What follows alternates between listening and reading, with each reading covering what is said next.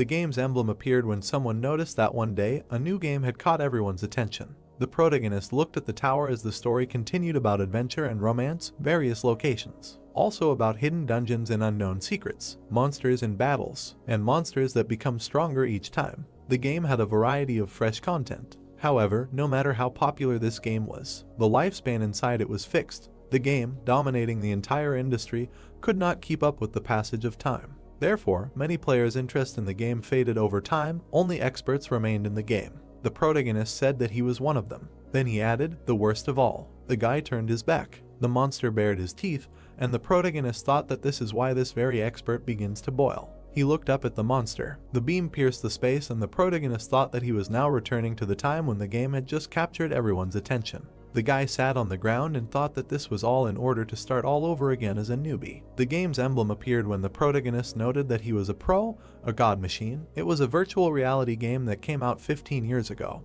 He continued to say that he instantly fell in love with it and became obsessed with it. Over time, he completely surrendered to this game. The protagonist stood in front of the gate 15 years later. Suddenly, Lee Eugene clenched his fists when someone called him and asked if he went to get the enhancement stone. He doesn't have any thoughts, right? Then he thought, lousy lone shark, he will follow him even in the game.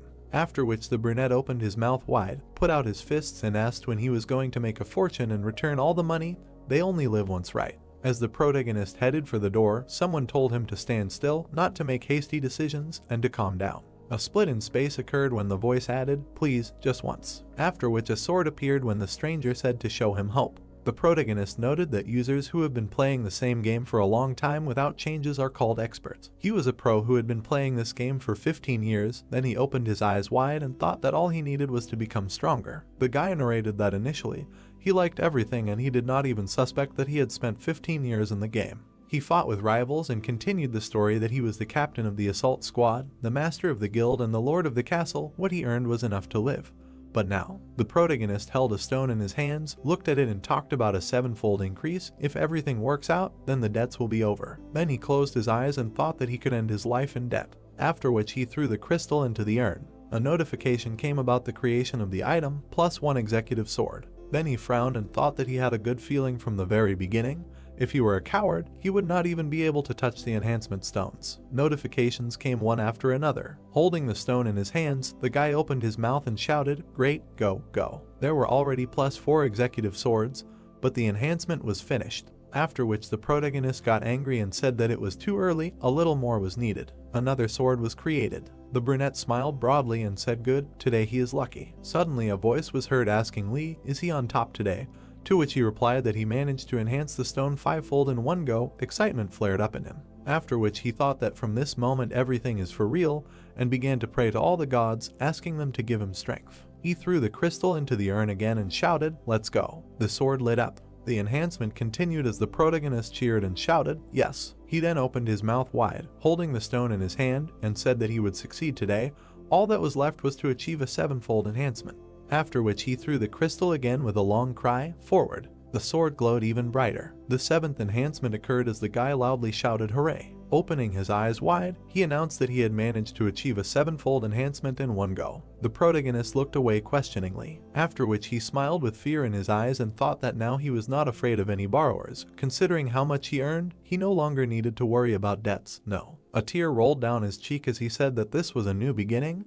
He would start a new path. The guy could not believe it. Looking at the sword, he noted that the weapon he had received thanks to loans, the executive sword, with it he would be able to make a fortune by destroying high-ranking monsters. After which he asked himself if he should pay off his debts, because if he sold the sword, what would he have left? Looking into the void, he thought about what he could do with empty hands. Then he looked down and continued to think that he was already 35 years old, after which he looked up and added that he was nothing but a disaster in the game. Then he looked at the weapon and thought, one more time, maybe it was worth trying again. The protagonist smiled uncertainly and asked what if he could achieve an 8-fold increase. After that, he thought that in any case, his life was miserable. What was the point of starting all over again, having nothing? In his life there were no friends, no family, no loved one. The guy lowered his head and said that if everything worked out, then with the money he earned he would be able to buy an apartment. An inner voice told Lee to calm down. He was in his right mind. After listening to it, the brunette jumped up, threw a stone and shouted, great, let's go. Rays came out of the sword. Then they shone very brightly, after which a notification came about the completion of the 8th enhancement. The guy's eyes were bulging out of their sockets. The protagonist began to cry, spread his arms and thought, thank the gods, they really exist. The virtual voice was delighted and asked if today was really his lucky day, to which the guy, with tears in his eyes, replied that he, too, about what kind of day it was. Then he opened his eyes and looked at the notification and the burning sword. Then he narrowed his eyes. The protagonist exhaled in relief. Then he bared his teeth, grabbed a stone and shouted, "Go," to which the voice asked if he was crazy, and he replied that he told you, a man only lives once. The voice ordered him to stop and asked what he would do if everything went wrong. After which the protagonist thought that the enhancement +9 is an extreme probability. The probability is 12/100 of a millionth. If everything works out, then he can get money that is not comparable to an 8-fold enhancement. He would be able to afford a luxury apartment in Gangnam, and he would be able to restore his old relationships as well as make new ones. The guy continued to think about absolute luxury, a life without worries, the legendary 9-fold enhancement. The brunette gritted his teeth, frowned and thought that he would create this with his own hands today. He would become the most special. Then he felt the power and realized that no matter what he did today, this was his day. But suddenly, darkness appeared around the guy and an error occurred. The sword disappeared and a notification about the enhancement failure came. The protagonist's eyes diverged in different directions. Sweat ran down his hand when he asked why the 9th enhancement did not occur. The guy was confused and thought that apparently today is not the day when everything is possible. A voice in his head called him and said that it was time for him to go. The protagonist fell into a stupor and asked himself where to go, into a barrel filled with cement or into a chicken feed grinder. He continued the thought that a new life would await him if he could stop at 7-fold amplification. And if he stopped at 8-fold, he could buy an apartment in an elite area, and then asked what happened to him. His thought continued with the fact that if he could stop, he would start living like a human. But suddenly he interrupted his thoughts and thought that everything was wrong. He should not have done amplification from the very beginning.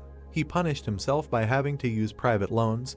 He should not have started this game at all. After which he cried bitterly and said that if he could go back 15 years, he would never have come to such a life, but it was too late. Everything was pointless. Although he was an expert, he screwed up at everything.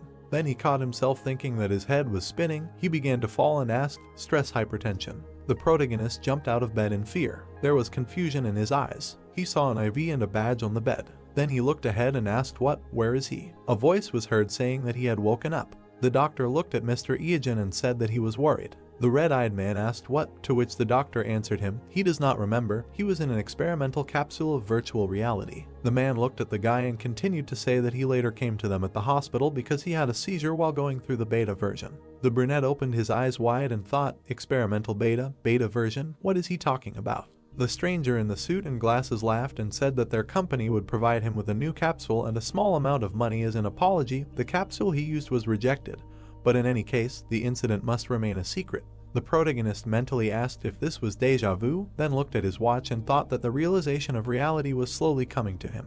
Then he smiled and asked, so only 15 minutes had passed since his arrival in the capsule. The guy narrated that when he was conscious, he was being rejected by society, without family and friends. After which he opened his eyes wide and thought, really, he got into the past. Then the main character realized that it turned out that all these 15 years were just a dream. The city stood against the backdrop of the sunset.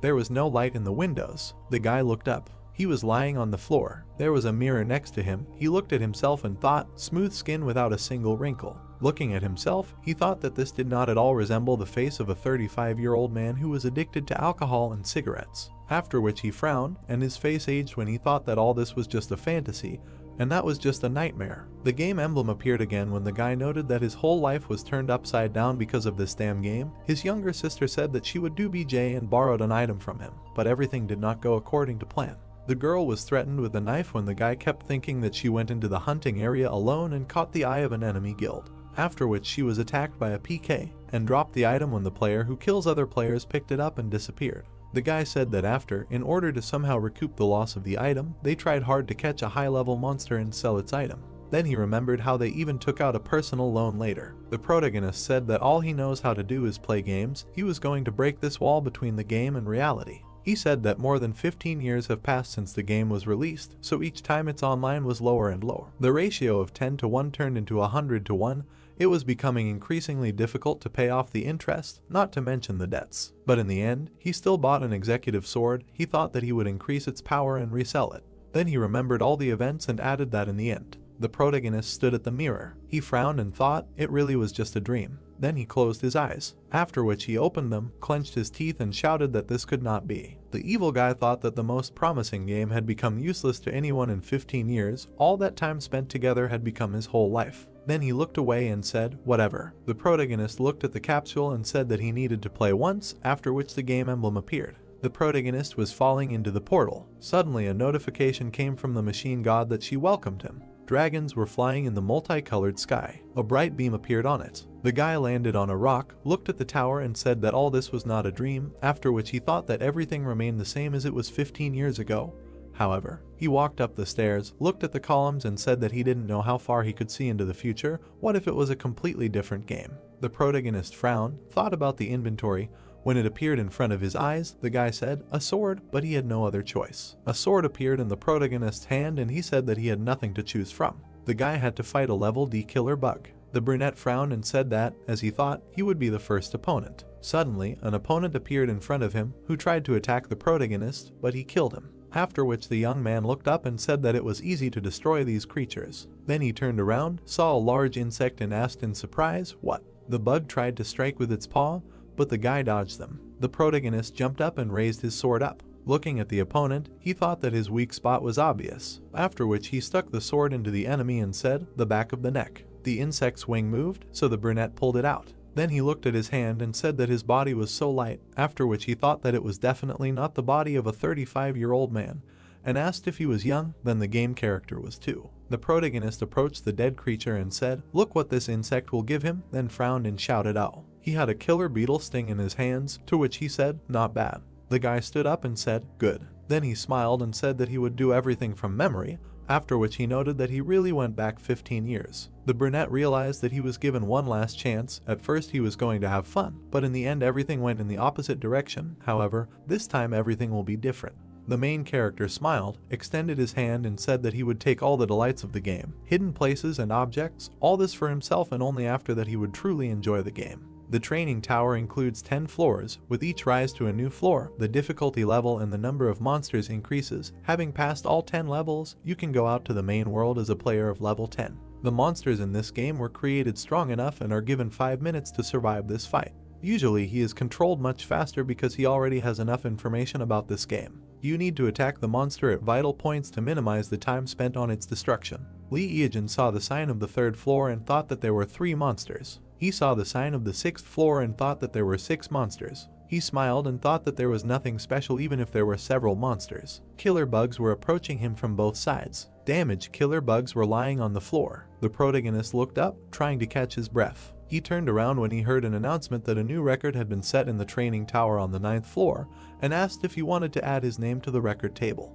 The brunette combed his hair back. He lowered his hand and called himself an expert. He looked straight ahead and heard that the username had been registered, and that it was possible to select a difficulty level on the 10th floor. He turned around and thought in bewilderment that he did not remember this before. He remembered that before they simply called the rank, the next mission, there were not many hidden privileges with hidden items in the training tower. Lee Eejin stared thoughtfully at the notification and said that, apparently, these privileges were available to those who managed to break the world record. A C rank boss is 10 times stronger than a D rank boss, and a C+ boss is 1,000 times stronger than a D rank boss. A person in his right mind would never increase the difficulty level too much. The boss was raised to level C+. The protagonist threw his hands on his hips and thought that he had become almost a pro, and people like him could fight a plus and S rank monsters in the future. He ran up the stairs asking why he should be surprised by things like C+ rank monsters. He smiled as he went up. Darkness appeared and people began to discuss the protagonist. They were surprised that there was a hidden boss in the tower. Only a little time had passed since the game was created, and something like a hidden boss had already appeared. And recently a new world record was set on the 9th floor, and as expected from the Koreans, his nickname is Expert. So little time had passed, and he had already bent everyone over, and someone asked if he was streaming the walkthrough because it would be interesting to watch. The girl opened her mouth and said that she had not seen anyone inside, and if this really happened, then everyone would have noticed it. The man opened his mouth and said that it was impossible to choose a C+ rank boss on the 4th floor. The man looked askance and thought what the hell was going on. He had just passed the 10th floor but was hearing this news for the first time, and how could this even happen? All the players from the newbie village knew each other well. His identity would be revealed one day, and once he appeared, the scouts would take over. The monster was holding an axe in his hands. Then he struck. The guy struck the monster in the eye and said that he knew about the attack pattern and wondered if it would work. Once he got used to the weapon, he would not be able to take damage at all. Lee Eejin struck one after another and said that with his strength, he would be able to defeat the Skeleton King. The brunette swung the sword and then said, "The tasteless power of power," and then asked if this is what people who pass high levels feel. Then he threw me on his shoulder and said that now he can defeat him. The Skeleton King was sitting on the ground defeated. The guy got chest protection and he said that for an expert it was nothing. Protection appeared on his legs. He said that he could get excellent items. He put his hands in front of him and said that it was time to leave the training tower. The protagonist put his hands on his belt and said that in this game items are much more important than statistics, and now that he has C+ rank armor, maybe he should enjoy a tasty morsel. He ran away saying that before leaving this place he needed to check something. The guy started crawling on the floor trying to feel something with his hands. Then he ran over a tile with a picture and shouted that he found it. He clicked on this tile because he heard about this information in an interview with top-ranked players. If you successfully clear the 10th floor of the training tower in the shortest time, you can open another floor. The 11th floor opening notification sounded and a huge gate appeared in front of the guy. The protagonist looked at it and said that he hadn't gone through it himself, but he was curious. It was the highest difficulty level among all the hidden quests. He kicked and said, "Go ahead." Then he smiled slyly, but then something flew into his head. He lay on the ground in bewilderment. A huge fist hit him next to him. He tried to dodge. Lee Eejin started running and said that he had gone back 15 years and therefore all he could do was attack C+ rank monsters, and he didn't understand how this monster could just jump out. There was an explosion. The guy fell from the blast wave. He opened his eyes wide and said something like, "Making fun of me, and how could he possibly defeat him?" A huge monster stood in front of him. It was a dragon prison advisor. The protagonist looked at him in amazement and said that the monster in training was S rank, but did not finish and suggested that maybe it was created by mistake and that the world slapped him again. The advisor swung his fist. It flew over the protagonist's head. The monster hit the ground and the guy flew off. The executioner of the dragon prison, belonging to the dragon family, makes this monster one of the few dominant ones on the entire continent. It officially became part of the game only 10 years after its appearance. Then the players gathered in alliances and went on a campaign against dragon-like monsters, and unlike his obese physique, he was very fast and difficult to defeat, so the players were instantly defeated. The fist landed right next to Lee Eejin. He opened his mouth and furiously asked what machar he should defeat him with. But the monster struck again, and the guy flew off. He curled upside down. But in flight, he turned over and landed on his feet. He looked at the bridges and noticed that something was wrong. The advisor growled loudly. The protagonist looked at him in confusion, and then he smiled and said that this is it. The guy saw the bracelets on his arms and thought that his strength was being restrained by these things, and he had them all over his body. Apparently that was why he couldn't move quickly. On his back there were the same spikes as the bracelets, and the guy thought that, in other words, this creature was not a tormentor, but just a low-ranking monster. The monster stretched out its hand to the guy. It took out a sword and shouted that the developers made the game really fun and there definitely had to be some kind of Easter egg in it. Lee Eejin swung the sword, and then he struck. The advisor looked at him in surprise. The guy was scared at first. Then he smiled. The monster struck, and the brunette thought that even though he had combined poison, a sword, and chainmail, this blow had only lowered his HP by 25 points, and the monster was much stronger than he thought. The monster's fist flew past the guy, and he thought that if he focused on its attacks, he could easily dodge them. In addition, his sword could not break, and at least he did not have to worry about that. Initially, he had the ability to regenerate, but now he was in an area where he could not use this skill. The protagonist lowered his sword and said that from now on, a long battle awaited him. The guy jumped on the monster and thought that this was how his battle to the death with this creature began. The ability to regenerate S-rank monsters is beyond dreams, but since this skill does not work in this zone, everything went differently and he will have to fight with it for several days. Now the regeneration ability does not work on him either, and if he touches him even once, he is dead. So the most important thing for him now is concentration and speed. If he stops concentrating, he will be thrown out of the game, and if his physical abilities fall, the same thing will happen, exit the game. He does not pay attention to anyone and does not expect anything. He rushed at the monster and thought that time was on his side. 3 months later, there were clouds around the tower. The monster was lying on the ground. A drop of sweat was dripping from Lee Eejin's face. His face was drawn, and he said that it was tough. He sat on the ground and was surprised by the notification that came. It said that his level had increased to 32.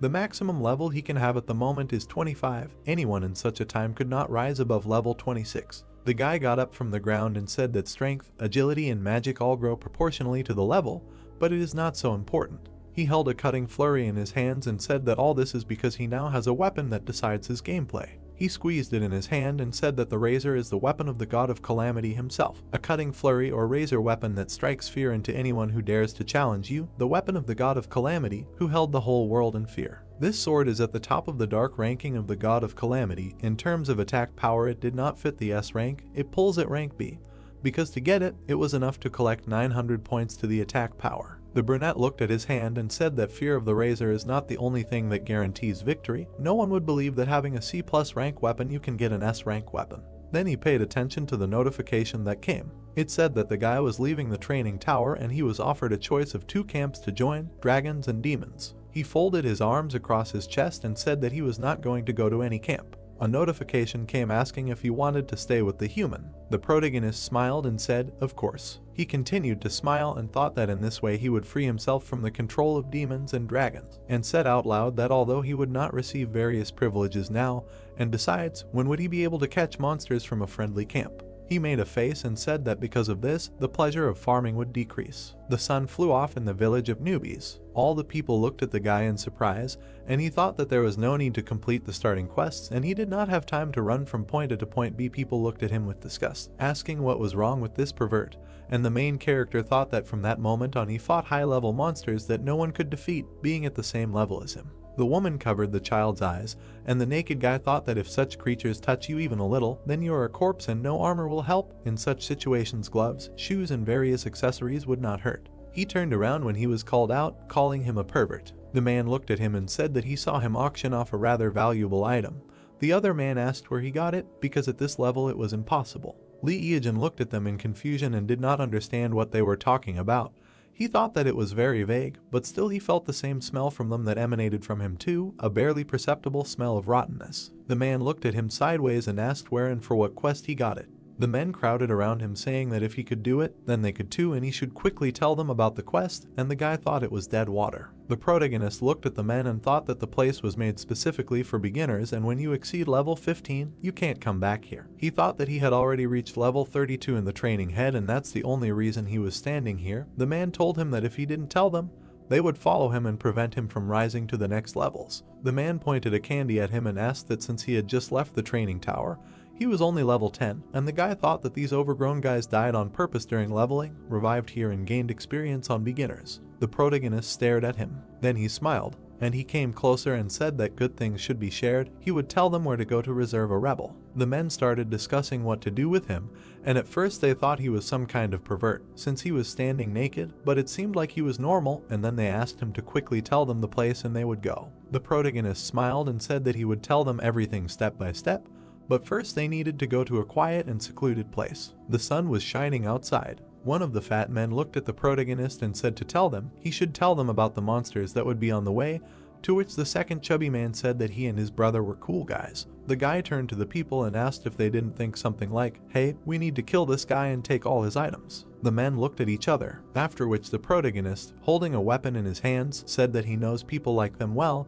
They deliberately wait for newbies like rats. They have gained enough experience and are level 15, and then they attack and take everything from newbies. After his words, the strangers frowned when one of them asked what he just said, and the second added questioningly, he wants them to make him change his mind about entering this game. The guy opened his mouth and said how impudent. Then he clenched his teeth, frowned, put out his hand with a weapon and shouted that he liked their impudence. After which the man swung and shouted that then he should get ready to give up his things and forget about this game forever. The protagonist pierced the fat man with a sword. Snot came out of his nose. The second stranger, looking at this, was shocked. Then the protagonist began to fight off the man in the helmet. The chubby one coughed when his eyes almost fell out. The tall stranger angrily began to take out his weapon and shouted, "What a bastard." Then he opened his mouth wide when the opponent pierced his hand, after which he received a blow. Seeing what was happening, the man in the helmet began to run away. But the brunette caught up with the brat and said how cute it was, after which he screamed in fear. The man hid around the corner,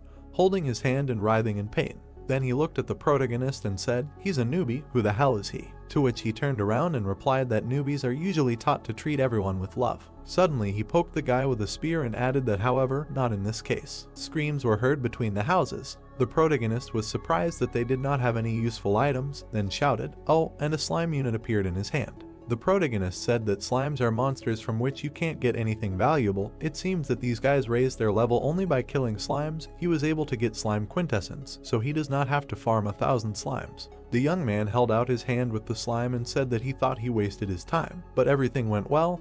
This thing will come in handy when he attacks the dungeon. He then looked at the virtual tablet and said that it looks like his item was bought at the auction, then noted that the auction is held for 72 hours from the time of registration. But there are exceptions, in cases where the price increases at least 10 times the original price. The guy smiled and asked, "I wonder what kind of rich kid bought this?" His eyes grew bigger. In the tablet, he saw equipment that cost a lot of money. His mouth wide open, he shouted, "What?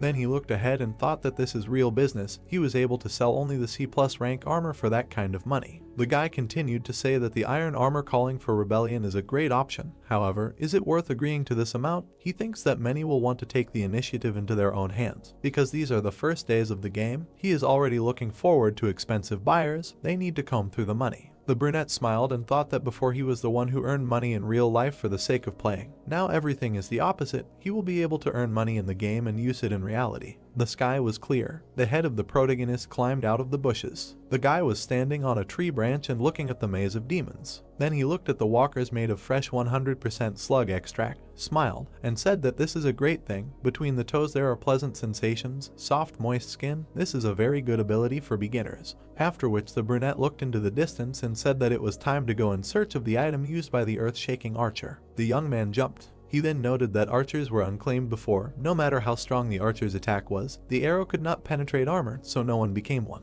The protagonist continued to narrate that, however, there was a top archer back then who appeared out of nowhere like a comet. Oddly enough, he always fought and hunted with a special item. In one battle, the archer's opponents laughed at the fact that a bow and arrow were not weapons. However, that day, all of them had broken ankles. That is why that archer was nicknamed the Earth-Shaking Archer. The guy said that later he heard that he received a special item as a reward for passing a hidden dungeon in the labyrinth of evil spirits. Running into the cave, the brunette thought that although he was not an archer, he could move as fast as them. In front of him, he saw a monster. The demon turned its head and looked at the guy, after which the main character smiled and said that his finest hour had come, then asked if they would try to fight. The demon's eyes bulged. The red-eyed man made a dash. Suddenly, he was surprised when there were a lot of monsters. The guy opened his eyes wide and shouted that there were many more of them than he thought. But he still went into battle. One of the opponents began to attack. The young man swung the tip. Then he gritted his teeth, looking at the enemies. The brunette thought that, as expected, they were slow. If anything, he could escape from them. However, an item that accelerated movement was a priority. He saw a door in front of him and said that this was it.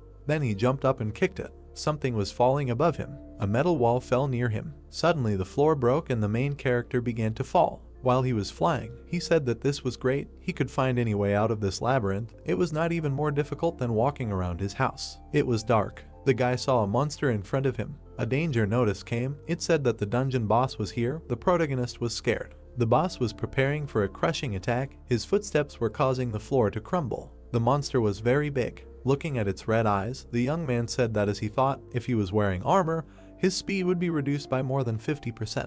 The protagonist stood ready when he said that it would be the same even if he wore iron armor. That's why he doesn't wear it. The scarlet demon bared his teeth. The guy smiled and said that as soon as he came, he prepared a warm welcome for him, then asked if he was bored because no one had come to him yet. The brunette turned around, saw the demons and said that they were persistent guys. He looked at them sarcastically and added that they were not trying hard enough. Time was up. The monsters began to fall, yellow liquid pouring out of their mouths. One by one, they started dying when the guy said that when he looked at it, it was a terrible but powerful force. He then explained about the quick strike. It was a point damage technique that deals a certain amount of hits that cause bleeding, ignoring the shield, a cheating technique that made the Razor #1 in the rankings. The protagonist noted that the damage reduction for a second is 1/100th of the enemy's total HP. This effect lasts until the target is killed. He then looked at the demons and said that one by one, starting with the one who was injured first, it cannot be dispelled. Then he looked at the boss and said that now it remains to deal with him, and then asked, well, now only he is left. The demon took a deep breath. Fire burst out of his mouth as the guy began to run away and hid behind a stone. A notification came that the scarlet demon was caught. The floor crumbled under the monster's feet. The naked protagonist jumped. He jumped off the rocks and landed on his feet. The boy looked at his walking sticks in surprise. Then he raised his head, frowned and asked his opponent how long he thought he could last. The enemy stepped next to the young man as he swung the blade. 3 hours later, the brunette cleared the labyrinth for the first time. He spread his arms and asked if he could continue. In the beginner area there were 2 more C+ rank monsters besides the Akani, right? Then he looked away and thought. Lee looked into the distance at the nature and said, okay, he chooses it. The sky was brown. Insects were flying in the nightmare forest outside the beginner village. The protagonist quickly ran away from the C+ rank water spider. In motion, he turned to him and asked, since he had caught part of the prey in the net, why was he chasing him? Was even some insect an important prey for him? The rival was above the guy's head. Then the brunette turned around and saw an explosion. He jumped when a trap appeared under him. Then he smiled and said that this is exactly what he wanted. The spider was terrifying. The ground was shaking. Sounds were heard. The protagonist jumped off the cliff. Then he looked down in fear. An insect appeared behind him. It made strange sounds. The guy looked at it from under his brows. They stood opposite each other. The enemy made a dash, after which there was an explosion. Then the brunette laughed and asked. The intruder entered his territory, and he personally came to settle accounts with him. A scaly king cobra appeared, sitting on a rock. The young man said that this was a great chance to deal with 2 bosses at the same time and also increase his agility. Looking at the spider, he continued to say that the water spider, which never lets go of the prey, even if others are already looking at it, then turned his gaze to the cobra and added that the king cobra with scales, which will never let go of intruders in its territory. Continuing to look at them, he said that many players would have their legs buckled from seeing this. This is a funny sight for a person like him. Then the protagonist opened his mouth and said that seeing how they both die, a notification came about receiving the exoskeleton of the soothsayer and the scaly dream without blood and tears. Everyone was surprised that these are C+ rank items. People looked at this in surprise, wondering how he was able to get this and what monsters he killed, and also that this is impossible and this is just a bug. The man clenched his fists and shouted, 3,000, 5,000, are you kidding me, 6,000, 6,500, 7. Lee Eejin leaned back in his chair and said that he had only just started and the stakes were already rising. How much more could he raise? He pressed his lips together and asked if he was really like that. The guy looked to the side and wondered if the poor guys who were shaking over the crumbs that others were throwing down, was that really what they looked like when top players like him were looking at them? Then he looked closely. The phone rang. It was his uncle. The protagonist took the phone in his hand, scratched his head and said that he didn't want to pick it up, but if he didn't answer, the guy would start to annoy him even more. He brought the phone to his ear and said, hello. His head was blown off from the scream that when he was demobilized from the army, he should have stopped by to see him. The guy awkwardly looked away and said that he was just busy here and there. The uncle started yelling at him, asking what he was busy with. The uncle, sitting on the floor, started yelling that after demobilization, he probably did nothing but play with toys. The guy closed his eyes and thought that the uncle was right, and he said that there was a memorial service soon and he should come the day before it. The man continued yelling into the phone that Lee Eejin was already a man and it was time for him to grow up. The guy took the phone away from his ear, and the uncle continued yelling that it was time for him to start earning a living and he should look at his cousins. They all went to prestigious universities. The brunette said that it was as if he himself earned his living, and did not raise him on his parents' inheritance, which he eventually took for himself. He sighed with relief. The protagonist laughed and said that he was a top player and raised the bar. The light on the stream was blinking and he said that he had a long way to go. The protagonist leaned back in his chair. Then he looked seriously and said that there was nothing more to do in the beginner's area and it was time for a real game. He looked at the capsule and his uncle was indignant that he was not listening to him at all. Merciless desert, Zone B, abandoned ruins of an ancient civilization. Lee Eejin looked through binoculars and said that if all his calculations were correct, then it should be somewhere around here. Since the player cannot enter this dungeon alone in the usual way, he will use a trick that only he knows. He looked at the camel and apologized to it, after which he killed it. The camel's bloody body lay on the sand. The protagonist smiled and said that he was there. Explosions began to occur in the sand. The guy looked at all this, saying that he was glad to see him after a long time. A huge sandworm towered over him. The worm opened its mouth. It looked up and said that he had successfully caught it and then ran. And he began to run away from the monster. While running, he turned back and said that he would not be able to catch it if it came back. It had thick skin and no matter how much he hit, he would not be able to cause damage. The worm screamed and crawled after him. The guy grinned, saying that he could not defeat it unless he lured it out of its habitat. He saw the pyramid and said that therefore there was no need to think about anything and just run to the goal. The protagonist was rapidly approaching the pyramid. He ran up the pyramid. There was a roar, and the brunette disappeared from sight. He looked inside the passage. Then he smiled. He stepped inside the tunnel and said that this was great and he was able to overcome the path. He went in there and was surprised. These were abandoned ruins of an ancient civilization, the 7th floor underground. The protagonist looked into the tunnel and decided that this was the place where the sandworm came from. He ran there and said that thanks to the sandworm he was able to get there easily. If he could meet the boss there, it would be great. He looked at the door. He was surprised and thought that the door to the boss room was open and there was already someone there. A conversation was heard from there. The brunette's eyes widened in surprise. The girl looked at the protagonist and said that there really was a person who could get to this place. The guy also looked at him and asked if all his comrades were buried. They both stared at him silently. Lee Eajin looked at them in surprise, and then he frowned and thought that it was Yu Da-hyu. Nuna looked at him and said that it was a coincidence and asked if he wanted to join the raid. They had been waiting here for several days for the last remaining boss. The protagonist wondered what this woman was doing here. He remembered how she asked to take her to the boss, how she was going to stream the walkthrough and asked to borrow a knife, and how she apologized for faking like a fool, and how she offered to borrow money. The guy moved closer and asked if he was interested. Lee Eajin rolled his eyes and thought that he had gone back 15 years and these people still didn't know him. Yu Da-hyu winked and said that he and his sister had died here twice already trying to kill the boss. It was problematic for two people. The protagonist frowned and thought that he needed a human shield for convenience. Then he smiled and agreed to go through the raid together. He grinned slyly and said that he would help them. After the red-haired man's words, the protagonist realized that they were brother and sister, after which the girl looked at him and asked if they would go on a raid together. The main character's head was spinning with thoughts that it was very hard in his past life because of them. He needed to throw away all these feelings and focus on something more important, namely, how to remove them both at once. After which he smiled sarcastically and said, "Okay, they will go together." People looked ahead. In front of them in the darkness stood a throne and a voice was heard that it smelled disrespectful guests. A monster sat on a chair and said that it smelled prey. Then he clenched his teeth and took hold of a spear. The blue-eyed man closed his eye, opened his mouth and shouted that he was coming. The end of the queue sparked. The earth shook. The girl opened her mouth wide and shouted that they were all good at close attack, so they would come close to him. Let's go. The brother and sister turned around. There was no one behind them. The boy frowned and asked where the bastard ran off to which his sister looked around and replied that he was just here. The thought occurred to her that if there had been at least one more of them, they would have caught him. The girl got angry, frowned, and thought that she should use this idiot as a shield. The red-haired ones looked forward in surprise, screaming.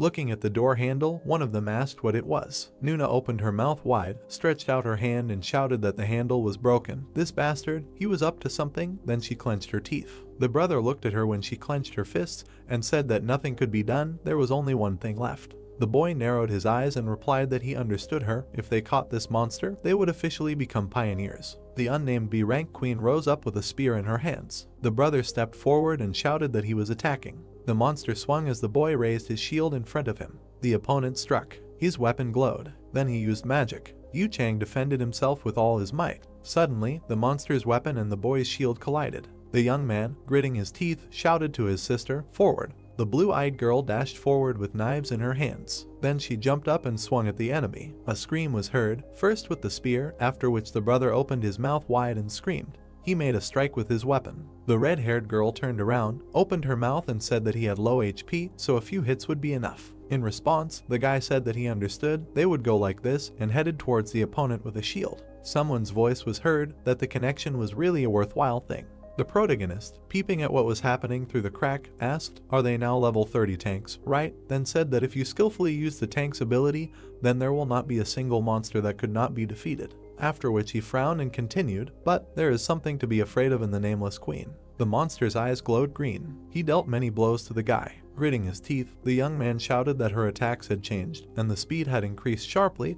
They would not be able to avoid all the attacks. The queen dealt a blow, after which there was an explosion. The fragments flew apart when the guy, closing his eyes, screamed. His sister tried to attack her rival. Then she opened her eyes wide and said, "Damn, they have already gotten used to her previous attack style. Now it will not be easy to dodge her blows and her speed." Suddenly the enemy appeared in front of the girl when she closed her eyes and said that it was too late. There was an explosion when the lady opened her eyes. The monster was lying on the ground, blood was flying around him. The protagonist was striking and saying, "Checkmate." The blue-eyed girl opened her eyes wide, stared at the protagonist and asked him. Then her gaze became angry and she continued, "He appeared at the very last moment." Her brother, gritting his teeth, shouted in rage that this coward was sitting in ambush the whole time. They could not get out of here because he broke the door handle. Throwing his sword over his shoulder, the guy replied that thanks to him they defeated the boss, and after all, it was he who saved their lives. Suddenly, a notification came that the nameless queen was successfully defeated, and there was another female player in their group. They were able to discover a hidden quest of forgotten ancient ruins. The heroes asked in surprise, "Female player, hidden quest, what kind of nonsense?" The red-haired ones turned around when the guy said that this bastard ran away again.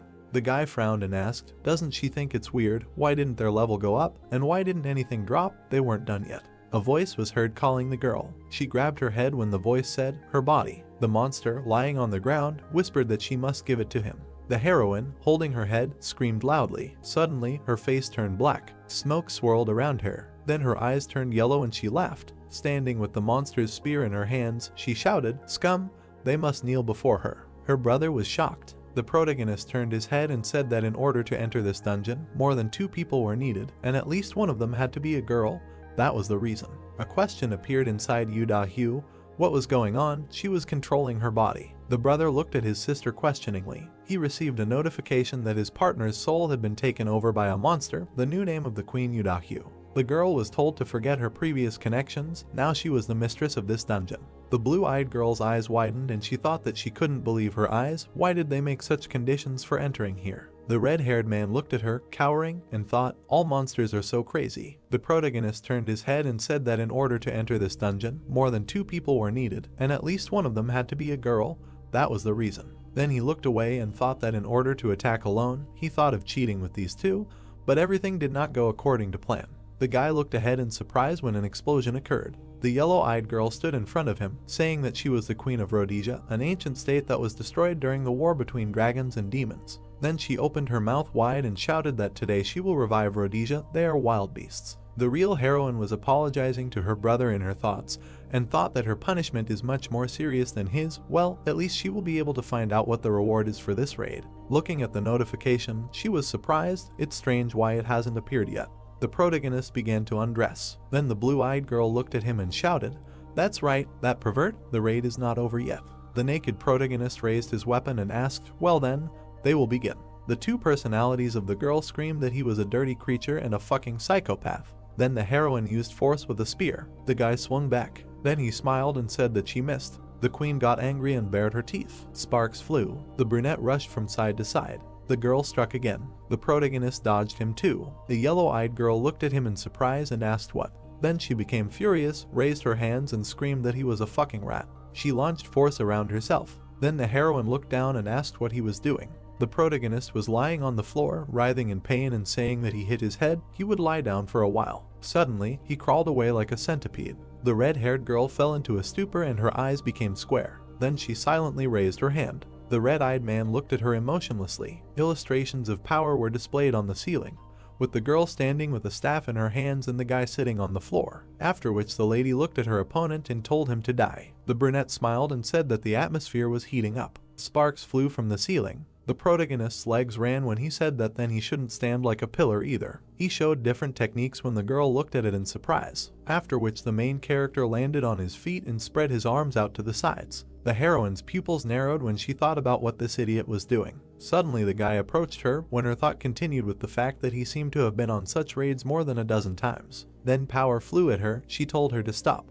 The brunette delivered multiple blows when the girl writhed and screamed, "Stop, enough." The protagonist smiled wickedly and thought that since the previous battle her HP was almost at 0, then they would end it, the end. Then he raised the tip up when the lady extended her hand, defending herself. Suddenly she quietly said that she had freed herself. Tears appeared in her blue eyes when she asked him not to kill her. Swinging, the guy replied that he didn't care that she had freed herself, he was going to kill her anyway. Her eyes shrank when she thought that. Suddenly blood splashed and a notification came that the raid on the queen was completed. He had cleared the forgotten ancient ruins. He was awarded a reward. A shiny ancient bronze sword appeared in the protagonist's hands when he said, "Cool." Then he looked away and said that he had collected everything now. Then the guy turned his head, looked at the floor and said that it was the idiots who left so much behind. He started picking up the stones, saying it was a shame, but he would do it anyway when a voice called him a fucking moron. The brunette looked back. Dead Yu, who could leave a will to her teammates within 10 seconds of her death, shouted at him not to pick it up. The protagonist was already holding the coin in his hands when she started calling him a bastard, a monster, a moron, a thick-headed, a goat. Then he continued to pick up the rest, to which the heroine shouted he was serious. She opened her mouth wide with tears in her eyes and screamed, asking what the hell he was doing.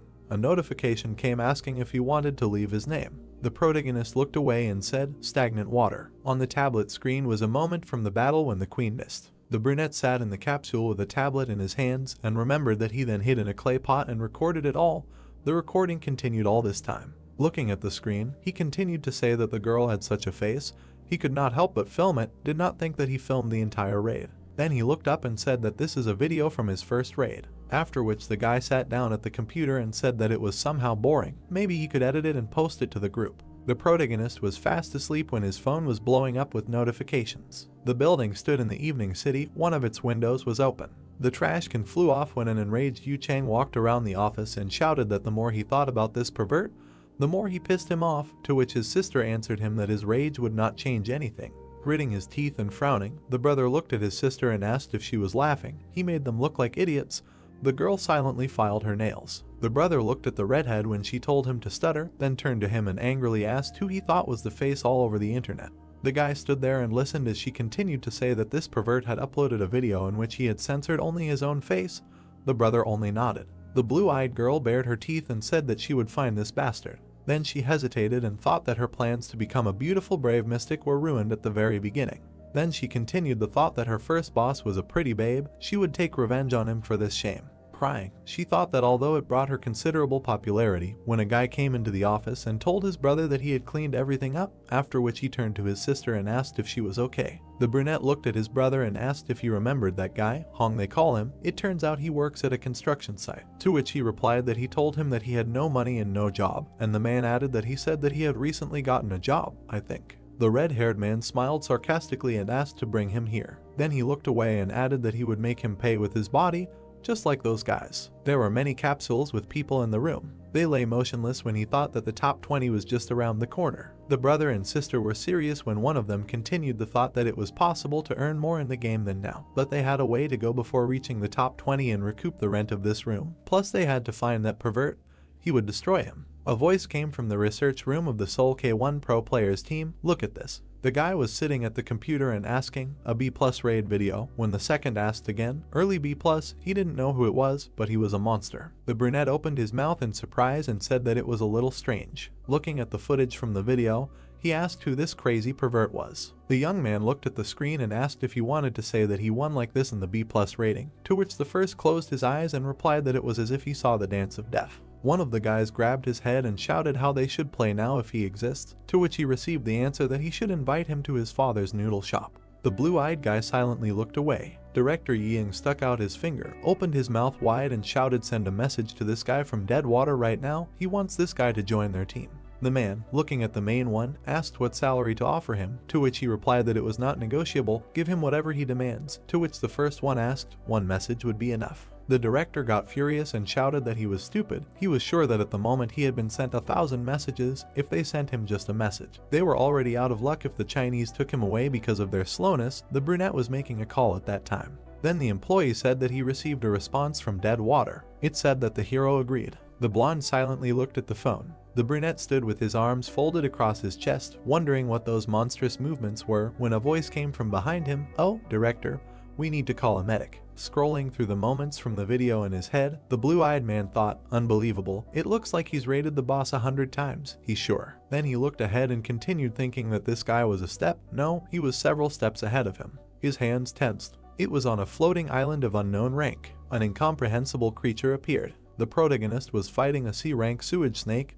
He cut it in half. Suddenly a notification came that he had found a secret dungeon, a rotting underground canal. When the guy plugged his nose and said, what a terrible smell, the name of the pioneer was added to the Akasha records. The protagonist narrated, recalling his reaction, that to be honest, he was shocked. He got more views than he planned. But if you think about it, you could have ended up on the main page of the site, but he, fortunately, ended up in the top best gamers. Then he opened his mouth and asked, with this, after which he scratched his temple and said, amazing. Remembering the fight, he said that if you look at it from another point of view, only because of 15 years of training, it looks easier than drinking water. He thought too highly of high-level players, the one who breaks mountains with one blow and makes cuts with surgical precision. He continued to say that he only thought about high ranks for so long that he unconsciously underestimated himself, But this could not last forever. The protagonist stood on his walkers and said that, "Pro player, this is not so bad." Then he frowned and said that it was not in vain that he spent so much time. No one will defeat him again, right?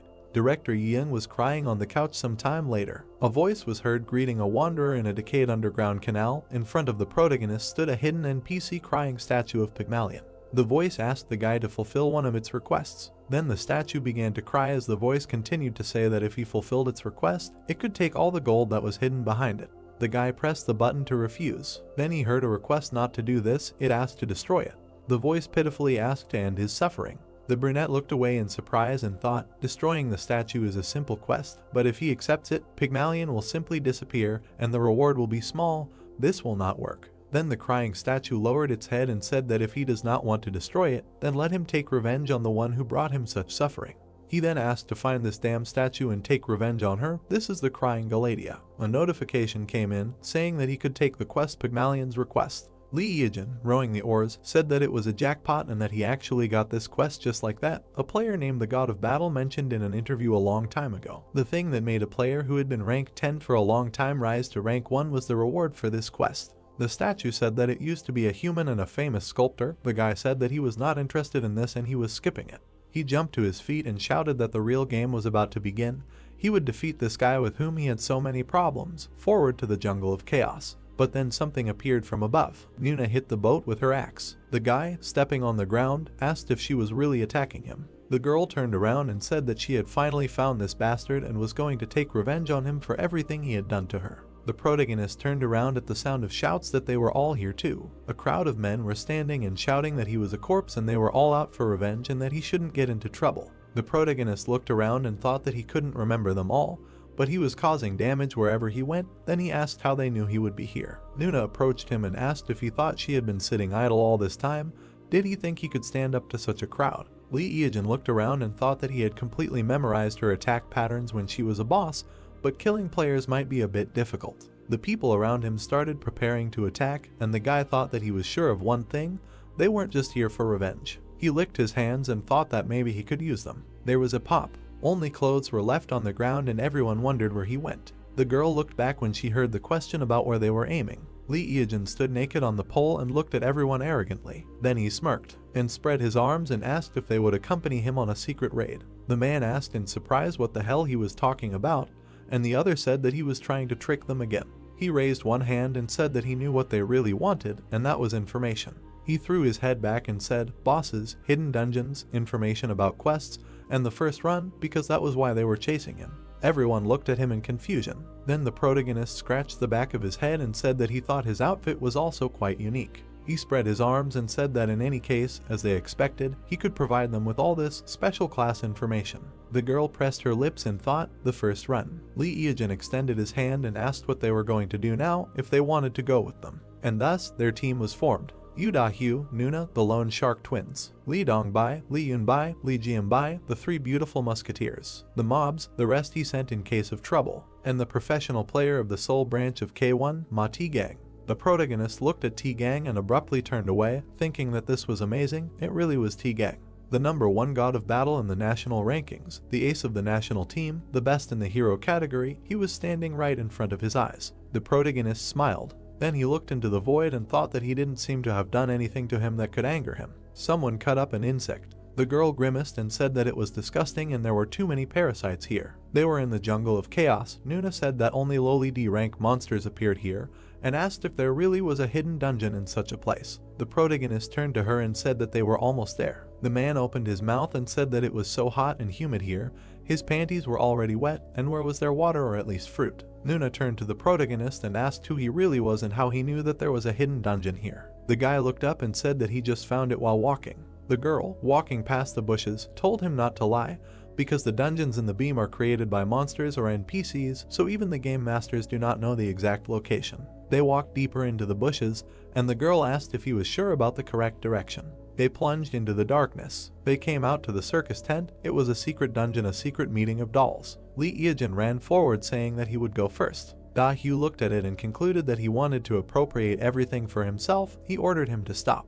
They entered the hidden dungeon of the secret meeting of the dolls. The controllers behind the scenes were on alert, the entities on the stage awakened, the jesters began their performance. The blow fell between two guys. They were the serial killer pirate and the gargoyle. The protagonist rose into the air with the help of red leather steps and said that for guys like them who live for performances, there is nothing more terrible than the disappearance of the stage. Then he stamped his foot, and the ground began to crack. The monsters began to shake, and the protagonist said that for clowns and clown-like monsters, the damage from the earthquake is double. They also have the attribute of a minion, so the blood is doubled. The gargoyle tried to strike, but the guy dodged, and Pirate put out his hands. Lee Eoin continued to dodge the blows and said that in other words, they receive 4 times the damage from one blow. The protagonist plunged the blade into the clown's head. He smiled and asked what he should do because he wanted to be hit, but his body reacted on its own, so he missed again. The protagonist looked at the battlefield and thought that he had killed a whole bunch of C+ rank monsters in an instant. Jianbai looked at the protagonist and thought that, frankly speaking, he had no flaws. When she came to the dungeon and saw the bronze giant, it had already been defeated. The protagonist stood on the monster, and the girl thought that even she as a player was repulsed by its abilities. She personally wanted to see it in action, so she joined the raid, but she did not expect this. She turned around when someone asked for some items. The men angrily shouted that it didn't look like a group raid. He just killed all the monsters by himself. They wanted the rewards too. Everything should be equal in a team. Eoin turned around when he heard this. The girl looked at them and thought that this sucked. Dahu grimaced and wondered why they were whining. Teagang rolled over and thought that after all, he had no reason to be on his side and why they were probably even right. Tiak pointed his finger at the main character and said that he hoped that he didn't want to grab all these things for himself. The guy replied that he would give them to him. The man's eyes widened when he heard this. Eoin smiled and said that they could split everything equally between them. He was a team after all. The man grimaced. Then he rubbed his nose and said that he was better than they thought, and the guy replied that since they were a team, they should be honest with each other. Dahu looked at them and thought they were idiots. She bit Booga and thought that it was impossible and he couldn't be that kind. He definitely had skeletons in his closet and he was definitely trying to use them. The man came up behind the main character and told him to open the door to the next floor. The girl thought that he was now acting like a simpleton. The door opened. There were many columns in the room. In the center there was a statue of a girl who covered her face with her hands. They found themselves in a secret meeting of dolls too. Everyone began to walk around the statue, saying that they didn't think it would be so spacious, and from a distance the statue looked like a piece of cloth. Everyone scattered around the hall and began to study it, saying that it looked like a room with a boss. They wondered what kind of chairs these were. The hall began to fill with smoke. The controllers behind the curtains began to express their anger. The man looked back and asked where the boss was. A headless man appeared behind him. He fell to the floor. Everyone looked at it in surprise and did not understand what happened. And now the second person died and fell. No one understood what happened. The girl opened her mouth and said with surprise that it was her doing. She aged to a statue and said that this was not an ordinary statue. Blood was wrapped around her hands, and someone shouted that it was a monster and they did not understand how it moved and was already standing in another place. Everyone stared at the statue. The protagonist smiled and thought that, as he expected, Teagan quickly understood everything. This boss cannot be defeated for 5 years, since he was found. It was a statue of a crying Galantia. It was invented based on the Weeping Angels from the Doctor Who series. The girl swung her sword and said that the statue was a monster. They were parodied many times, especially in Dem, and after it was upgraded, it began to look damn scary. The girl struck, after which she looked in surprise. Dongbai was about to hit with her staff and asked to move away. Then she hit it and the statue burst into flames. The girl pressed her lips together in disappointment and said that it was unsolvable. Yunbai frowned and asked how they could defeat it. Teagang frowned and wondered when the boss would attack. Dahu turned around and said that it seemed like their attacks wouldn't work until the boss moved and asked if anyone had seen her move. Everyone stood tense and the girl said that she didn't know when she would move, but they definitely wouldn't be able to block the attack and they needed to calculate the time to attack. The man raised one eyebrow and asked how they could make her move. Everyone stared ahead silently. Then they turned their heads towards the sound. Eoin was standing there wearing a cloak and smiling. Chang opened his mouth and shouted what he was going to do, and anyway, he was the one who dragged them here. The door was locked, they couldn't get out. Then they asked if he had a plan. The protagonist cleared his throat. He raised his finger and said that there were only 2 ways to leave this dungeon.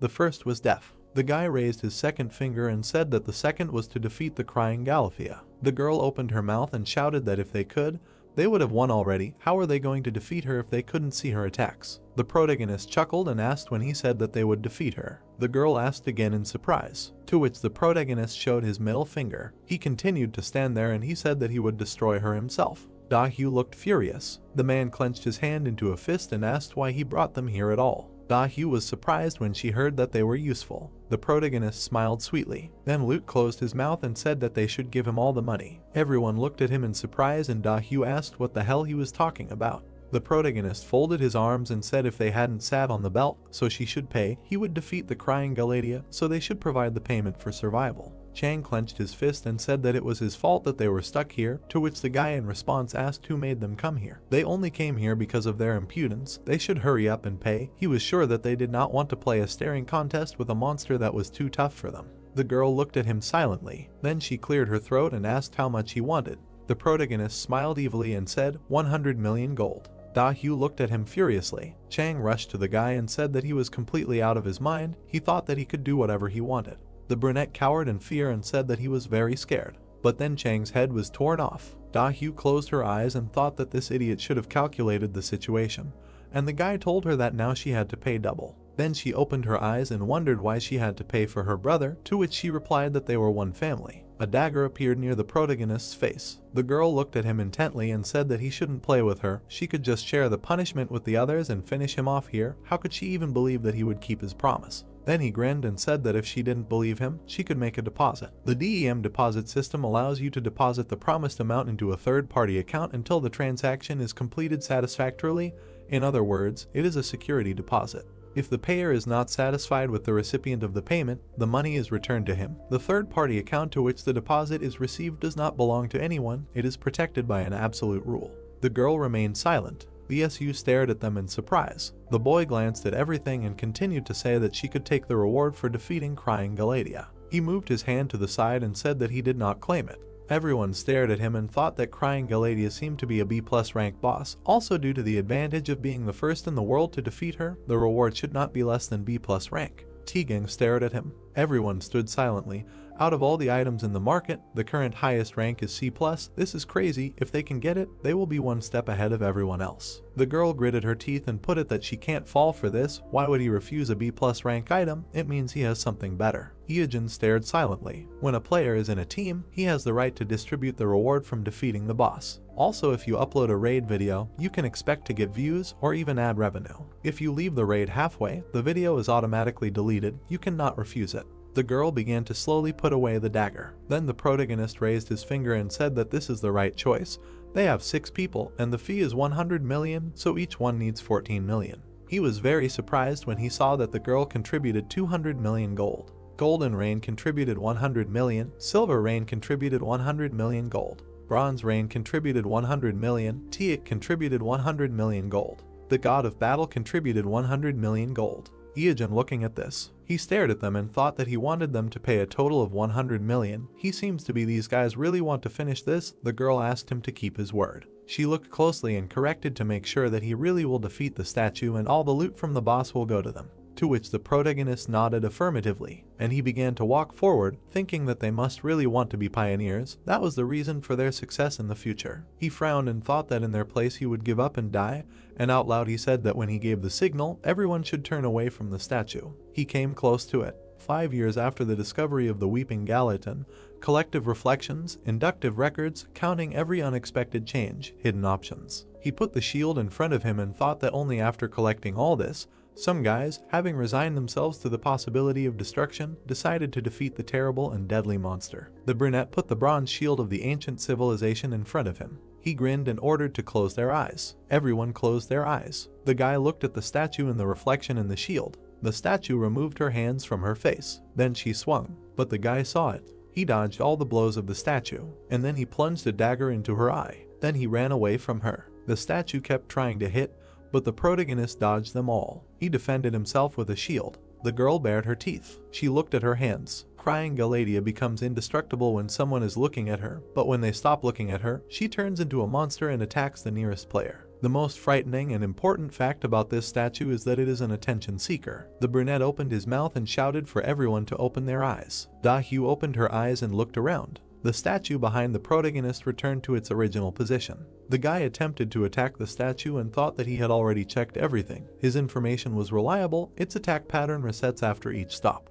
Everyone stared at him when he asked them to close their eyes again, and the protagonist prepared for a new fight, and he rushed into battle. Everyone stood with their eyes closed. Tegan closed his eyes and thought that they were in the middle of a raid and their plan was to close their eyes, and in such a strange situation, all the team members could not leave one thought. Da-hyu closed her eyes and thought about what was going on there. She wanted to see what was going on there. Ijin quickly ran away. He looked back. The statue tried to strike, but he buried his shield, after which it broke into pieces. The brunette looked at him and said that, as expected, this was too much for his shield, but he would squeeze everything out of it. The guy began to wave his spear in the air. He swung and said that in his best years, he could even defeat an A+ rank monster alone. He shouted that it was too early for him to die and rushed to attack. The guy, standing with his eyes closed, thought that he really wanted to look, but if he looked, the crying Galadia would turn into a statue again, and who knows how the dead water would react to that.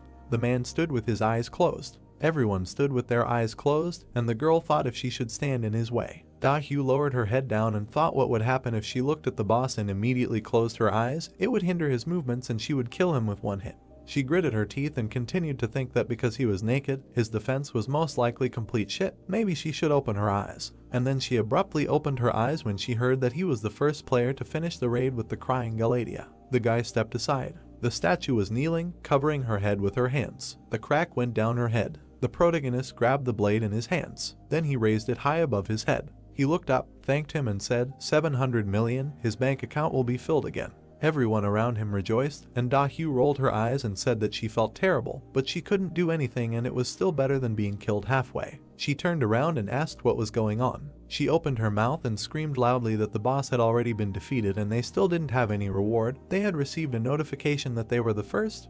Why wasn't there any reward? Everyone started looking at each other. The girl turned towards the protagonist, and then it dawned on her, she remembered everything that had happened. The statue began to fall apart in two, and the crying Galadia cried out, and the body sealed and the statue awakened. There was an explosion, and the real boss of the upside-down world opened his eyes. Everyone looked at all this in surprise. A huge woman stood up from the statue. Tiak looked at her and thought that she couldn't do anything while they were looking at her. If they could immobilize her, they could come up with a plan. The monster opened its eyes. It was a Medusa of A+ rank. This monster, whose legend was passed down from mouth to mouth, and the dream existence was hidden by the Devil's Tower, just acknowledging its existence crosses out the ideals of magic passed down from generation to reign for thousands of years. Da-hyu began to turn to stone. She looked at her body and did not understand what was happening. Jianbai opened her mouth and shouted that her body was turning to stone. Yunbai looked at her hands that had already turned to stone and asked, didn't he tell her to look at her? She was indignant. Why did the scheme turn around so suddenly? Da-hyu turned around and looked at the protagonist with confusion. He stood there and smiled, after which he closed his eyes. The girl's eyes widened and she started screaming that the bastard knew what was going to happen and asked why he didn't tell them. The girl sighed and said that she was shocked and she shouldn't have interfered in other people's affairs out of curiosity. She frowned and said that she remembered his face. The protagonist looked at them in surprise and didn't understand what they were talking about, and then asked if they wanted to kill him. Absolutely all of the bodies completely turned to stone, and the guy said that in this day and age, information and experience are as important as money. The information and experience gained during these days are well worth the money, so for them it was a good deal. They even learned the location of a hidden dungeon. The guy narrowed his eyes and said that knowing the location wouldn't help them get through it. A jellyfish appeared behind him, and the guy wondered if he should play with it.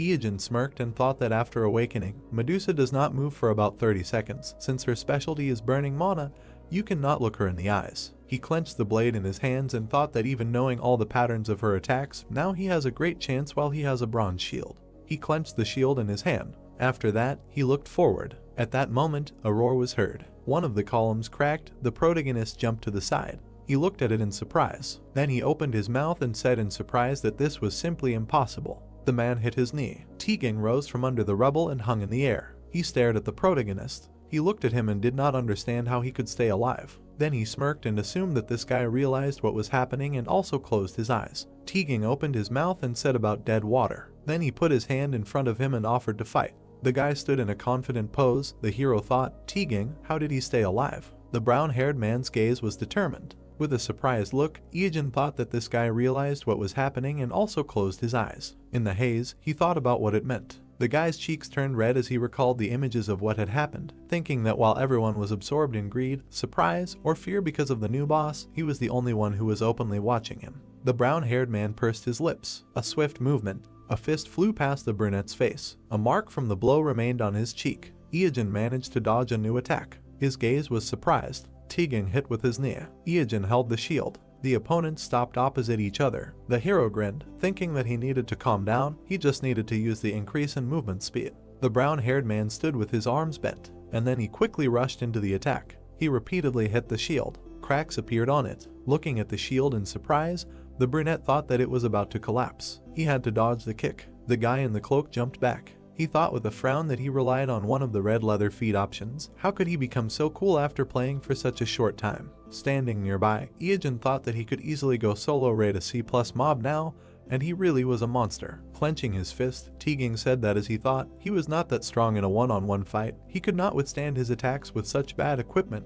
He would finish him off. The brunette held a knife in his hand, and then he smiled. In the haze, his words appeared that he thought so. Smiling, the hero said that he was wearing top-notch loot. His eyes widened in amazement. He saw a glove with a round stone and thought it was a wanderer's glove. The boy stood in a confident pose, while the hero thought that he was wearing smooth stone armor, a victory helmet and cheater's shoes. He had expensive loot, but lacked experience. His gloved hand was clenched into a fist. Iijin thought that he was a big fan of the god of battle Tegan. The brown-haired man raised his hand. The hero thought that when he defeated countless strong opponents, rose to number 1 in Korea, he was even more excited than others. Iijin remembered how he cried in front of the monitor, and thought about how much he cheered for him and called him his mentor. Although he was even older, the attack style of the god of battle was firmly stuck in his head. He chuckled, thinking that a series of strikes that he repeated over and over again. With a wide smile, the boy asked, how can he forget this? The hero dodged the bright attacks of the enemy. Tegan frowned, thinking that it was impossible. He was avoiding his attack as if they had fought 100 times before. It felt like he was fighting a huge fly. The guy with red eyes was getting closer. Iijin smiled slyly, and the opponent thought, what kind of unnerving smile? Was he enjoying the fight? He gritted his teeth. Striking with his fist, he asked, who is he? A knife approached Tegan's throat. He waved his hands, closing himself. The brunette thought with a smile that he had a fragile chin. Squeezing the weapon, he thought that the fatal flaw that made Tegan, a former boxer, retire. Because of this, he is very sensitive when he attacks him in the chin. The brown-haired man's gaze became amazed. He sweated, realizing that his HP was falling. Touching his stomach, Tegan asked, what is he doing? Approaching, the guy with the knife said that they will see each other. He looked ahead attentively. Tegan smiled. His fist collided with the shield. Glancing at it, Iijin thought that he knew that he needed this bronze shield to fight the crying Galatea. The shield shattered into pieces, and the brown-haired man said that he would not die. There was no more shield. He lost. He would get this bronze shield faster and kill Medusa himself. With a slight smile, he said that no one could defeat the monsters that he had not defeated. The hero looked at him silently. The guy confidently clenched his fist, and Iijin thought that it resembled the spirit of the mountain, as expected of a hero from another era. Continuing to watch, he thought that it was admirable, and said what to do now. He knows that he can defeat her with his eyes closed, right? The brown-haired man standing opposite asked in surprise. He saw the boy turn around indignantly and asked what nonsense. How could he defeat a rank monster with his eyes closed? The brunette held up 2 fingers and said that there was no time to explain, just watch the video later when it came out. He imagined the figure of a woman with red eyes. Tegan frowned, thinking that he must be joking. It was impossible. He was really going to defeat her. Iijin walked forward in a cloak, thinking that he would return to Medusa's attack pattern. Cloaking his eyes, he recalled that Medusa's subjugation difficulty was still 5 stars, 3 active skills and 1 passive. She attacks at random. There is a 33% chance of one of the attacks appearing. Remembering the woman with snakes for hair, he thought that in addition, he should anticipate and avoid an attack with his eyes closed. Concentrating on the noises, he can hear more than the sounds of his body. The boy stood with his eyes closed. A sound was heard in the darkness. The brunette waved his hand and said that he was stagnant water and he was a streamer. Iijin smirked and said that he was continuing the quest Weeping Galatea. He would challenge Medusa. He remembered the blow to his shield and said that under normal circumstances he would have used it. The shield shattered into pieces, and the guy explained that due to his companion's betrayal, the shield was destroyed, but it was nothing, and should he fight with his eyes closed, he had good hearing, so everything should work. There were red symbols around the woman. The hero explained that she had 3 active skills and 1 passive. Ice flows rose up. The first hellish frost. Ice spikes sprouted from the floor. Since he could not see, he needed to listen carefully. Flames rose up. The second wave of hellish flames. The guy remembered how he dodged it and explained that it was burning and spread in a large fire. Of course, if he could not see, he needed to listen carefully. The hero was surrounded by smoke. He said that after dodging these 2 random attacks, He remembered walking with his eyes closed and told him to crawl along the floor to make a physical attack. Since his eyes were closed, he needed to remember where exactly Medusa was. The opponent's eyes were glowing red. Ijin said it was time for the third active skill. A huge black snake appeared from the portal. He said it was the summoning of Jormungandr. Holding a knife, the guy explained that if they were afraid that they would see its size and their fighting spirit would be broken, then they should not worry, it was just a summon. This guy's attack pattern was very simple. The tail moved quickly. The hero said it was a tail strike from top to right. The snake moved along the ground. The guy continued, writhing his body from bottom to right. The cloak flew up from the attack. The hero continued, a headbutt and again repeat, until they can't see, let them dodge. Poking the snake with his weapon, Ijin explained that since it can resist magic, physical attacks are its weak point. To defeat it, one must be focused and attack continuously. Sparks flew. The snake's head fell to the ground. Medusa appeared next to the boy who had his eyes closed, who said that after avoiding the endless hellfire and frost, an enraged woman would approach him. He imagined her waving her arms, turning him into stone, and explained that she would try to use her passive skill, mana burning. Raising his thumb, Ijin said that this meant that her HP was almost depleted. Now should he fight her? He remembered holding the shield and said that he was originally going to use the bronze shield to finish her off, but it was not the one. Also okay, as always, there is an alternative. The hero clutched a shiny weapon, a bronze sword of an ancient civilization, made by an ancient method. It is too old, the attack power is almost gone, very shiny and perfectly reflects the owner's face. Introducing a figure with a staff, the hero said that they must be thinking, why this? Let me explain something. The bronze blade obtained after defeating the nameless queen harbored the queen's great dislike for the demons and dragons that destroyed her country. Therefore, the item he obtained from her has a distinctive ability against dragons. The damage inflicted will be increased by 100 times. Raising a finger, Ijin said, they can ask what the connection is between Medusa and the feature sharpened for the dragon race. It is easy. Pointing his finger upward, the brunette explained that the monster is classified as a dragon-like. Snakes and dragons, although they seem different, but the methods of dealing with them are similar. To be honest, he thinks that there is some kind of error in the settings of Medusa. He presented the sword, saying that the bronze sword's basic attack power is 80, adding the one-time boost that applies to the dragon flame. He presented the shining sword, saying that it would increase to 8,000 in one hit. The sword was surrounded by a shining haze. Ijin said that on top of that, Medusa also has snake characteristics. She is a monster that is weak to bronze, so the damage is 8,000 and will be increased 4 times. The attack power of the bronze sword from 80 will increase to 32,000. The hero swung the sword, saying that the final attack is finally here. Medusa's eyes glowed red. Ijin grinned with determination. He clutched the sword in his hand. His body turned to stone, and he screamed. A quick movement. With a sharp movement, he cut off the monster's head. The system reported that he was the first player to hunt Medusa. This was the world's first solo Medusa hunt. He was the first to completely clear the secret doll collection. Ijin happily raised his hand with the sword and said that with persistence, fortitude, and a little cunning, they completed the raid. Smiling widely, he said that it was all thanks to the companions who accompanied him. Let them remember that the body is perishable, but the soul is eternal. Stagnant water was with them. Let them subscribe, like, and press the bell. A spark of a fading screen appeared. Ijin happily raised his hand, and then indifferently lowered it. A ring with a red stone appeared in front of him. It is a spirit sealed in a ranka ring, calling the name. The gray fragment is a piece of the sculpture of crying Galatea. The ivory fragment gives off some ominous feeling. Ijin crossed his arms and said that there is no need to show them the rewards. There are already quite a few ways to deal with the dungeon. He is not sure what to publish, so later. The guy looked in another direction, saying that now. He sat down on the ground. Opposite him was Medusa's head. The guy looked at it carefully. 3 hours later, he was still sitting opposite the head. He grinned and asked if he thought this was the end. He was waiting. Let her show him what she has. Medusa's eyes were closed. They glowed slightly red. The head said that he was still here. Why didn't he leave? Showing his fingers, Ijin said that didn't she have something to tell him? He waited 3 hours to hear it. The gray head was silent. Sitting opposite, the guy heard that she couldn't die like this after being deceived. Since he was the one who killed her, she was sure that he would listen to her request. She imagined the silhouette of a woman entwined with a snake and said that she was originally a human. She fell in love with a black dragon and gave birth to his child. Imagining a baby in a swaddling cloth, she said that now, on her deathbed, she can't stop thinking about this child and can't protect and leave him alone. Medusa with red eyes said that she asks to kill them and send them to the underworld to her. Wincing, Ijin asked again. She asks him to kill the child. Let him not talk nonsense. The woman's lips slightly curved into a smile. A notification about the hidden quest Medusa's mother's love appeared. The system said that the task is to kill the child, the reward is unknown, and offered to accept or decline. Smiling, the brunette said that in any case, he finally got it, another secret quest with a sequel. He imagined a blue monster and thought it was a bronze golem.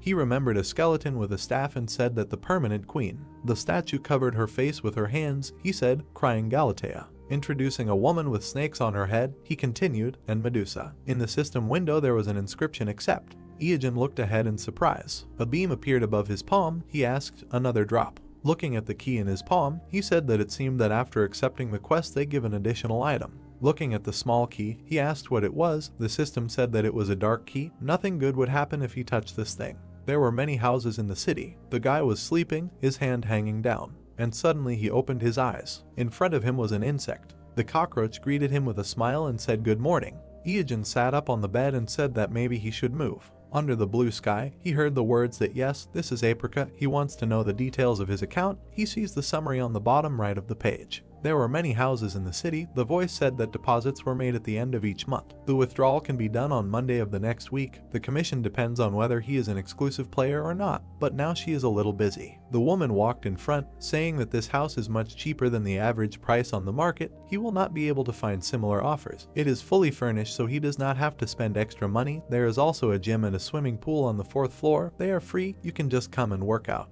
Later, she will personally send him the details, let him say his nickname. Standing in the room, Iogen said that the floor is excellent.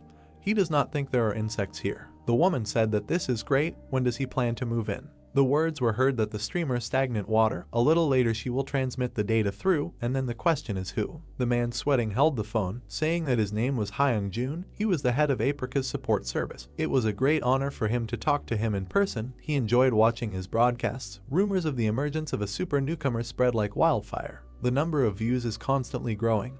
They set a new record for the number of donations. It's amazing. If he can spare some time, let him somehow drop by the office, or better yet, let him just say where he is, come to him no matter what. Holding the phone to his ear, Iogen asked to send him all the information by mail and to comply with the payment deadlines on time. A voice came from the phone in his hand, agreeing, saying that he should not worry if he still finds time later. The hero looked at the screen with displeasure and said that he had only uploaded a couple of streams and even published them under a non-exclusive tag. They were already acting like this. He was sure they wanted to appropriate the rights to his streams or offer him a partnership or something like that. They thought he didn't understand that they would leave him with nothing.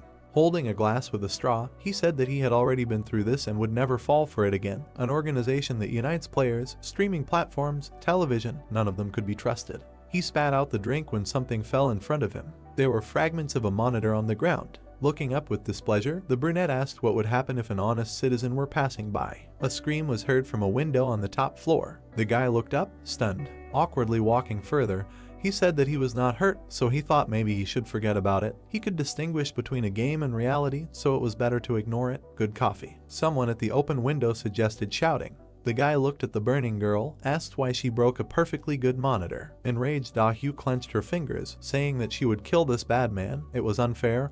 He had deceived them, but the views on this guy's video continued to grow. There was a tab with videos open on the screen. She asked if he was winding them up. How did a paid video end up on top in the trending tab? She was curious, so she paid too. Chang closed his eyes, hearing that he had gained popularity thanks to Medusa, which they were all hunting for. Covering her eyes with her palm, the girl said that she was so angry that she felt like her head was burning.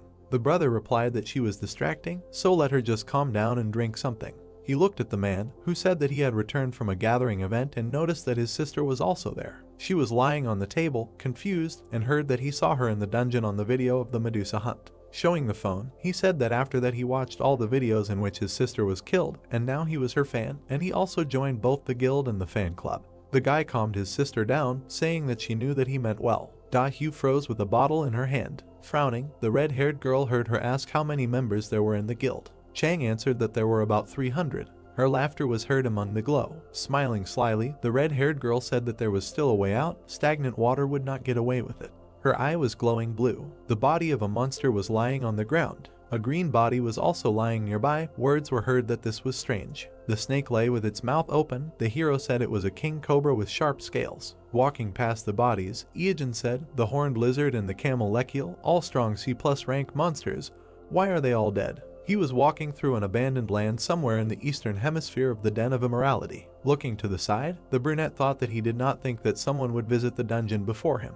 Jumping down, he thought, who came here first? Iijin landed near the blue monster. The blue Oni turned to him. Grinning, Iijin said, "What a surprise, he is so huge, I bet no one will get close to him." The hero was surprised when the monster attacked. Dust rose around. Looking at the monster, the hero said that he was lucky he has business with him. The blue giant swung his leg. With a smile, Iijin said about the earthquake. Raising his foot in a red boot, he said that he would see how it goes. A bright flash rose. Clouds of smoke flew away. The guy in the cloak attacked. About 3 hours later, the monster's head fell to the ground. Looking ahead, Iijin thought a squad was here. No, it looks like one person worked. Besides, arrows were stuck in the monster's body. In the legs as well, the hero realized that he was an archer. In the rapid movement, the guy thought that some archer was trying to make a solo raid. It can't be. The guy in the cloak stood among the rubble. A blinding flash appeared ahead. The hero covered himself with his hand, and then looked away in shock. Hiding, he drank a potion, saying that all he had was this pair of stone slabs and potions. He was naked and completely unprotected. He almost died in the stupidest way. The monster lowered his huge hand.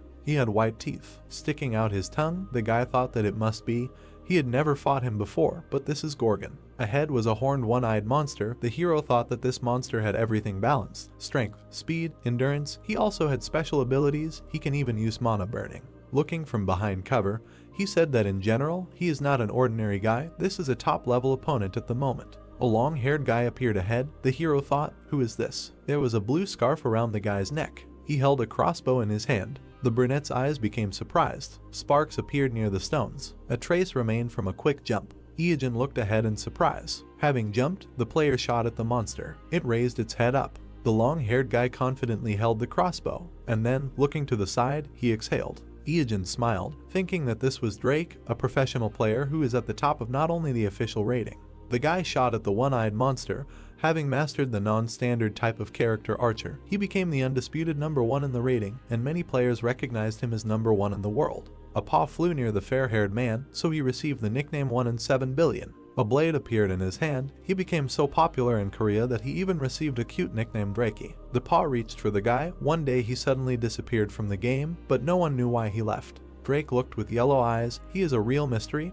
This made him famous as a legend. Iijin looked away and thought that he was cornered. The guy stopped, stretching out his hand. The enemy, opening his mouth, ran towards him. Drake grinned and quickly attacked him. The monster looked surprised. It fell sharply to the ground. The brunette stared forward, thinking that it was the same. There was transparent mucus on the paw. He thought it was the gel of snail skeletons. There were many sharp weapons on the ground. The guy thought that there were sharp spikes on the floor. Looking forward, Iijin thought that it was impossible. Such a short period of time, he was able to set such a trap. He remembered how the guy slipped under the paw of the monster. Drake stood with the crossbow in his hand, while the hero thought that this was incredible. The blonde-haired man smiled, thinking that Gorgon's HP had decreased to 5%. Great. He took out a short blade, a weakling sword, which has a feature that helps defeat an enemy with less than 5% of his health left. The blade glowed blue. Looking ahead, Drake thought that this was his 20th attempt. It was time to use the 5% chance. Iijin looked ahead tensely. The long-haired man rushed to attack, thinking that now. The monster's eye glowed red. Drake grinned, asking from the mana burn. The stone on his sword was shining. He said what it was. The impact left a mark. He said that it was bad.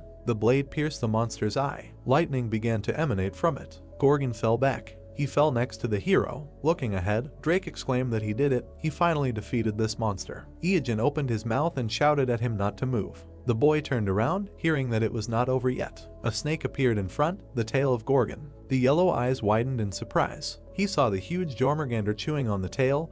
After all, it is immune to poison and magic. On his finger, a ring with a spirit sealed in it glittered. Standing behind, Iijin said that he did not mean to interrupt. Turning, the blonde asked, did he summon this? The brunette nodded with a slight smile and thought that Drake's meta was originally supposed to be an archer who caused an earthquake that occurred when he fired a barrage of arrows from a long distance, an excellent fighting style. He imagined a red boot and thought that the red leather feet were the item he used. Imagining the blue monster, he thought that if he had defeated the red Oni first and got the earthquake meta, he might not have had to fight Gorgon for so long. With a slight smile, Drake said that he had no use for it. If he died here, he would have nothing to do because the game would block access for a while. The brunette looked surprised. A notification appeared saying that he had successfully completed the world's first Gorgon raid. The solo raid rankings were compiled. Drake in first place, 7 deaths, 182 surrenders, 62 hours 3 minutes 21 seconds. The long-haired man reached for the dropped item, a fragment of Gorgon's horn, and said that they have a saying in their family, pay back a debt twice as much and revenge tenfold. Smiling, he said that he saved his life, so he would definitely save him twice, no less. Iijin looked at him with a slight smile and thought that this was not bad. As a character, he mentally raised his hand and thought that the #1 player in the world promised to save his life twice. In comparison, the reward for killing Gorgon was nothing. On the outside, he smiled calmly and agreed, saying that he would probably use it once, probably right now. Standing next to him, the guy in the cloak said that he planned to reach the very depths of the den of immorality. Drake turned to him and asked again, isn't this the lower floor? Iijin passed by. He approached the stone building. Looking at it carefully, he thought that if the information he had was reliable, the way there lies behind this altar. A flash appeared in the darkness. It was a small keyhole. Smiling, Iijin said that he found it. A dark key hovered above his palm. He inserted the key into the keyhole. Drake watched this in surprise. There were cracks in the ground, and suddenly the floor under the guys collapsed into rubble, causing the blonde to scream. The system reported that they had descended to the hidden location of the Den of Immorality, the 8th floor. The first characters' names were entered into the Akashic Chronicles. The real boss appears. Looking down, Drake said that there really was a hidden floor. Smiling, the cloaked hero said that yes, the final monster he had been walking towards for so long. In front of them was a huge black monster with a long tail and wings, Medusa's son, Basilisk. Light was pouring out of the rift. The black dragon had imprisoned his son in an underground prison before he could rebel. His mother Medusa he had sealed in a statue, so Basilisk was separated from his mother after his birth. The black silhouette of the monster appeared. All this time it had been building up rage towards the black dragon. Iijin exhaled and said that it was quite cruel to imprison his son in the sewers out of fear of being usurped. The black dragon is a coward. Drake added that he did not know about this hidden boss. Smiling, he said that he was excited. The brunette chuckled and clarified what he said. The guy shot down. A spark flew off the monster's armor. Drake looked away questioningly. Iijin, who was standing next to him, said that it was because of his ability called immorality. Looking down, he continued that it was a passive skill that returned 90% of the damage to the attacker. His defense was high, so he would not suffer much damage anyway, but this skill was annoying. A fire ignited in the monster's mouth. Iijin clenched his teeth, saying that he was about to exhale. Flames burst out of the monster's mouth under a cry to dodge. The hero ran away in fear. Sparks flew around the boss's head. Looking there, Drake said that it was a strong poison. He could take damage from a simple impact. He turned around, hearing that the hero would go first. Iijin resolutely jumped into the pit. The confused brown-haired man said that the entire 8th floor was flooded with this poison. There was no room to stand. Looking ahead in surprise, he asked what he was planning. The guy in the cloak stood on the snake's body. The black snake had a red eye. Words were heard that the immunity to Jormungandr poisons was beyond his wildest dreams. Smiling, Iijin said that there would be no problem with the poison as long as he was here. Flames burst from the monster's mouth. The hero's cloak fluttered. He grinned as he clutched the weapon. Suddenly, the ground rose up under him.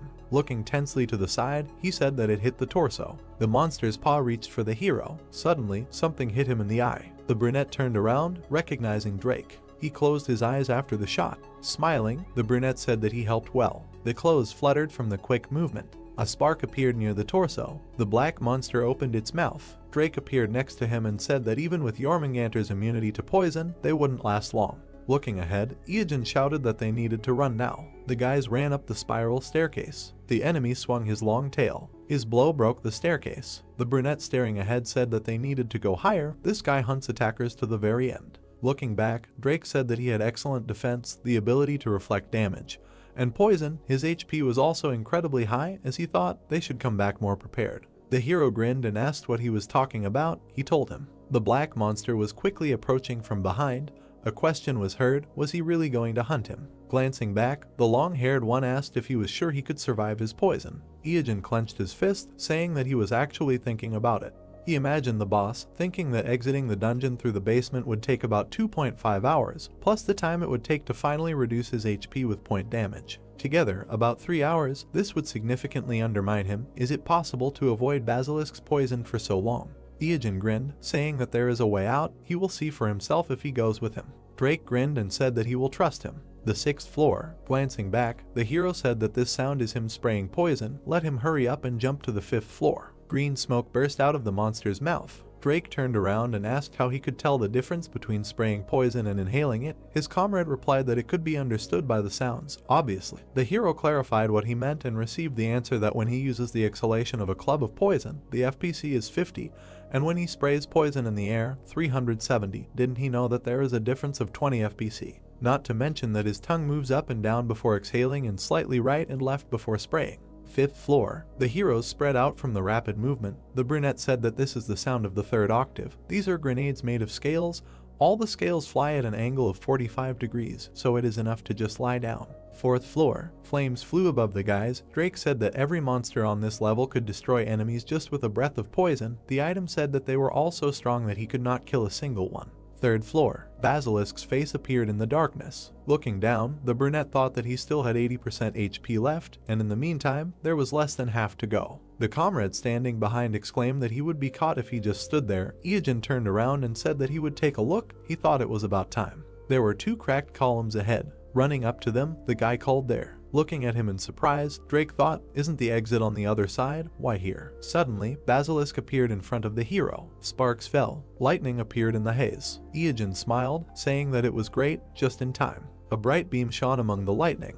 It crashed into the ground between the opponents. The monster clenched its fangs. He smiled and said that thanks to it, he could buy some time. Standing behind the blue monster, the guy exclaimed like a Pokemon that he chose it. Drake was shocked, turned around to the guy who shouted forward Blue Oni. The blue monster rushed at Basilisk. A reddish haze in the darkness. Blue flashes appeared. Red and blue zigzags merged. The system reported that the fusion of items was complete. Blue Oni stood in front of the monster. Smoke surrounded its muzzle. Drake looked at the brunette in surprise and asked if he had really thought this through, to which he received the answer that of course, fortunately, they arrived just in time for the Blue Oni to regenerate. Looking ahead, Iajin declared that he would simply attack everyone in his territory, even if that creature was Basilisk, which was 10,000 times stronger. The black paw squeezed the blue one. The hero thought that besides, its strength was enough to mistakenly classify it as a rank higher than C+. Basilisk squeezed the Oni's hands. Iajin thought that he hoped. Black fingers squeezed the wrist. The blue monster screamed. The boss opened its mouth. A stream of flame burst out of it. It surrounded the head of the screaming monster, and then everything disappeared into the haze. Basilisk was standing next to the remains of the skeleton. Iajin quickly ran forward, saying that great, he bought them 10 seconds. The heroes ran up the stairs. The guy thought that Basilisk's HP was now 50%. They had fallen significantly. Turning back, he thought it was worth a try. The monster was smashing the steps. The 1st floor. The guys stopped in front of the huge boss. Drake said that Basilisk was still alive and kicking. It was a shame that they did everything they could. His comrade giggled and asked what he was talking about. They had exhausted themselves so much to get here, could they give up now? He imagined the image of the red monster and thought about his secret item he had patiently prepared all this time. A blue monster appeared in his memory. Imagining the fusion of blue and red, the hero thought that his finest hour had come. In front of him was a boot. The system reported that it was the skin of the legs of Jormungandr, rank B+, attack plus 500, movement speed plus 50, and the ability to use the earthquake skill. These shoes were created by fusing the skin of the legs of red and blue Oni. The boot was put on the hero's foot. With a determined look, looking forward, Iajin said that his preparation for a full-scale dungeon raid was finally finished.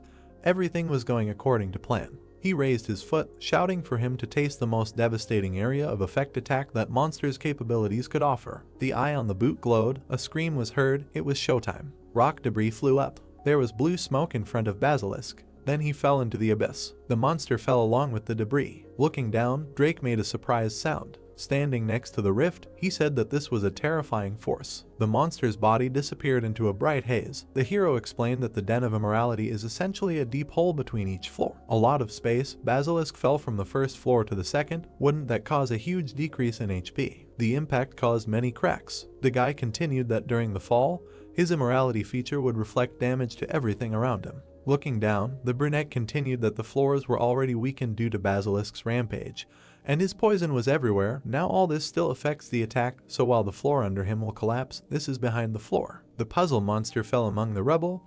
The guy continued, falling lower and lower. He continued to fall into the darkness. Looking down, Iajin said that with each floor he would lose a lot of HP. A crack appeared from the impact. Stones flew up. The monster lay among the rubble. The rubble quickly fell down. The hero continued that the floor would collapse up to the 8th floor. Flying among bright flashes, the monster fell to the ground. The hero explained that in the end there, where it all began.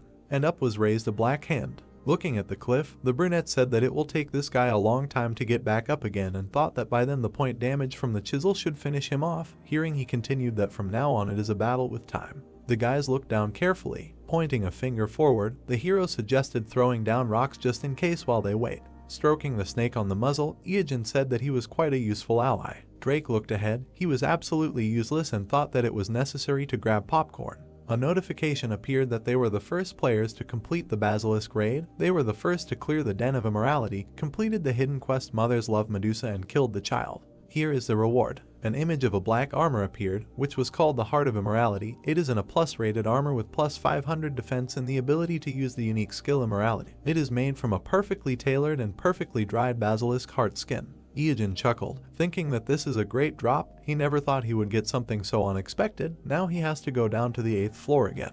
Drake looked at him with a smile, saying that he did nothing, so he feels awkward about his name being written in the raid clear. He got the title thanks to hunting basilisk, but not a single item due to his low contribution to the hunt. The brunette retorted that no, it was great for an impromptu team, but that's later. Since he doesn't know the layout of this dungeon, will he help collect the dropped items? Looking at him with a smile, the guy said that there was no need to ask. If anything, there was something else he wanted to do. He should not be shy and say it. The hero looked at him with a slight smile, thinking that he was quite polite. A question was heard, that earlier, when he entered his name in the rating, he said stagnant water. Without turning around, the brunette answered that yes, what? The fair-haired touched his chin. Shifting his gaze, he said that recently many large guilds ordered his murder. Iojin raised his eyebrows in bewilderment and thought, an order to kill. Staring at the guy in shock, he asked what he meant. He did nothing like that. Waving his hand, his comrade replied that he also received everything simply with a reward. A notification appeared that they were looking for any player with the name Stagnant Water who behaved unusually and rudely. The list of crimes: trolling, stealing monsters, stealing items, killing players, showing off their naked body, stalking, and so on. They are waiting for players who can deal with this problem in cold blood, and then there is the amount of the reward. The hero stares at the system window in bewilderment, saying that this is ridiculous, and there is not a single accusation that he agrees with, except, perhaps, showing off his naked body. Looking to the side, Drake said that it seemed like a lot of people would come for him. How about hiding for a while? He stared forward with a completely gloomy expression, and then he chuckled. A shadow fell on his face and laughter could be heard. Iojin smiled slyly, saying that they wanted to catch him. It was so cute. He imagined an image and many birds, thinking that imagining the faces of all these newbies who would surround him like chickens, wouldn't it be exciting? Drake was surprised to hear the guy say that before these chickens grew into fighting roosters. The brunette stretched out his palm and asked that getting rid of them early wouldn't be such a bad thing. Among the sands of the harsh B-rank desert, there were black thorns. Sparks flew around the monster. The man clenched his fist, shouting that he was the one who caught it. Let him give it to him. The man with the sword replied that he should take his hands away, or he would cut them off. Pointing his finger, the man asked if he shouldn't apologize if he bumped into someone. Replied, why would he? He bumped into him, wanted to fight. The crowd cursed and pointed their weapons at each other. A quick movement and a shout to everyone. The people turned around in surprise, hearing that they hadn't forgotten why they came here, right? The guy holding the mace, hearing how they were told not to waste their strength. The silhouette of the platform appeared ahead. The girl with the microphone raised her hand, shouting that today they had a common task and only one goal: to kill stagnant water. The red-haired man exclaimed in surprise that it was the leader of the UD Guild. The second exclaimed that it was the beautiful boss. Dahu held the microphone, shouting that they would not lose precious HP by fighting against each other. Who should they point their blades at? The men resolutely shouted stagnant water. The air echoed with a shout in response to the question, who should feel them together? The red-haired girl shouted, who is the bad person they are going to kill? The men raised their hands and shouted. Clenching their fists, the people cheered, shouting the hero's name. The man with the sword asked how she found so many people.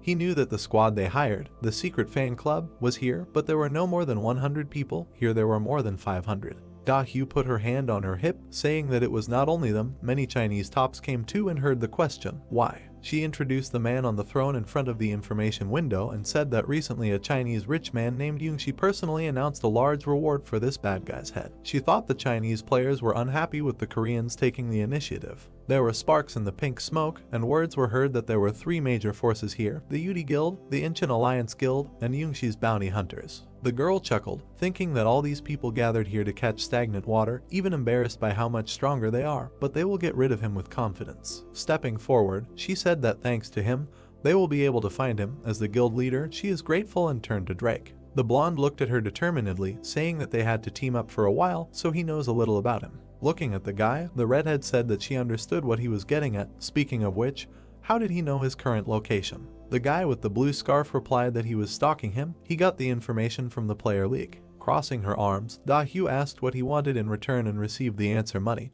to which she asked if she planned to kill him and get a reward from both them and the Chinese. Shifting her gaze, Drake said that due to some circumstances, he could not receive a reward from the Chinese. He would transfer the entire amount from their guild, so let him pay him everything. The girl looked at the hero carefully. Imagining the guy with long hair, she thought that Drake was not in the official rankings, so she did not know his level. The guy dodged the claws. She thought that he was already famous in the underground gaming world. She imagined him with a determined look, thinking that as long as he did not oppose the UD guild, this could work. The girl said that it was fine, as long as he definitely finished him off. Turning around, she said that they would see each other later, but the guy stopped her. Da-hyu turned around. Smiling slightly, the blonde man asked, was she by any chance planning to kill him and be done with it? The next day, clouds were floating above the desert. The warriors with weapons gathered together. Clenching his fist, the guy shouted for him to come out already. The red-haired man chuckled, saying that they would incinerate him and cook themselves a roast. Da-hyu held the scroll, thinking that she had spent a lot of money to get this scroll. A lightning strike, she could not let him die until she personally pierced him with her sword. A bright spark appeared in front. More and more. The girl pulled out the melody surrounded by lightning, shouted a death wish. Lightning came from the hands of the warriors. A green ball came from the man's palm. A bright glow went forward. There was a bright flash. The girl looked ahead tensely and thought, did it work? Clouds of dust rose up. Among them, the silhouette of a pile appeared. The amazed players looked at it, shouting, what is this? The girl looked at it in shock. There was a neat pile of shit. Then it disappeared. Dust rose up. Then a lying camel appeared. The man looked at it tensely, exclaiming, what is this? The blonde man in a huge mask exclaimed that he thought he saw a huge poop, and now there is a camel. Did they attack a camel? Frowning, Da-hyu thought, it can't be, they got false information. She used an expensive scroll just for the sake of it. Suddenly, her eyes widened in surprise. She thought, what is this? An earthquake. The sand hills were really shaking. The cloaked brunette who appeared said with a laugh that they had asked for it. This was a gift from him. Let them enjoy the horror of their first encounter with a monster. A huge monster burst out of the sand. The guy stared ahead in shock, thinking, wasn't it daytime now? It had suddenly gotten dark. He and his comrade looked up in surprise. A huge worm appeared in front of the players. It opened its round, toothy mouth. The girl looked up tensely. With an expression of horror, she screamed, what is this? Sparks of energy flew forward. The worm attacked, scattering parts of the players' bodies. In the desert, there were stone cliffs the day before the raid on stagnant water. Dust rose near the cliffs. Iyajin turned around and asked, did he get all the rewards? Drake, who was standing behind him, said that yes, the United Guilds actually wanted to stab each other in the back. They all put a price on the heads of the group leaders. The brunette chuckled and said that of course he expected that from them. In front of him was a whole list of kills with a reward for killing each of the guild leaders. The guy in the cloak looked at his comrade and asked if he had spread the information that he would be there at 2 o'clock, to which he heard the answer that yes, they believed it even easier than they thought. The brunette continued that he was not affiliated with any of the groups, so they should believe that he had no reason to lie to them. As long as he was fighting these 3 guilds, tomorrow he could remove the targets from the list and get the reward. A question was heard in the sandy desert, is this what he planned? Drake looked at the guy, saying that there were already hundreds of people gathered there. Tomorrow there would be even more. Each of them an experienced player, and they all gathered to kill him. Yungshi from the Chinese player base only made things worse. Yellow eyes widened in shock. Iyajin closed his eyes with a smile, saying that the name is made up of a part that means snort and a part that means won't tell. Sticking out his tongue, he slyly said that therefore, if someone wanted to know his name, he would have to say that he wouldn't tell. Drake looked at him dumbfounded, and then opened his eyes wide, that it was him, wondering what he was going to do with the crowd that had gathered. The hero replied that he would understand tomorrow. A bloody camel was lying on the ground. A swift movement. A 50-meter-long a plus-rank sandworm was scattering the players' body parts. The red-haired man exclaimed in shock, where did it come from? The players clutched their heads in fear, screaming. Chang frowned, ordering everyone to attack. In front of him was the round mouth of a monster. The people felt an earthquake, and they fell sharply into the abyss. A huge worm towered over the desert. A cry was heard that the monster was causing an earthquake. The blonde man in the huge mask cursed in confusion. The brown-haired man asked with tears on his face, how should they persuade the melee squads to lose their lives in such a way? Da-hyu, who was standing behind them, exclaimed at them not to panic. With a determined look, she shouted that it was an earth or mud type monster, which meant that the damage from ice increased 4 times. Let the magicians use ice attacks at once. And flashes of bright lightning flew. The man hit the monster with an axe. A cry was heard to gather all the guild members. The crowd gathered around the monster, hearing that it was rank A+. Sparks appeared on the monster's body from the attacks. Swift movement. The girl stretched out her hand, ordering to defeat it. The guy added that after spreading the news about the monster, they received more advantages. He grinned slyly and said that when the people who started the battle would soon die, a new wave of the team would end up taking their place. The leader said with a grin that they still had a lot of shells. Lightning surrounded the worm. With a determined look, the girl shouted that just a little more. The gray-haired man addressed her, saying that she was slowly moving into a defensive position. Tiik grinned, saying that if they could support the attack, it would definitely not hold out. Rubbing his nose, he said that to be honest, after the mission was over, he had something to tell her. Da-Hyu was surprised to see a spark flickering. There was fletching sticking out of the ground, she said. This arrow. Turning around in displeasure, she exclaimed, Drake. Gritting her teeth, the girl said that even if he couldn't kill stagnant water, why kill Tiik now? Now she would have to team up with someone else even if they were almost all dead weight.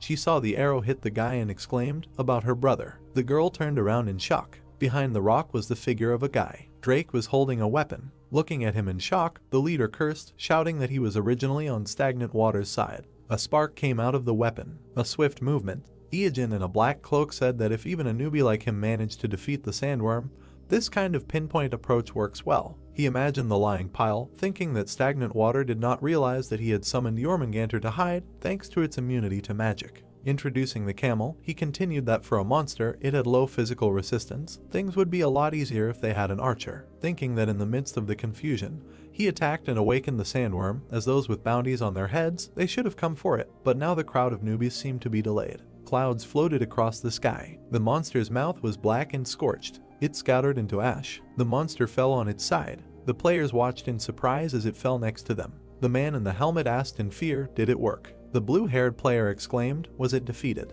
The people raised their hands joyfully, shouting that they did it. They defeated an A+ rank monster, they won, but suddenly the answer was no. The ground beneath their feet shook again, and they exclaimed again. The armored men looked at each other, asking, is it still alive? A leg in a blue and red boot appeared. The hero said that they did not win. The guy in the cloak grinned. Surrounded by sparks, Iajin said with a smile that he won. The armored men asked with displeasure, what is he talking about? Standing in front of the hero, they exclaimed, does he want to take their loot? The brunette grinned, thinking that he could not do this if they did not help him complete the task. His eyes widened. He thought that he could not believe that he actually defeated the sandworm. In his past life, he was defeated for the first time 5 years after the release of the game. He thought with a smile that now only 6 months have passed since the launch, that's 10 times faster. The hero turned around when he heard his name being called. A figure with a sword was approaching him. Surrounded by lightning, Da-Hyu shouted that he had lowered his defense. The girl hit the hero in the chest. Da-Hyu opened her mouth, screaming that he had weakened his defense. She hit the guy with her sword, wishing stagnant water death. Smiling evilly, the girl said that his defense was poor. She was surprised, barely managing to finish, that he would not survive with such a thing. The sword surrounded by lightning touched the armor. She thought that his skin was covered with something black. Sparks flew, a calling sound was heard. Looking down, Iajin asked if she was not looking at someone's body too openly, so shameless. Red rays threw the girl back. Throwing her head back, she screamed. Looking up in shock, Da-Hyu thought why she was taking damage. Could it be that this was a reflection of the damage? The black spikes glowed red, and then they began to dissolve. Looking down, the brunette exhaled. Information about the armor of the Heart of Immorality appeared. Looking at the black palm, Iajin said that it was a bit of a worry, but this relic was amazing. The trait of immorality reflects over 90% of the damage dealt to the attacker. The guy in the cloak heard someone excitedly exclaim that he was alive. Drake looked at him, asking if he hadn't been critically hit. How did he even survive? Iajin replied with a smile that it was nothing, you could say that he was fully armed. The edge of the cloak fluttered. The hero said that since all the guys who attacked the sandworm were killed. The wind fluttered the cloak. The hero continued that the pinpoint damage he dealt finished off the monster, making him the only player to defeat it. Standing next to the monster's body, the guy said that thanks to this, he received another amazing item. The information said that this was a sandworm skin of rank A+, can use the unique traits of foul play and tenacity. The boy imagined himself standing in front of a flaming ball and thought that the sandworm's passive skill known as Fortitude would activate if the user of the shroud had full HP before taking damage, and would always leave 1 HP if the user took damage exceeding 10,000 HP. In other words, even if a meteorite destroyed the entire planet, he would survive with 1 HP left. Iijin drank the red potion, saying that with 3 items like this, he wouldn't even need any more regeneration potions. The empty container flew away. The brunette clenched his fist in joy, mentally rejoicing that he got 2 of the top 3 items he was aiming for. He twirled around happily, telling Drake that he was in good shape. Let him watch carefully. Isn't this cool?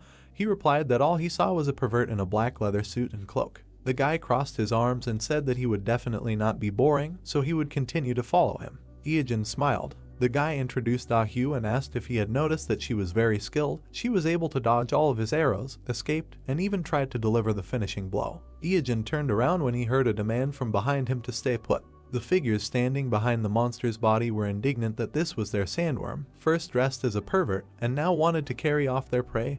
He could not steal their reward right in front of them. Iijin looked back with displeasure, saying that they were hiding from this monster, but showed up to complain. Throwing a cloak over his comrade, the brunette said that they were leaving. The player stepped on the monster's body. His face became surprised. He asked where they went. There was only desert sand ahead. The guy said that they dissolved. The wind drove the dust. There was a brown cloth on the sand. The boys hid under the sandworm's skin, which reduces the chance of being noticed by the player or monster by 50%. Iijin said that he was sure that they were newbies with 6 months of experience, so this disguise was enough. Now they could go to a safe place to log out. The heroes looked ahead carefully. Lying under the skin, they both thought it was awkward. Under the sky, the hero thought that because he was technically naked, his stomach was growling too loudly. White clouds were floating in the sky. There was a sign on the brick building. From the video on the screen, words were heard that this was the end of their review of the Red Oni, one of the 3 main bosses in the newbie area. Next time he will talk about the long sword of the Needle King Cobra. Let them not forget to like, share the video and subscribe. It was stagnant water, disconnecting.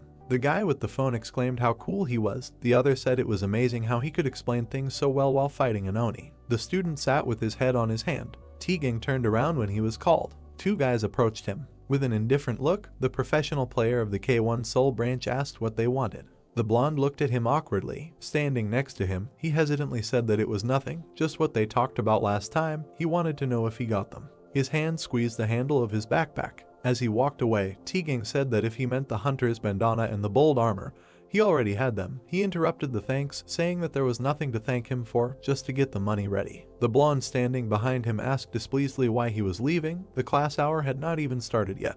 Looking after him, he sadly thought that he had hoped they could play together. White clouds floated across the sky. Teagang looked ahead with dissatisfaction, saying that he couldn't continue to earn so little. Professional gamer groups forbid their members from participating in other commercial projects. He walked with his hand in his pocket, thinking that the regulations monopolized the players. Because he dropped out of school, he had nowhere to go. He walked down the city street, thinking that when he tried to stay in the dorm, it was annoying because everything the older ones did was gather all the younger ones and make them do everything for them. The house is empty because his parents work day and night to pay for his younger sister's treatment.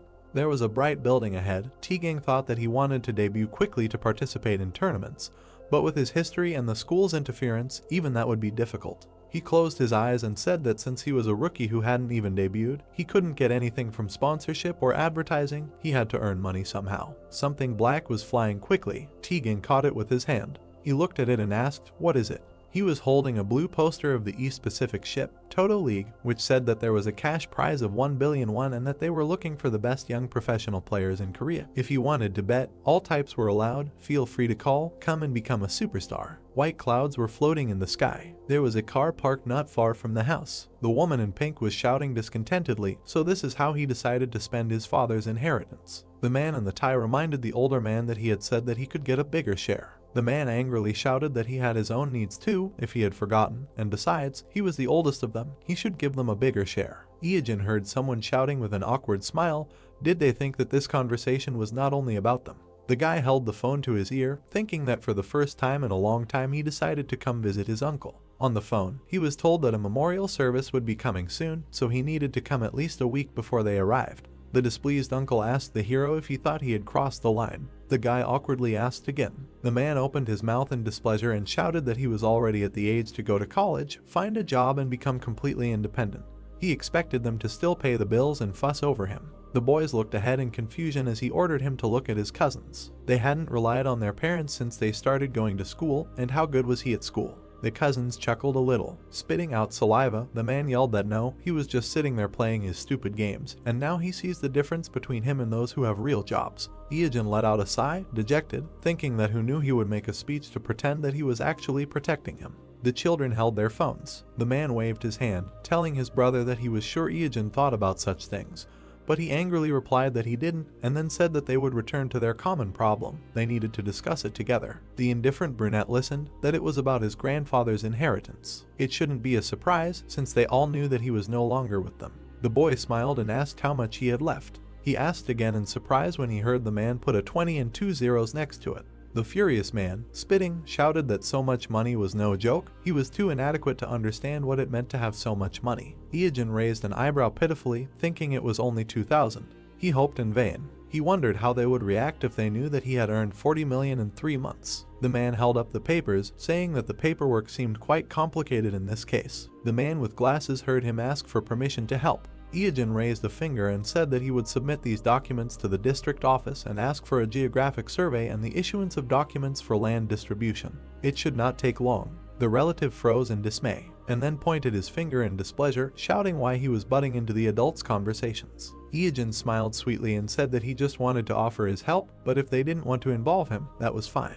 Sitting with his legs tucked under him, he continued that it seemed like the inheritance request hadn't come through from the local courts yet, so the whole process would take at least a week. If they went to the registry office later and got the registration number, the inheritance would get a new number. The cousins were displeased to hear that only after that would the inheritance registration process be transferred to them, but they would need to prepare the land transfer application and official seal in advance. They would also need to choose the right seal and a suitable representative to oversee the process. The bespectacled man smiled, saying that if they thought about it, they could really use his help. The brunette said with a smile that they would leave the inheritance worries to him. Ieogen smiled. His uncle grinned darkly. The guy thought that he had learned all this in his past life after he had set him up. In the bluish space, words were heard that by the way about this. The guys surrounded the hero and asked what he was doing these days, since he should not go to college. The cousin with glasses smiled, saying that he was 21, so it was a little late, but perhaps if he started studying now, he could still take a place at a lower level. The second brunette said that he was older than him, he could tutor him if he did not know how to study. Ieogen looked at them with displeasure, hearing that he should go to college at any cost.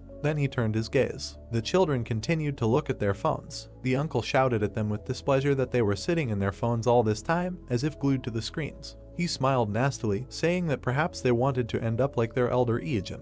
Arching his eyebrows, the brunette thought that he had already started on the children. He knew how much pressure they would be under from their parents. He imagined a boy studying, being told that his brothers had become doctors and lawyers. Do they think it's enough for them to work all night? A girl wiped away tears, hearing that they should be doctors or lawyers like their brothers. Their parents, spitting, said that it was for their own good. The brother with glasses smiled. The hero thought that 15 years later, the older brother, a paid medical practitioner, caused a major medical scandal and became an alcoholic after leaving the hospital. Remembering the brunette looking down, the hero thought that the younger brother, who became a lawyer, saw his business fail and got divorced thanks to his trademark arrogance. In the end, they used up all of his uncle's severance pay and pension fund and tried to encroach on his property as well. Clenching his fist, Ieogen thought resolutely that he would not return to his old life and would not allow this to happen.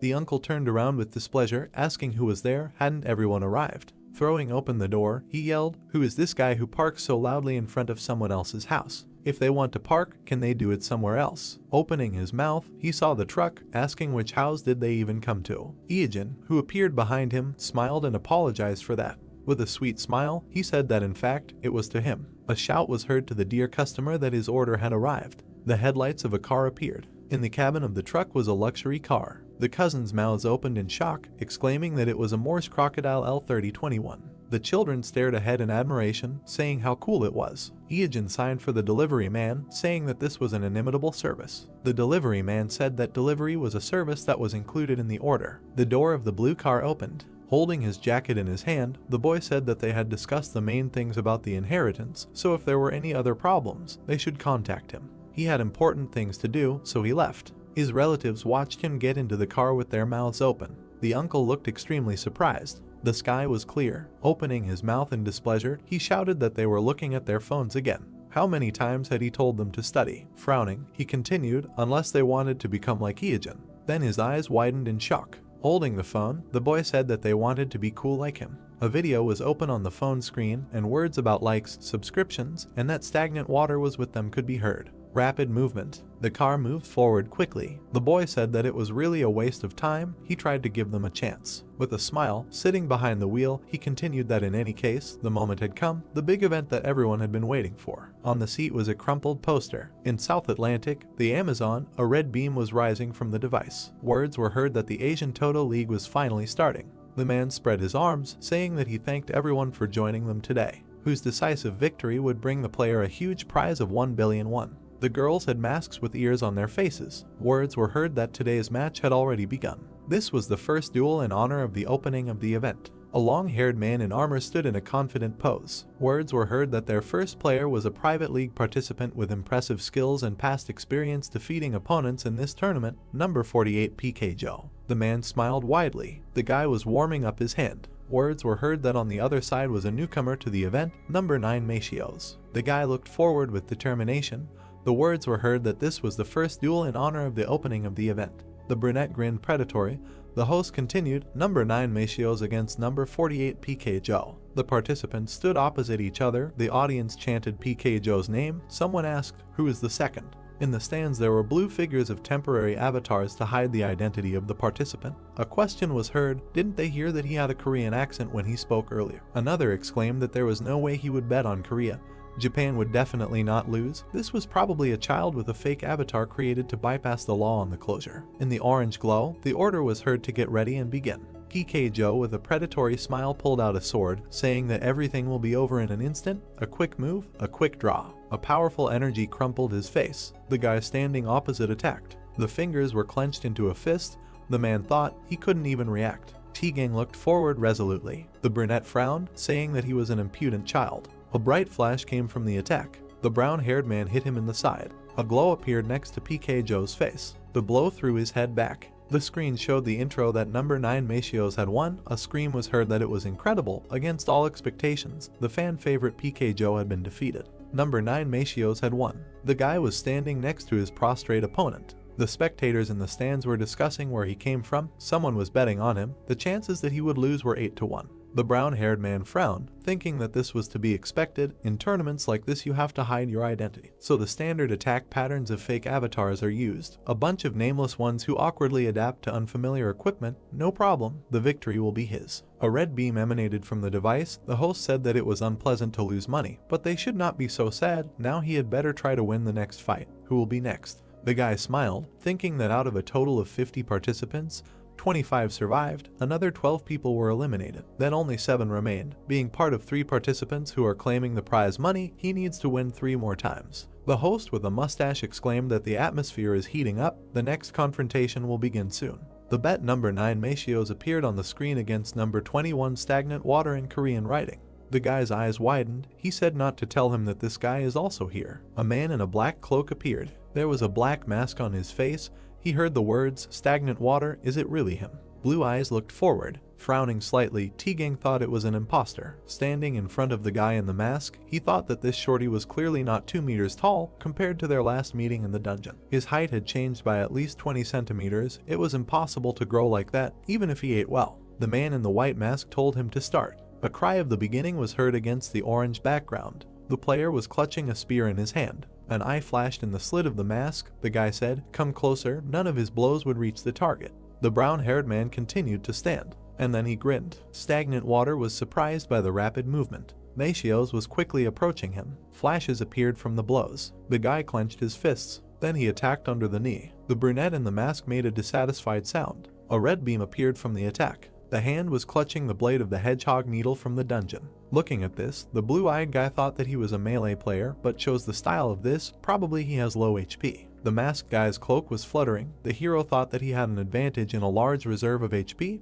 That's why he should develop melee skills. Not to mention that this guy's speed is much lower than the real one. He dared to pretend to be naked in front of him. Clenching his fist, T-Gang thought that he asked for it himself. Resolutely knitting his eyebrows, he offered to dance. The stone on his forged glove of rank C+ glowed. An orange haze surrounded the enemy. The masked guy cursed that he had become even faster. The fist was surrounded by bright swirls. The glow was getting brighter. Clenching his fists, the guy appeared on fire. The avatars in the stands were discussing that this guy was a professional player. These were fire fists, amazing. The round stone on the glove was shining. The guy thought about a full charge. Flames were coming from his fingers. Gritting his teeth, T-Gang thought that this was the attack he was waiting for. Let him receive it. A vein bulged on the brunette's neck.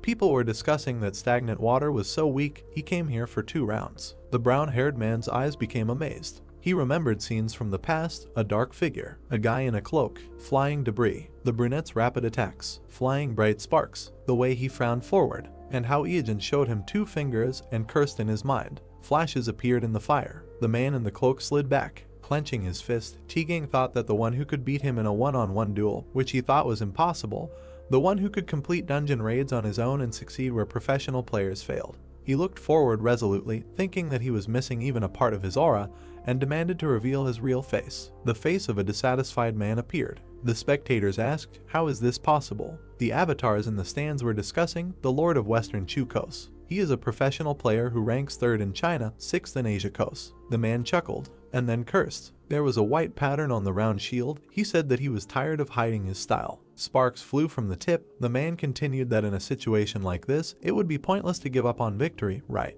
He would get the prize money, but the bettors would cut him out. T-Gang looked forward resolutely. The man in the golden armor told him to come here now. This time it would be different. T-Gang clenched his fist. A bright flash appeared near the armor. Kos only chuckled. Smiling, he asked, decided to tickle him. Didn't he tell him that this time it was serious? Sparks flew. The attack left a bright trace. Covering himself with his hand, the brown-haired man thought that he was too strong. If he really hit, then the end is near. Looking ahead sullenly, he thought that, in addition, despite his size, he was too fast. First he should create distance. The guy took a step back. Kos smiled wider and said that he was scared. Let him come closer. He does not bite. As if raising his sword, he exclaimed that he would show him the power of the Great China. Bright rays crashed. The guy froze, thinking that this was a long-range attack. He frowned at the flash. He jumped aside from the rising beams. The hero gritted his teeth, and was surprised when the man appeared behind him. T-Gang shifted his gaze. Kos hit him from top to bottom. Dust rose from the beam. Sparks flew in all directions. The brown-haired man held the sword with his hands. With a wide smile, the brunette said that it looked like his HP was already running out. What would he do next? The armor on his hands cracked. A demand was heard to answer what he would do next. The hero gritted his teeth. He closed his eyes and said stop. He gives up. The screen showed the inscription that number 21-1. Words were heard in the blue glow. Who could have thought that the ruler of the West Coast himself would be here? They saw the expression on the guy from Korea's face when he gave up. But we need to go back to the question, what is a professional player with a 6-figure salary doing here? The man in armor said that this Korean does not have an ounce of courage. The avatars in the stands heard that the next opponent would be the contestant number 3. Who is it? He hadn't seen him before, and besides, he barely got out of the nameless group. Then he should definitely bet on number 21. There was no one in this league who could defeat Kos. The guy walked away. As he walked forward, he thought that this was a waste of time. The Lord of the West Coast was impressive. The hero remembered the flashy attack and thought that close combat using an overwhelming amount of physical attacks and net speed. He remembered how the man raised his sword and thought that even his attempt to pretend to be stagnant water was only successful because he was confident in his fighting style, using an evasion that was completely opposite to his own. I wonder who would win if he faced the real stagnant water. Closing his eyes, T-Gang thought that he couldn't earn a penny this time. It was a shame. He thought he should take this as a learning experience. The guy opened his eyes when he heard someone greet him. There was a powerful armor on his arm. A man in red armor stood in front. There was a red mask on his face. Frowning, T-Gang thought, who is this? Does he know him? As he passed by, the man said that he was curious about something. The guy turned around, looking at him, and heard what was said before. Stopping behind, the player continued that it would have been the end for him if he had hit him in the stomach. But why did he continue to attack him in the chin? Why did he make such a mistake at such an important time? The brown-haired man's eyes widened in surprise. He thought about this guy. How is he? Thoughts flashed through his mind that perhaps stagnant water is not that strong. The guy clenched his teeth in displeasure. Then he turned around and said that he didn't know what he was talking about and why did he care about his fight. He opened his eyes when he was asked to let him say one thing. The armored hand rose and the man said that in the next round of betting. The guy looked surprised when he was asked to bet all in on him. The man walked forward and showed 2 fingers. The guy remembered Iajin showing the same gesture. His eyes became amazed. Turning to the man in armor, He exclaimed that he was stagnant water. The screen also showed the images of the participants and heard words saying that the next fight was now participant number 21 Goinmul against number 3 Madingwang. Toast scratched his ear and said that the Koreans have no courage. Did he agree? The masked player was silent. The man opened his eye slightly. He made an inviting gesture and said that he was so confident. Let him start. The man in red knelt down on one knee. The weapon on his hand touched the ground. Bright rays flew from it. The brunette clenched his teeth, thinking that the arena was shaking. His knees were shaking. He exclaimed that he could not stand. The enemy approached him. The eyes of the slit of the mask were burning, and words were heard that he had begun. He grabbed the man's face with his hand. On the screen was a video splash screen. Words were heard asking to like, subscribe, and not forget to like other videos. On the screen were preview images. The hero thought that all his broadcasts were becoming popular, each of them gaining more than 1 million views immediately after publication, and this despite the fact that you have to pay to watch them. Eugene ran forward, thinking that the sponsorship and advertising revenue he received was impressive enough. Running forward, the hero thought that, however, such income would not be enough for his plans for the future. He had a long way to go. Rapid movement. The guy thought that there must be a better and more profitable way than just streaming dungeon raids. Suddenly, a piece of paper flew into his face. He took it off and saw a blue poster. A red beam was rising up. Eugene thought that this was a private and illegal tournament for players. The Toto League. He still remembers all the pro players from the ratings, so he knows with almost 100% certainty who will win and who will not. In short, victory is in his pocket. In red armor and a helmet, he sat among the avatars. There was a wide smile on his face. The guy thought that he joined the league to bet on the winners and losers of each fight. The brown-haired man stood in the ring. The hero thought, isn't this T-Gang? Sitting in the stands, Eugene thought that he registered in an illegal league of players. He did not think that this could happen, although he is not very familiar with his personal life. The brunette had a mask on his face. He thought that judging by the incredible height and nationality of his opponent, it was probably the overlord of Western Chu. No wonder such rumors spread. After all, he really participated in an illegal league. Crossing his arms, the hero thought that he was undoubtedly still number 1 in Asia, but at this moment, the overlord was the one who, he may be a fan of T-Gang, but the money he bet was on the line. The hero's eyes widened. He raised his hand, encouraging Machios, although he himself bet everything on Kos. 10 minutes later, flashes erupted from the blows. Eugene swung his fist, shouting, why is he going on the defensive? What is his problem? He can't stay so quickly. The guy's fist was engulfed in flames. He hit his opponent in the chin. The armored guy froze, thinking why he suddenly changed the trajectory of this blow. No matter what, he would be able to keep his 3 million thanks to T-Gang's mistake. Moreover, his investment would double. As a result, his next opponent, a certain one, would make a noise. A swift movement. The hero hit the opponent's face. Blood splashed out of Kos's nose. The sword was surrounded by fire. The brunette clenched his teeth. Bright flashes remained from the movement. T-Gang looked ahead in surprise, thinking that he understood. The arm in the armor was glowing. On it was the golem's infinity gauntlet. Looking ahead carefully, the brown-haired man thought that they had great attack power, but after a successful attack, the recoil causes the player to be paralyzed for half a second. That's why he wanted to cope with powerful attacks from a distance. It turns out that the best tactic against the guy is. The guy attacked the enemy in the cheek. Clenching his fist, the red player voiced his thought, close combat. In close combat, half a second is an eternity. A bright blow crushed the cheek of Kos, who said about long-range attacks, he needs to close the distance. A flash appeared between them. Eugene in a red mask said that it was a pity, but he would not let this happen. On his hand was a weapon in the form of antlion claws.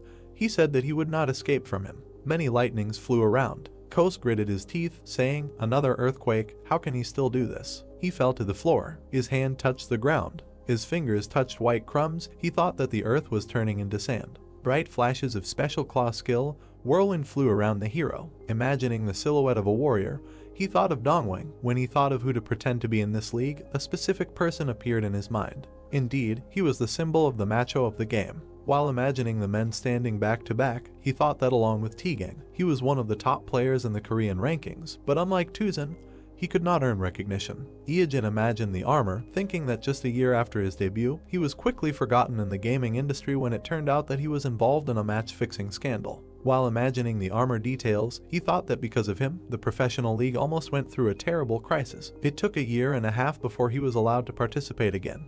He already knew what skills Dongwang used for his debut. He thought that his actions hurt both the leagues and the fans. Eugene smiled, saying that he was using them now. He was surrounded by bright lightning. Kos gritted his teeth, saying that this was not just an earthquake, his body was being pulled into the center. The tip of the sword was lowered. He thought that if he screwed up when attacking, he would not miss this chance. The guy in the mask stood. The eye in the slit glowed white. The man looked extremely scared. A bright ball appeared near the sword. The brunette swung it, leaving a bright trace. Kos opened his mouth in shock when Iyajin approached, reminding him that he said he would not escape from him. A fist crashed into his face, along with bright beams. Many beams crashed into the body of the man who said that it was impossible. Clenching his fist, the player asked what was wrong. He said something. Maybe it was because of his large build, but he was holding up well. Iyajin clenched his fist surrounded by beams. Kos lay in the rubble of broken armor. The player in red armor stood confidently.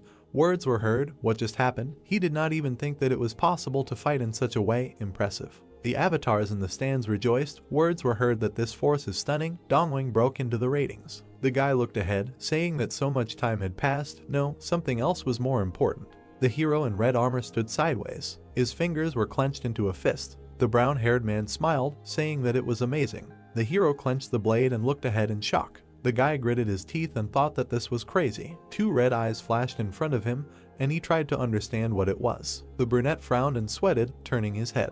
Iyajin swung his weapon and shouted. The pink-haired girl looked up in confusion, not understanding how everything came to this. Blood splattered on the wall. A week earlier, a cafe in the Gangnam district. The girl closed her eyes and took a breath. The youngest producer of the LGB program From Beginnings to the Crown, Hong Young HWA, sat and worried that she had come too early. She opened the front camera and checked if her makeup and hair were in order. The girl blushed and muttered with a smile that she never thought stagnant water would respond to her, and the meeting itself was not long ago when a response to an email sent without much hope came. Young HWA sat at her laptop and looked at the person she had stumbled upon while searching for a guest for her show. The screen flashed clips of Stagnant Water's streams, a man who had topped the charts of all streaming platforms, and whose incredible control over his own skills had earned him international fame. She opened the page with the videos and noted that famous brands were already trying to launch ads on his channel, and before anyone knew it, he had already become a celebrity. The pink-haired girl sat back and wondered if such a person would respond to her email. She typed out a message, deciding that she should give it a try. She quickly received a response agreeing to participate. Young HWA enthusiastically picked up the laptop and blushed. The girl smiled awkwardly and muttered that she was sure he would ignore her, because it was hard to believe that a star of such stature would agree to take part in a new show on a small TV and radio station, especially considering that From Beginnings to the Crown didn't have such high ratings, so everyone there was excited. A little earlier, her colleagues had been fussing and trying to tidy up the girl, choosing her clothes and doing her hair. Young HWA put the straw in her mouth and noted that she was so nervous that she didn't know if she would be able to speak at all,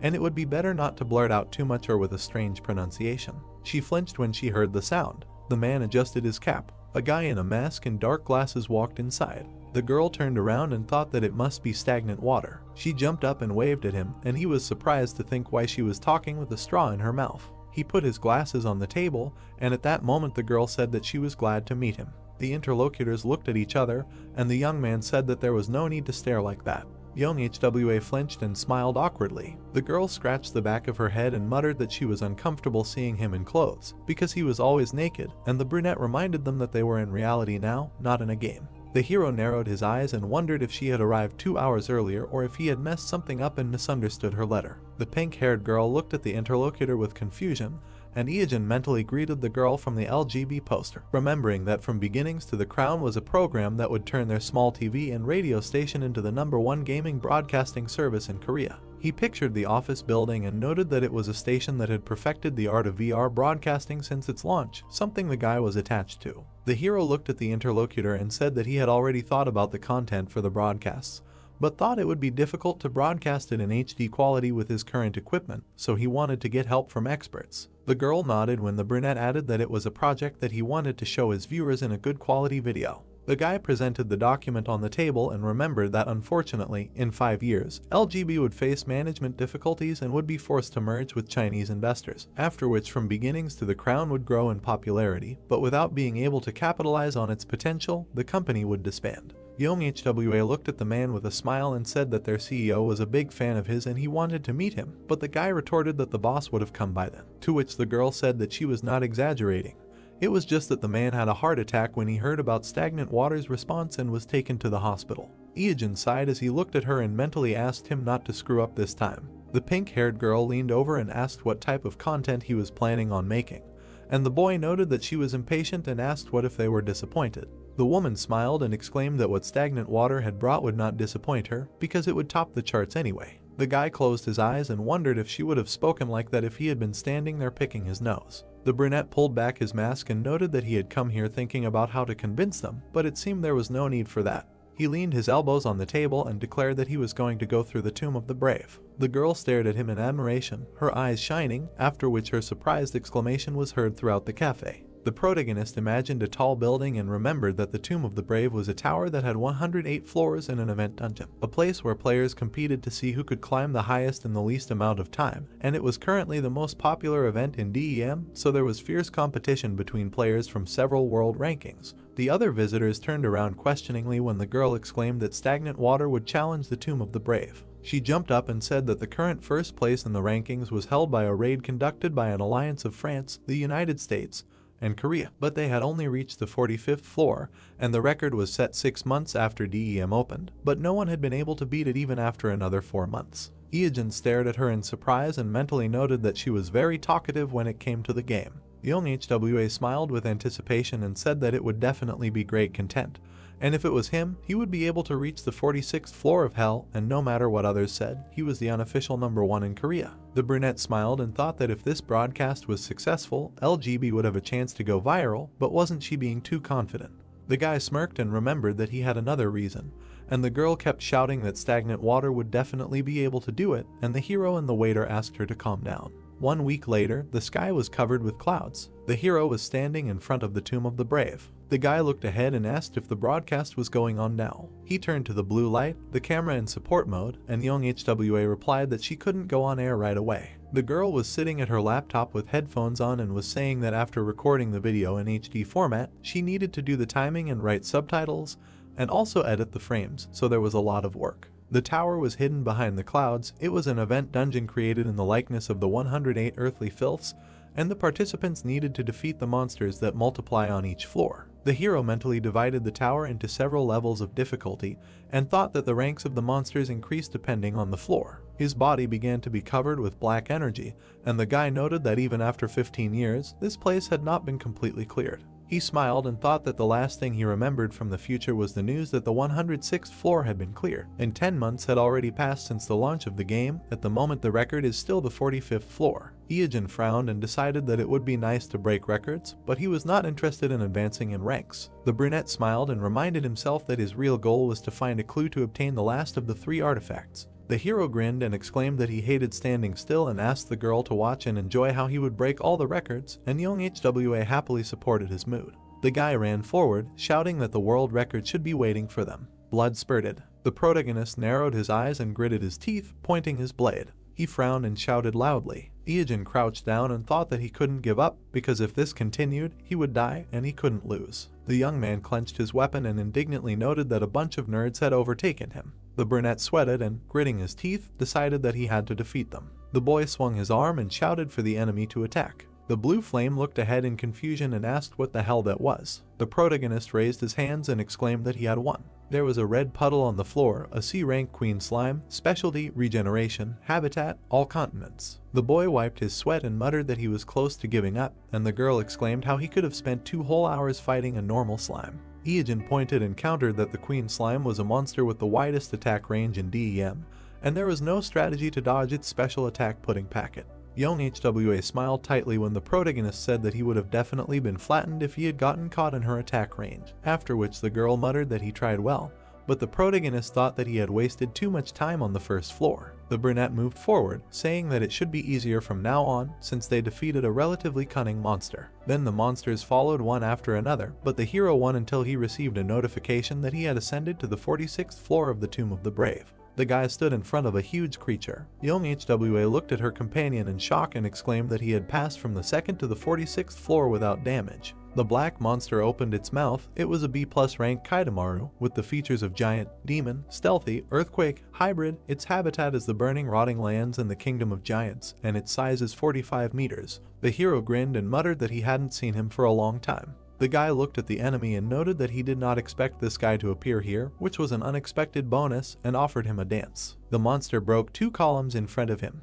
The brunette bit his finger until it bled and frowned. The young man waved his hand, brushing away the blood, because one of the basilisk's features is poison, and it poisons the blood of the one you aim at. The monster stepped right on the drops of blood on the floor. Kaidamaru roared and flinched, feeling pain. Iojin grinned and exclaimed that this is the basilisk's poison, which is 2 ranks higher than his. The enemy stepped hard on the ground. The monster spread its paws and released powerful energy. The protagonist crouched to the ground, and his cloak fluttered. The brunette grinned and noted that his physical strength was incredible, but his attacks were too easy to predict, so the outcome of this battle was determined. The guy looked warily to the side and remembered that one of Kaidamaru's features was stealth. The monster was sitting on the ceiling, and the boy thought that their habit of hanging upside down like bats did not seem like a natural distinguishing feature given their size, which is why other players were getting too close and letting him strike first. The brunette frowned and tensed up. He bared his teeth and thought that they could not hide their distinctive smell. The monster suddenly jumped out and struck. The monster opened its mouth, sparks appeared around it.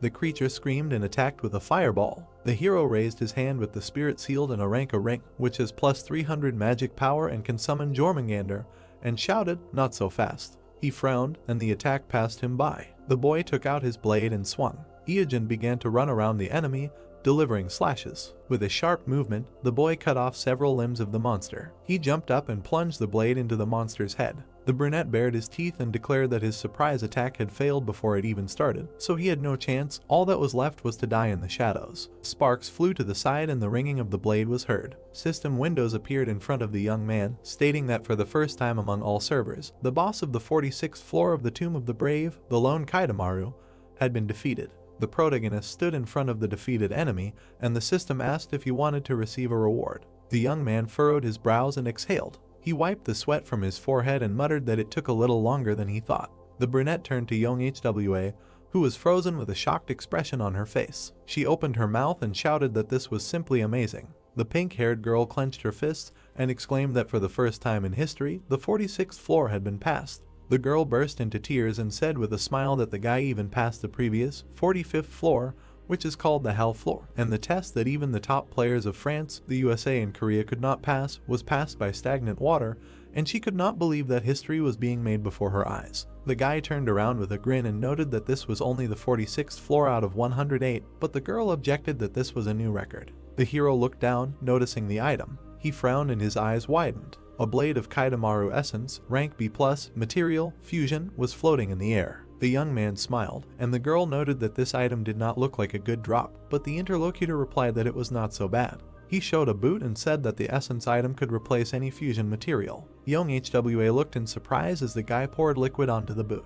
The shoes began to vibrate and emit energy, and the system notified that the fusion of items had begun. The guy looked at the shining thing in his hands with a smile, while the notification said that the fusion was ongoing and the process could not be interrupted. The blue light smiled, and the girl exclaimed that she did not know such a possibility existed, and this was the first time she saw the fusion of items. Iojin grinned and clarified that with this, the stream ratings are guaranteed to be high. Young HWA happily raised her hands and shouted that the world's first clearing of the 46th floor and fusion of items went to them.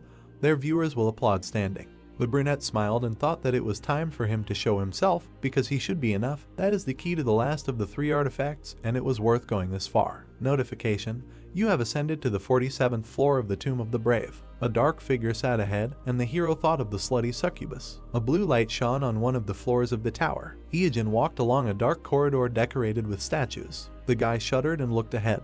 He jerked back, dodging the attack in time. The young man looked at the mark on the floor, and young HWA exclaimed that she could not believe that he dodged. The brunette looked up and mentally noted that he must have been waiting for her to come. He sweated and smiled. A black wing appeared. A girl with a scythe, a slutty succubus, was hovering in front of him. The brunette stuck out her tongue and narrowed her eyes. The blue light glanced at her, and her partner noted that this boss was just a beauty, but looked weaker than the previous ones. The hero frowned and replied that he would go. The enemy swung her scythe and smiled. The guy dodged the attacks cutting through the air and thought that she had a special feature, duality. The brunette sweated and widened his eyes, remembering that such monsters are divided into 2 types, those who attack with physical force, and those who use magic, and once you choose one, it cannot be changed back, and the guy chose a demon with a physical attack. The player clenched his teeth and dodged, cursing, because he thought that if it were magic, then most attacks could be neutralized by Jormungandr. The guy sweated, noticing that the blow landed right next to him. Explosions were heard throughout the corridor, and the young man noted that this was not bad. The columns and ceiling were covered in cuts. Iogen frowned and noted that the speed was high, and it was difficult to avoid due to shock waves, but the longer you delay, the worse. The brunette grinned, and the guy thought that there was one dangerous way, but either all or nothing. He turned around and clenched his fists, realizing that even if everything went smoothly, he didn't know if he would win. The succubus furrowed her brows and looked at her opponent questioningly. The guy used the skin of a sandworm, and a bright light began to emanate from him. The brunette frowned and clenched his teeth from the tension. A black paw, depravity, appeared from the hero's body. The succubus quickly appeared next to the young man, and he flinched. She struck with a quick movement. The hero jumped back and exhaled. Iogen crouched to the ground, and young HWA said that she didn't know what he did, but it seemed that the attack did not work.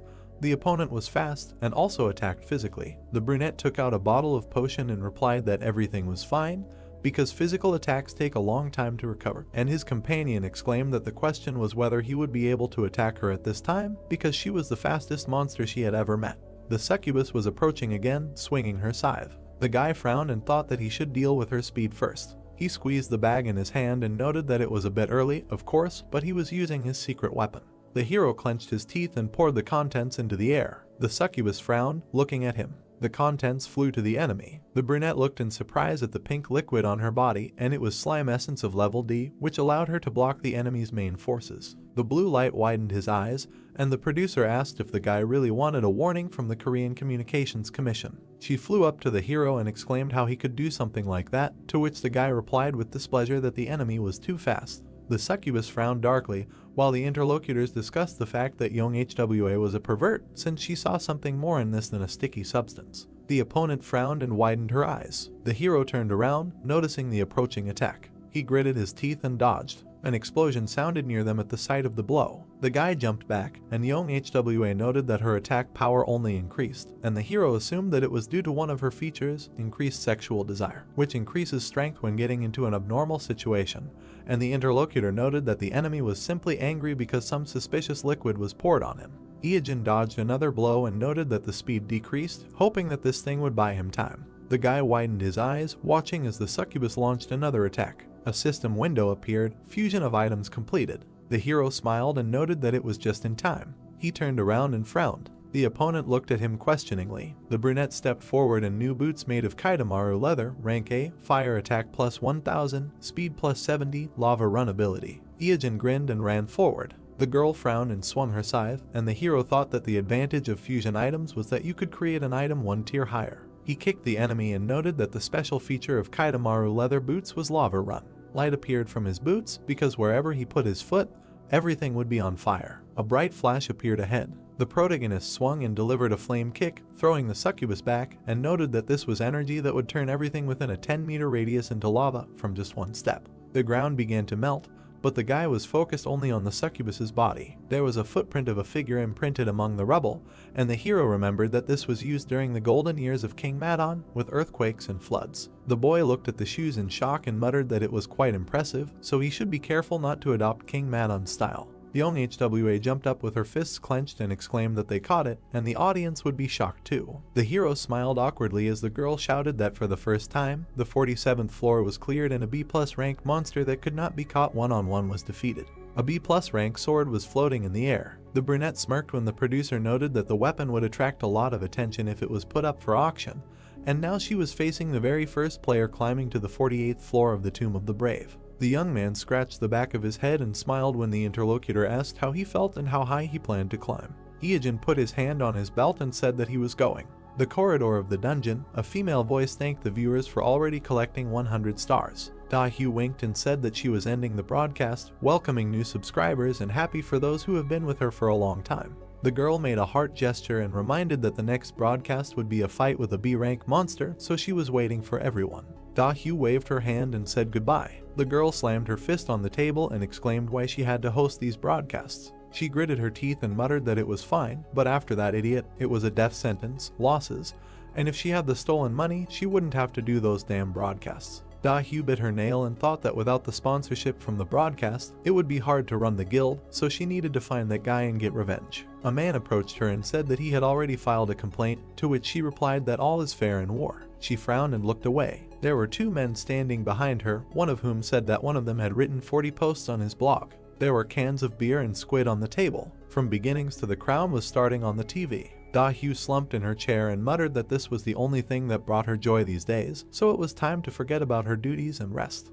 The K1 team coach and MC, Yeung, smiled and said that they had an unusual guest today. The redhead took a sip and asked who it was. The girl spat out the drink when she heard that it was the most popular streamer, after which the man asked for some comments from producer Young HWA. Her house shook from the indignant scream. Cafe Hall, Gangnam District. The protagonist sat at the table in a mask and cap, asking how the reaction was. The interlocutor turned pale and replied that she received a warning from the organization, saying that this was too much, because she sent the protagonist of the ball. But they turned a blind eye to it thanks to him, and the guy thought that it felt like everything was getting worse. The girl smiled and leaned forward. Young HWA grinned and said that the ratings were fantastic. Even if the broadcast was a little unusual, people still watched until the end. The pink-haired girl smiled awkwardly and added that the ending was shocking. The interlocutor looked away and remembered what she was talking about. A week ago, the blue flame glanced at the young man with displeasure and asked why they needed to go back, since they were already on the 108th floor. The brunette looked at her and said that the girl already had enough material for one episode, so he needed to get a reward. The guy smiled and thought that it would be a bit of a pity to lose this valuable material, since every time the record was updated, you just go and set a new one after 1-2 floors, so it's good that you can create content alone. They stood in front of the sword hovering in the air, and Young HWA asked why he came to the ascended room. The blade was glowing, and the girl remembered that it was the sword he received after the B-rank battle. The flame smiled, and the producer guessed that the guy wanted to strengthen it, and then the price for it would be simply cosmic. The hero grinned and muttered that this was, of course, true. He threw the crystal into the compartment. They watched the light coming from the weapon, after which a notification appeared stating that the enhancement was successful, and a +1 sword was created. There was another flash in the air, and a new notification. The enhancement was successful, a +2 sword was created, and then a +3 sword. The blade sparkled, radiating energy, and Young HWA enthusiastically noted that this was already the 3rd level. The blue light turned to the young man and asked if the stats had become even cooler. She froze when she heard that the enhancement was successful, and a +4 sword was created, and then a +5 sword. When the system notified about the 6th level, the producer silently widened her eyes. Young HWA flew to the hero after the sword reached the 7th level and asked if that was not enough. The brunette silently threw another crystal into the compartment. The weapon glowed brightly, a new notification, the enhancement was successful, a +8 sword was created. The pink-haired girl questioningly looked at the monitor, not understanding what was happening. The blade was emitting red energy, and its level had increased to 9th. The girl was sweating, trying to understand how this was even possible, because the situation was changing so quickly that she did not know how to react. The protagonist looked at another crystal, and the interlocutor exclaimed that maybe it was time to put the stone back in place because it was too dangerous. The brunette stared intently ahead. Memories from the past flashed through his head, full of disappointment and tears. He grinned. Young HWA looked at the guy who was squeezing the stone in his hand and asked if he had calmed down and was glad that he had strengthened 9 times in a row. The girl raised her hands and congratulated him with a smile on his B-rank weapon with a level 9 strengthening. The hero silently threw the crystal into the compartment and a glow appeared. The producer's eyes widened and loudly protested. The blade became invisible behind a bright flash. A notification appeared, error, strengthening failed. The weapon fragment fell at the player's feet, and the system notified about the destruction of the sword +9. Steam was coming from the blade. Eugene silently turned around and looked at the blue light. The guy made a face and shrugged. Young HWA collapsed on the floor, exhausted, and her colleagues ran up to her, asking if everything was okay, ready to call an ambulance. The pink-haired girl sighed tiredly and muttered that there were a lot of comments, and it was a shame for the sword, although it was not hers. The hero crossed his arms and replied that nothing could be done, and someday it would be more interesting. The young man grinned and thought that he did not regret it, because this was an item that was destined to be destroyed. He imagined the weapon and remembered that it would be clear when, compared with the real level of the sword, this blade had weak characteristics, and under the bullshit there was truth, a hidden item. The girl smiled and asked the hero to help her with the next broadcast, and the brunette agreed, on condition of good payment, to which she immediately agreed to give more than he wanted. Iogen looked questioningly at the phone, hearing the call. He glanced at the screen and saw a letter about joining. The hero put the gadget in his pocket and noted that it was the same sender again. The brunette froze and widened his eyes. The guy abruptly took out his smartphone and stared at it again under the puzzled look of the interlocutor. The young man looked at the screen, not believing that this was so. The protagonist sweated and realized that this was a Madamwa account. The director was talking on the phone and asking, "He is not a professional player registered to someone else, right? They cannot allow others to take him away?" Then ordered to immediately send him an invitation letter, to which he received a response from the interlocutor that it is impossible to contact him. There is no email, no phone number, they can only leave a comment under his video. The blonde guy, sitting at the table, continued to say, "No, if he gets picked up by some foreign team, it will be a loss for the whole country," to which the guy asked, so he should continue posting comments. The director said, "Okay, let him continue in the same spirit, write a whole wall of text, but do not try to cheat and just copy-paste the text. All the messages need to be formulated differently, not repeat themselves." The man looked aggressively at the monitor and thought that ManhwaCapped.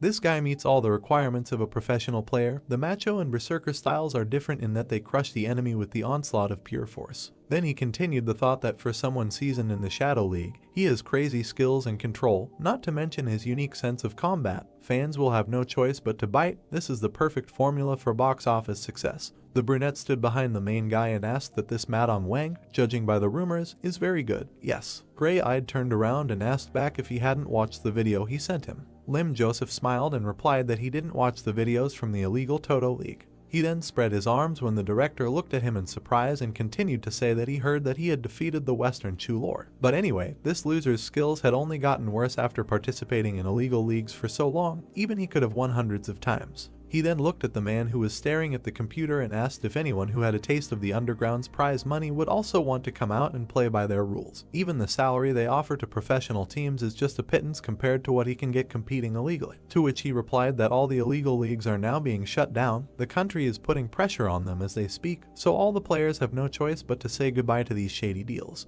Ian turned his head and continued to say that this is the best time to get ManhwaCapped. The brunette silently closed his eyes and then said, "Director." Suddenly, he opened his mouth in anger and screamed, "Why did he never pay so much attention to him?" To which he replied, "Go to hell, what complaints could he even have?"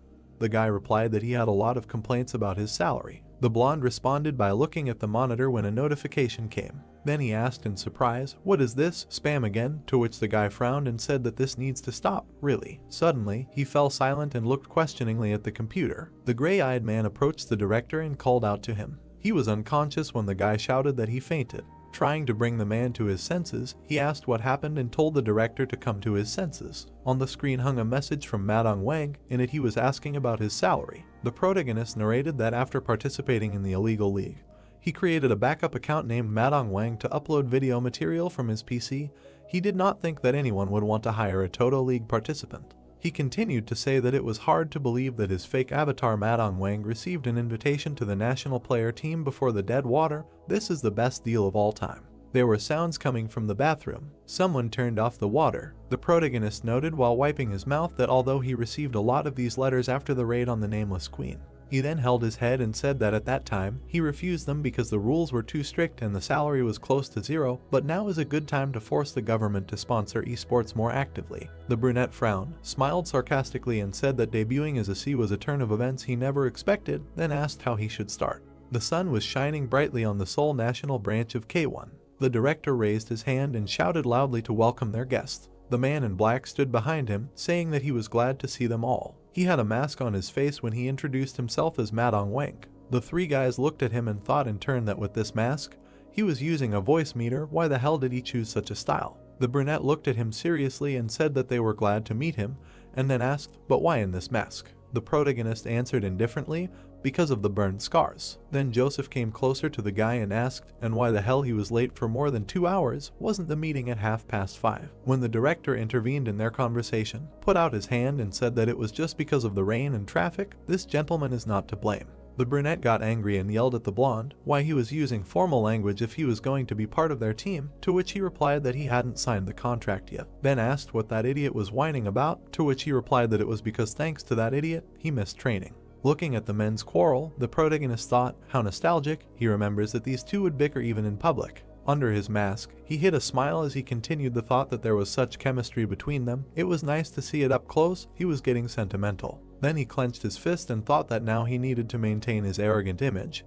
He didn't want to fail, he needed to put pressure on them. The director and the brunette looked back in surprise when the guy asked who told him that he was needed here. The observers were shocked. Then the gray-eyed man grinned and asked what he said. The protagonist repeated his question and added that if he wanted to see him right away, he should have come to him himself, then asked why he was angry if he was the idiot who decided to wait. A voice could be heard that he sounded very confident, too much pride for someone who didn't even have an official rank. Yunho and Song Byung-gun stood and looked forward when the latter asked if he would mind if they helped him tone down his ardor a little. The red-haired man smiled and asked if he really thought the skills he learned in the illegal league tournament would help in the real professional leagues. Suddenly the director turned around and asked what was wrong with them, then turned to the new guy and said that he was really sorry, they were usually friendly. Maybe it was because they missed training today. Then one of the guys asked, he had to take the entrance test anyway, right? He would see for himself if his skills were good enough to make a fuss about him. The gray-eyed guy frowned and thought, this is just a guy who broke into an illegal league with no previous records. Who knows? Maybe the match was rigged in his favor. They invited someone who is an expert in PK at best to their national team. He needs to be put in his place. The brunette then looked away and asked who wants to start, to which he heard the first one answer that he will go first. Doesn't he know that PvP is his specialty? The second one said no,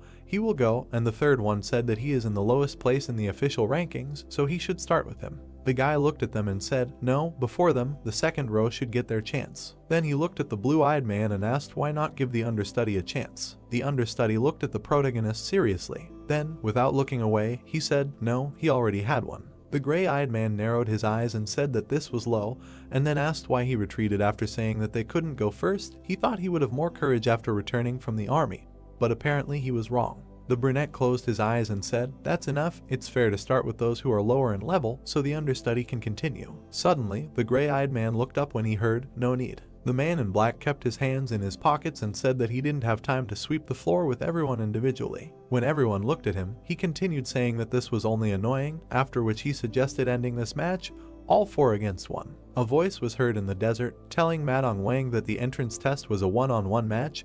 They couldn't break this rule even for him. The muscular guy opened his mouth and told the director that it was about their rankings. He should let them figure it out for themselves this time. Many guys looked forward when someone asked a question. Well then, should they go and see how good he was? The man held a mask in his hands. Then he put it on and he had the ability to use the serial killer feature. The notification said that the user's karma value is applied instead of the death count. After putting on the mask, the attack power will increase proportionally to the total number of kills. The attack power increases by 1 for each kill. The kill counter will only be applied to the player's active avatar. With the mask, the hero turned into a strong player. Song Byung-gun looked forward with a smirk and asked the guys, fighting 4-on-1, isn't it too much? Yunho smiled and replied that the director's position should also be considered. If he was punished too much, it would be awkward to face him later. The protagonist turned his attention to Yun-seok and said that he could be a healer, but he has more than enough agility and attack power to defend himself, plus he is probably armed with a powerful sword that is currently hidden.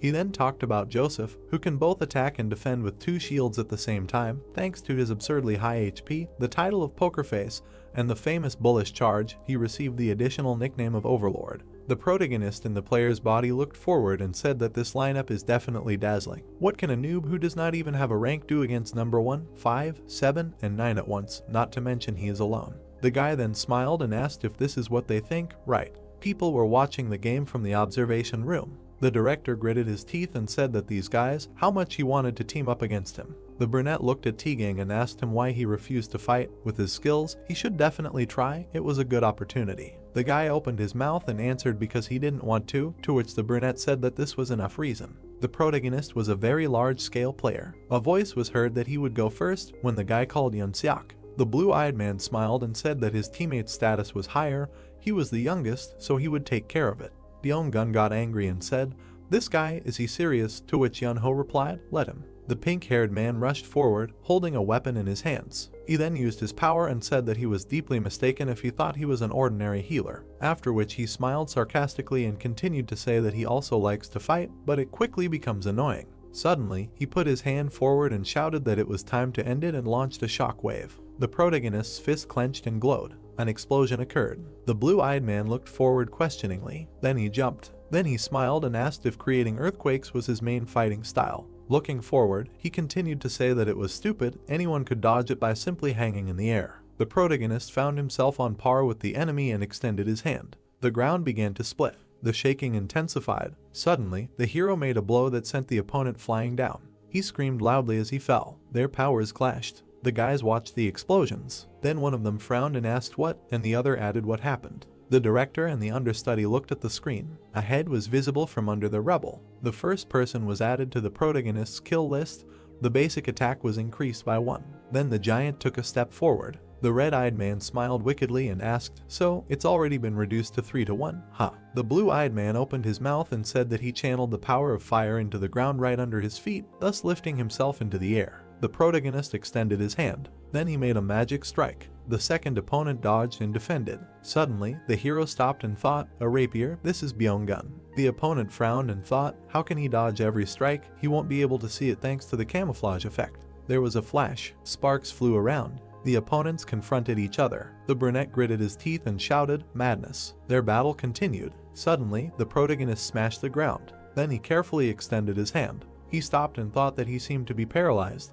This shield is at least rank B. There must be a special skill that includes paralysis as an abnormal effect. The guy looked forward angrily. Suddenly, he transformed and used lightning strike. Gray Eyes smirked and said that he was good. He admitted it. It was embarrassing to admit, but they would have to attack him at the same time. Red Eyes smiled and said that their healer was not here, then asked if they really planned to attack in a crowd. Looking at the opponent's concentrated power, he thought that the paralysis was due to the shield, a combination of high-class magic attacks from the 4 best ranks of each class. Then he continued his thought, looking at the brunette, that the invisible assassin was at the forefront of a surprise attack. The hero stood still, then asked if he screwed up. Suddenly, he dashed and flew up. There was another explosion. Gray Eyes frowned, gritted his teeth and asked if he was using the same trick as before. Did he really think it would work a second time if he activated the earthquake nullification skill? A drop of sweat ran down his face. Then he looked down and asked what, and shouted that the ground was melting. With the help of the skin feature from Kanchimaru's legs, the protagonist walked on the hot ground.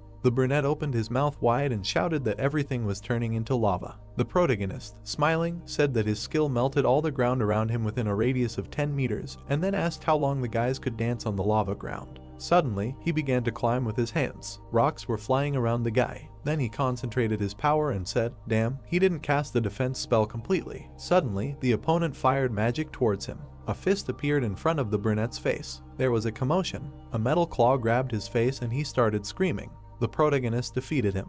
The 2 guys looked at what was happening, when one of them shouted that he easily dealt with Yahello, and the second said to stay close to him. The 2 of them are not as strong in defense as he is, so they need to double their attack. They just need to get out of here. The hero took a step forward. The 50-50 skill reduces the damage of the environment by 50%. Suddenly, the protagonist smiled and asked, "So this is how they are trying to hide?" Then he, in the body of the Iron Hero, said that it was not his shift, and launched the alien skill Whirlwind. A hurricane spread across the entire area. The brunette gritted his teeth and ordered Byung-gun to quickly cancel the stealth mode. He opened his mouth and shouted that it was too late. The hero stood there and said that now he felt that victory would be too easy. Just think, this is all they can do, they will die like flies. Suddenly, a transformed man headed towards him. He realized that it was Joseph. Their forces collided. Sparks flew. The brunette held swords in his hands. Looking at him seriously, the protagonist said that in the end, he deigned to show both his shields. The #1 in Korea is going fully armed against him. Incredible. The red-eyed man smiled sarcastically and asked, "Isn't it exciting?"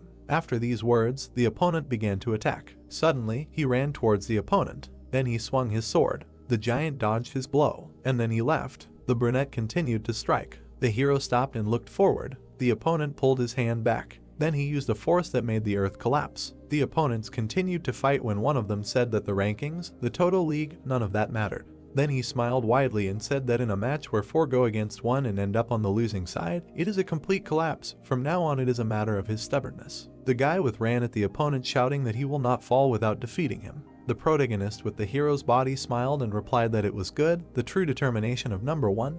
He was not going to give in either. The brunette looked at the opponent seriously as he stood in front of him. Then the protagonist rushed forward. The gray-eyed man gritted his teeth and asked, "A frontal attack using earthquake? He can't break these shields." The battle was going on when the hero asked who said he was trying to break them. The brunette looked forward seriously. Then the iron claw touched the shield. The opponent looked at her in surprise and said that in his left hand it was. There was something glowing in the claw. The guy raised his hand up. After which the protagonist extended his hand and asked, "Well, is this a bull rush?"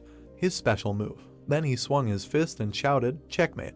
There was a flash between the players. Ijin frowned and said that no matter how high his defense was or how much health he had, it did not matter now. Suddenly, he clenched his teeth. Then he launched his power and shouted that he would grind him into dust before the earth recovered. The director was shocked. The brunette looked forward, raising his head. Sweat was pouring down the blue-eyed man's face. Someone noted that the top players of Korea, a dream team of 4 leading players who even participated in professional leagues, a team of such a level was defeated by one person. The protagonist looked at the destroyed earth and said that there was not a trace left of them. Ma Dong-wan, no, dead water. The narration began that, compared to how he was when they clashed in the illegal Toto League, he seemed to have become ruthless, destructive, and much stronger than before. He plays completely differently than his seniors, the players in the rankings, and the rest of the older generation.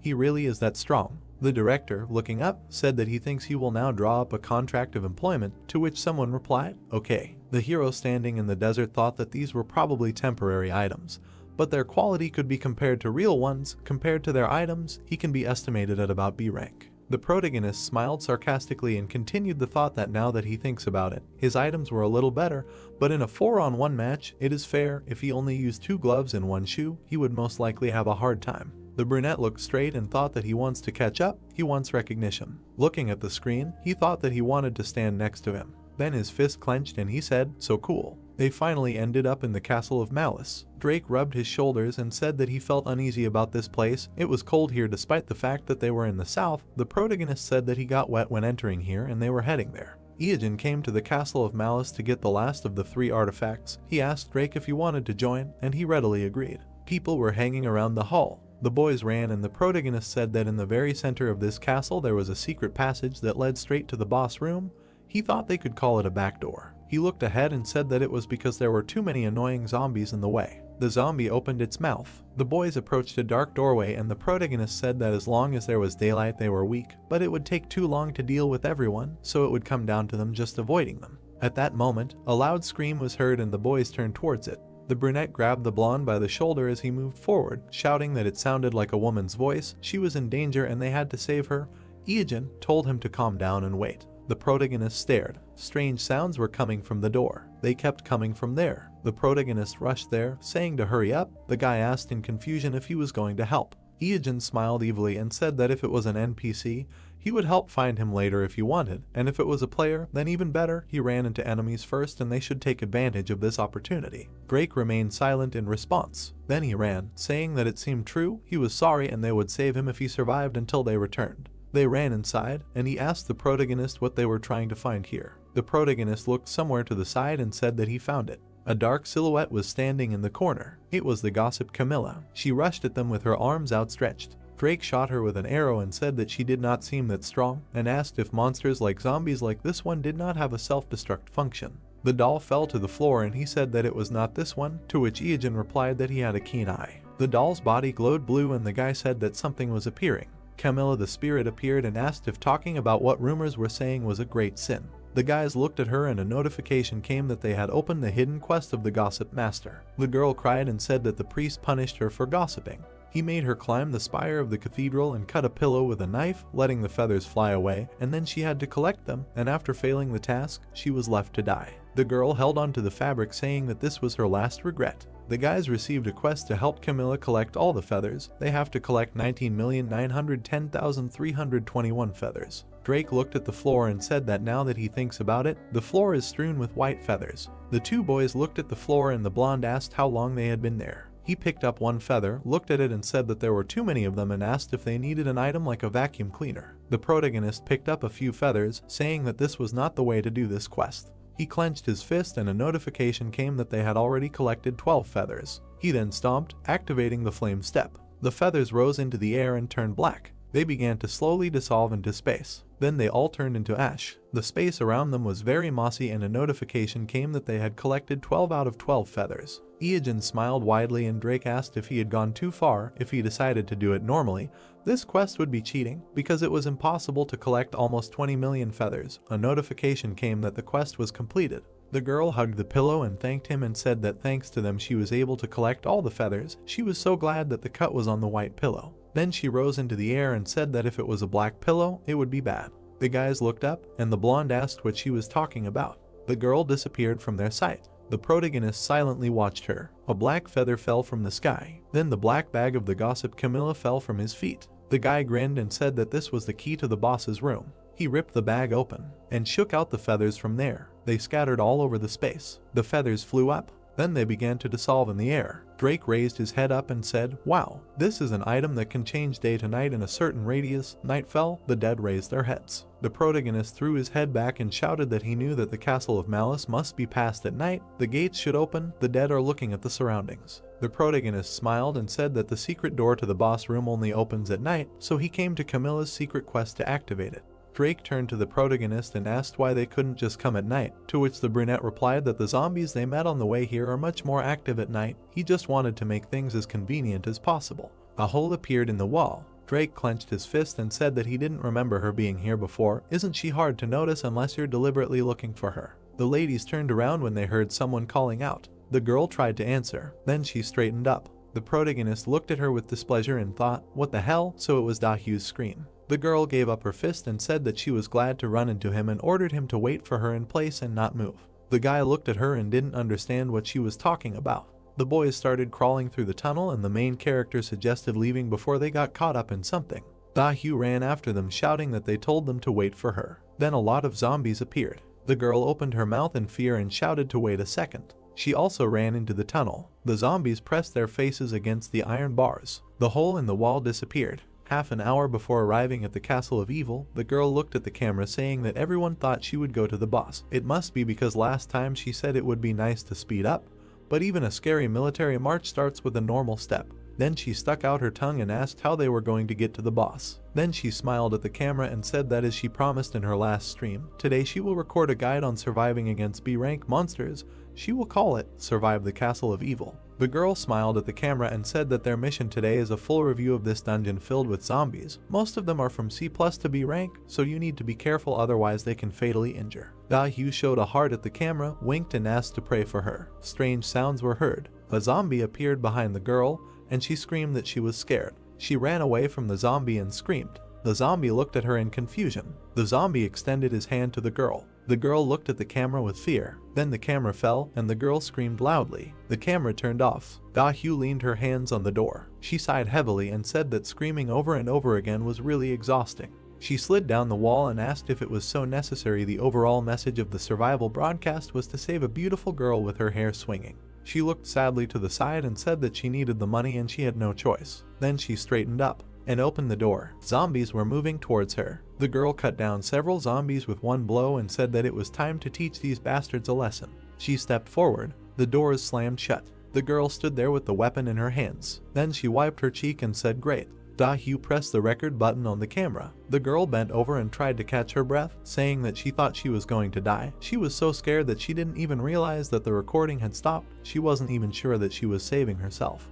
Then she turned towards the door and said that she ran deeper into the castle and stayed here. The girl clenched her fist and asked what now. Then she asked to drop donations if they didn't want her to die here. She looked around the room. Then she grinned and thought that of course she wasn't going to die anytime soon. The zombies at the entrance were about C+ and B ranks, but their level drops to C and C+ during the day. Their movements also slow down, so she can run as much as she wants. Dahyu grinned and thought that not many people know this secret. She won't get any extra experience or drops from them, so it's a little frustrating. The space began to fill with smoke. Night fell. The girl looked and didn't understand anything. The dead raised their heads. The girl didn't believe what she heard. The moon illuminated the space. The girl opened her mouth and asked what was going on. It was not time for night yet. Zombies crawled out of all the cracks. They began to move towards the girl. The dead began to look around. The girl screamed loudly as the zombie reached out to her. She slashed at him with her axe. The zombie was fallen. The girl looked at him in confusion. The dead man reached out his hands to her face. The girl ran away screaming.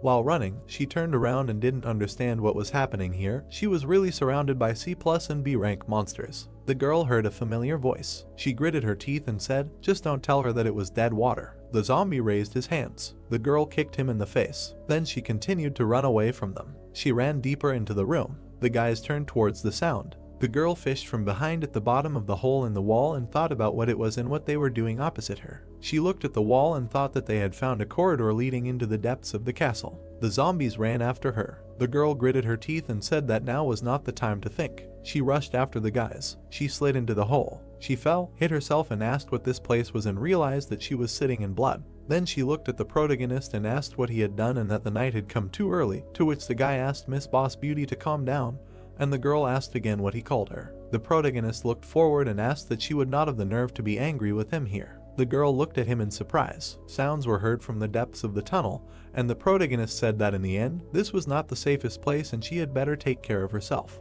The room began to fill with smoke. The guy threw his head back. He combed his hair back, and in the depths of the corridor, a monster with a pumpkin on its head appeared, and someone said that he had found it. The blonde reflected the attack. Ijin looked away carefully. The snake grabbed the enemy. Gritting her teeth, Da-hyu struck. Splashes of blood flew past her face. The hero stepped back in surprise when she struck again. Holding the body in his mouth, the snake heard Ijin indignantly asking Da-hyu if she wanted to get rid of him, but the girl replied that he should have died when they first met. Frowning, they looked at each other. The girl also said that it was his fault that she ended up here, and even her brother was not around. The hero was surprised, but replied that if she was not happy with something, she should have left. The moon was shining brightly in the sky. Da-hyu noted that it was night now, and all thanks to him. Looking at the monsters walking, the hero asked if she was the one filming the survival stream, and suggested trying to film something like an escape for the sake of views, to which she noted that he was really hopeless. Frowning and clenching her fist, the girl thought about killing him right now, but the situation was not the best. Even if she took care of him, the whole area outside was teeming with zombies. A thought appeared in the haze. If it was only him, everything could have turned out fine, but Drake. Imagining the blonde behind Ijin, she decided that she would have to deal with 2 players from the unofficial ratings at once. She closed her eyes and took a deep breath. Then, putting her hands on her hips, she said that she could do little alone and would go with them, because in the end they could become a team, and she was useful for the tank. A message appeared stating that the guild had sent a request to create a team. Her hand touched the reject button. Indignant, Da-hyu opened her mouth wide, asking why he did not accept. Ijin replied that he did not want to. While striking, Drake listened with a smile as the hero said that creating teams was not his style, to which the girl objected that he was a liar. Because he had archers, Ijin replied that they were not in a team, but just walked together, to which the blonde agreed. Then the confused girl extended her hand, asking that there was nothing wrong with being on the same team. He could take any item that dropped. He wouldn't even have to share experience, so why not create a team on paper? It would be better for both of them if they joined forces. The girl opened her eyes in surprise, hearing the words about her axe. The axe was glowing brightly. Looking at the weapon, Ijin said that if the girl offered this item, he would consider her offer. Da-hyu frowned. Then she put her weapon on her shoulder, saying that he was a hopeless bastard. Drake looked at her. Then Ijin turned away, saying that if she wanted, then she could follow him, as long as she didn't get in his way. He didn't care that they didn't get along. He smiled widely, saying that she could continue like this, after which he looked at the gray walls and ceiling, drawing the others' attention to the cracks in the wall, and told them not to go too far, otherwise the stones would collapse. Looking at the other wall, he noted that they would not be able to run across in time, so they would have to just crawl. Seeing the dark corridor ahead, he said that arrows would fly at them here, so it was better to lower their heads and not step here, otherwise they would fall into a pit swarming with zombies. And then he looked at the floor, said that there would be a thread that would tie their ankles, and then the guillotine blades would fall on them right from the ceiling, so they had to be careful. Smiling, passing all the traps, he told them to go exactly 5 meters forward, and then to the left, there was a dead end ahead, so they had to be careful. Da-hyu, who was walking behind him, asked him in surprise how he knew all this, and was he a master of the game? To which Ijin replied that he simply knew everything in advance, because if he were a master, he would be swimming in a pool of money and shares without having to play. Looking at the hero in the cloak, the girl could not understand how obsessed he was with the game, because many of these traps were not even discovered. Ijin silently frowned, thinking about the fact that he had never actually died on this map, and all thanks to the collective information. Seeing the red floor in front of him, he thought about the location of the traps and monsters was the experience of countless players who died over time. Studying and analyzing was his rebirth. He touched the wall with his hand, thinking that it could be said that he was now rotten water, the water that had stagnated in one place for 15 years, now this was his essence. The hero was surrounded by a red aura, thinking that it made him most suitable for these sewers. Drake looked ahead in surprise, saying that he saw something there. A bright light appeared at the end of the tunnel. Da-hyu looked tiredly at Ijin, who said that they were safe and sound. The mini-boss should be right in front of them. A system message appeared, saying that they had entered a hidden dungeon. Ijin looked down with a smile, saying that a high-level monster, Jack-o'-lantern Ripper, was here, and the signal at the prison was calling for a meeting. The iron bars were cut off. He carefully looked at their sharp ends. Ijin and his companion stopped when he said that something was wrong here. A dark aura appeared against the windows. Someone's eyes glowed brightly. The monster was holding a scythe in its hands. It was Jack-o'-lantern Ripper. Drake and Ijin looked at it carefully. The guy asked if it was an awakened monster, to which the hero replied that they had not entered this area yet, and that someone must have done it before them. Our hero frowned, wondering who it was. Could it be that the player who had previously planned to attack this monster existed so early? A certain sound was heard. The monster swung its scythe. Someone blocked its attack. Then the monster attacked again. The guy, opening his mouth, noticed that it was acting quite quietly. Its blades and scythe crossed. The man with a scar on his face smiled, saying that it was not that easy. He dodged Jack again. The monster swung again. This time, it managed to injure its opponent. Looking at this, Drake replied that it was a great blow. The wound on the man's body was recovering. Drake and the others watched the scene. The boy said that he was impressed that there was a player here who got here before them, not to mention that he was a good fighter. Iajin took out his blade, calling it theft. Hugh pointed at him, surprised that he was actually going to take credit for the one who defeated the monsters for him, since it was so shameless, to which Iajin replied that it was especially sad to hear it coming from her. Frowning, he also said that he believed the girl had misunderstood, he was not here for Jack. Confused, she continued to point her finger at him. The blonde asked him what he meant. Drake looked at the scarred boy's face, outraged that he had already gotten here. Staring at him piercingly, the hero decided that he had to kill him immediately before this situation got out of hand. He saw a man in front of him, saying that this is the most scandalous, the most famous player, and an unusual serial killer named Zodiac. He imagined a newspaper, thinking that he could remember the headline in it from his past life, although he does not even remember when it happened, because the number of his victims was in the hundreds, and most of the murders occurred due to conflicts on the network. Zodiac stood handcuffed. He is not an ordinary player, but a real monster. Seeing how the man fights Jack, the hero thought that this same monster continues to hunt. Zodiac repelled Jack's attack. Their blades crossed. The man fought against a Ranka monster. Wounds were visible on the monster's body. His hand was also cut.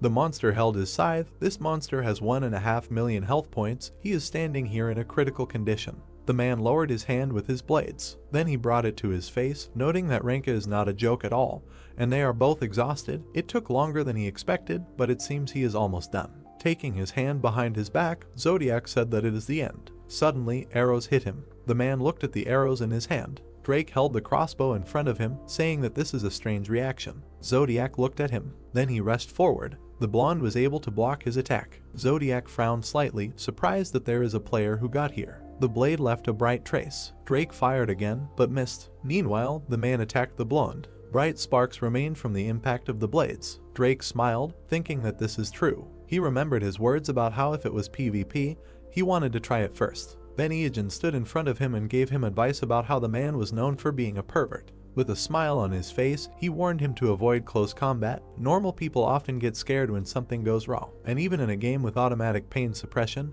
it is impossible to ignore the body's unconscious reflexes, but this does not work with Zodiac. Then he imagined the man in full height, saying that when an arrow is fired, he looks at it without blinking, and only before it hits the body. He dodges. Leishnayan syndrome is a rare disease that causes the inability to feel pain, and therefore Zodiac does not know what it means to flinch. Then the blonde licked his lips, remembering the words about how the enemy never felt pain, using the split second that usually goes to blink or flinch to accurately calculate his movements, and repeated the idea of avoiding close combat. Drake held his blade out in front of him, saying that hearing this made him want to test himself even more. Zodiac looked at him in surprise. He then had to dodge the attacks. The swings of the blades left bright marks. Drake tried to attack Zodiac again, but the man blocked it. Sparks flew from the swing of the blade. Looking at his opponent, Zodiac said that the blonde was strong, and it seemed that this was not the first time for him.